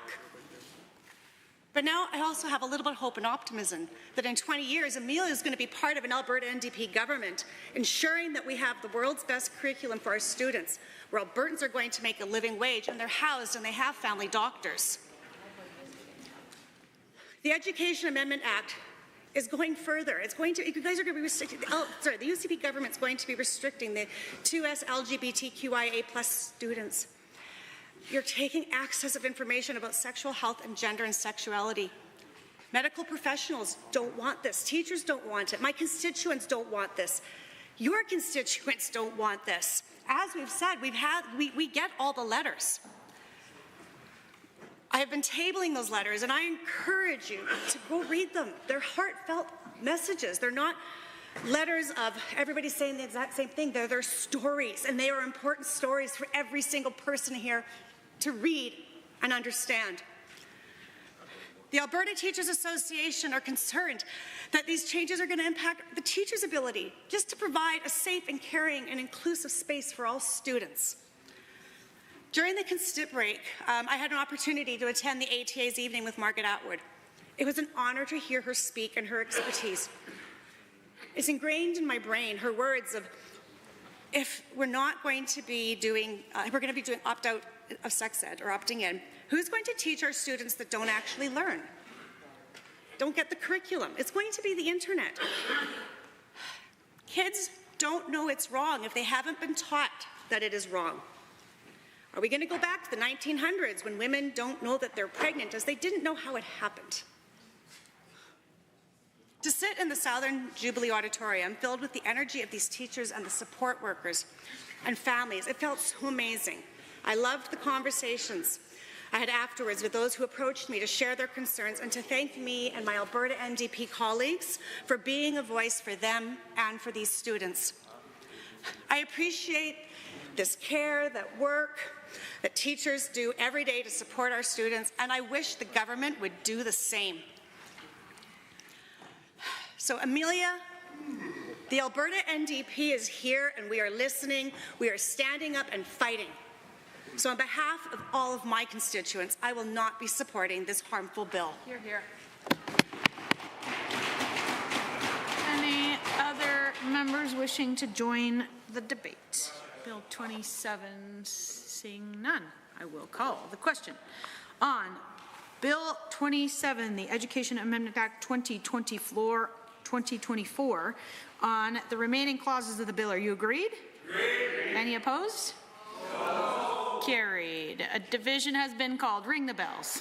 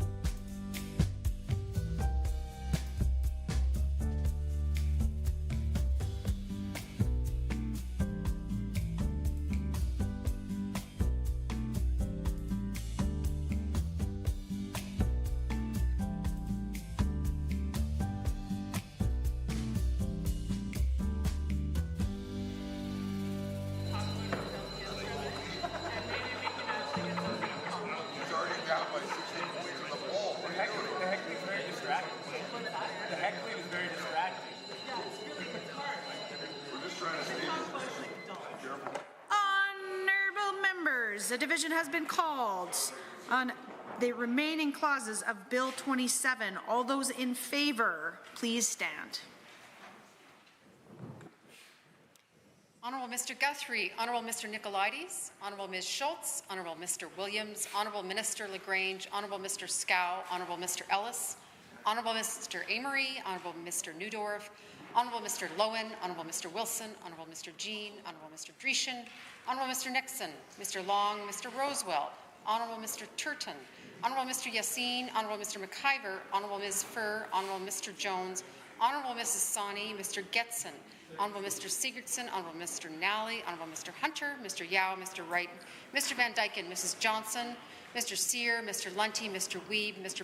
Boychenko, Mr. McDougall, Mrs. Petrovic, Mr. Stephan, Mr. Dick, Honourable Ms. Armstrong-Homenak, Ms. DeYoung, Mr. Sinclair, Mr. Bouchard, Mr. Singh, Ms. Lovely. Any opposed, please stand. Honourable Ms. Gray, Mr. Haji, Member Arkan Paul, Honourable Mr. Sabir, Honourable Member Hoffman, Mr. Ip, Honourable Mr. Egan, Ms. Pancholi, Mr. Ellingson, Member El Maligi, Mr. Shepherd, Ms. Wright, Member Brar, Member Arameko, Ms. Chapman, Member Hoyle, Mr. Kozowski, Member Batten, Member Tejada, Member Irwin, Ms. Renault, Member Beaupre, Ms. Hayter, Honourable Mr. Schmidt, Honourable Member Cece, Honourable Ms. Notley, Honourable Ms. Sigurdsson, Mr. Deol, Member Loyola, Mr. Dack, Ms. Goring, Dr. Metz. Madam Chair, total in favor 44, total against 32. Members, that is carried. Two more questions for you. On title and preamble, are you agreed? Agreed. Any opposed? Opposed. Carried. Shall the bill be reported? Are you agreed? Agreed. Any opposed? Opposed. Carried. We're going to Bill 25 in Committee of the Whole, the Early Learning and Child Care Amendment Act 2024. I seek speakers wishing to join our debate. The Honourable Member for Edmonton, Highlands, Norwood. Thank you, Madam Chair. Yeah, it's an honor to rise in this House, as I said earlier. Just wait for people to exit since it's incredibly loud in here. And I haven't actually had a chance yet to speak to Bill 25, the Early Learning and Child Care Amendment Act. And I want to start by noting the fantastic work of my colleague, the member from Calgary, Acadia, who I've witnessed firsthand just being an incredible advocate for early learning, for childcare, but also I just want to give a particular shout out for the work that she's done when it comes to children in care. And I think these are the types of conversations that we need to be having, and these are the debates that we should be engaging in this House, not the debates that we have been having around the anti-trans legislation this government has put forward. Yeah, because again, you know, as my colleague from Calgary Acadia and all my colleagues would know, these are some of the issues that we hear about from our constituents. And as we've said many times, and I need to get it on the record again, our constituents aren't asking for attacks on our trans community. They're asking for action on the issues that matter. Now, we've seen, when it comes to Bill 25, we've seen a track record from this UCP government on very much mismanagement of early childhood development, of child care, of day home issues, and they had an opportunity with this piece of legislation to really address some of the truly critical and heartbreaking issues that we've seen in some Calgary daycares, and in particular the E. coli outbreaks that occurred last June. And we know, we hear from Albertans, from our constituents. I know my riding of Edmonton Highlands Norwood is home to many daycare and child care facilities, and I always like to give a shout out to the intercultural family center in my riding in the old Macaulay School, where they've been offering high-quality childcare for a long time now. And in fact, that was the site where, under the member from Edmonton Strathcona, when she was premier, where we first announced $25 per day childcare. And I think we have a pretty incredible track record when it comes to childcare on this side of the House, and although I was not part of that government, it gets mentioned a lot in my riding. And I also need to give a special shout out to the member from Edmonton Whitemud, who was in that portfolio prior, and she joined me at actually a number of childcare facilities in my riding, and we had some really great conversations. And so I say all that because I would urge actually the members opposite to really take a page from the NDP's handbook when it comes to managing childcare facilities, and when it comes to doing the best for all kids in this province. Because in this bill, Bill 25, we don't see the action needed when it comes to addressing E. coli outbreaks. For instance, this bill doesn't even set out further guidelines for hygiene policies within daycare facilities to limit future outbreaks. So what assurance do parents and families have that there won't be a future outbreak in the centre, in the place where they send their kids every single day? And this is not a slight at all to those childcare workers, because we know, and all of us know, any of us who visited a childcare centre know how hard those childcare centre workers work every single day. They are incredibly committed. They are, kids spend so much time with those workers every single day, and they're doing the best they can under often pretty difficult circumstances. So I want to give a shout out to childcare workers as well.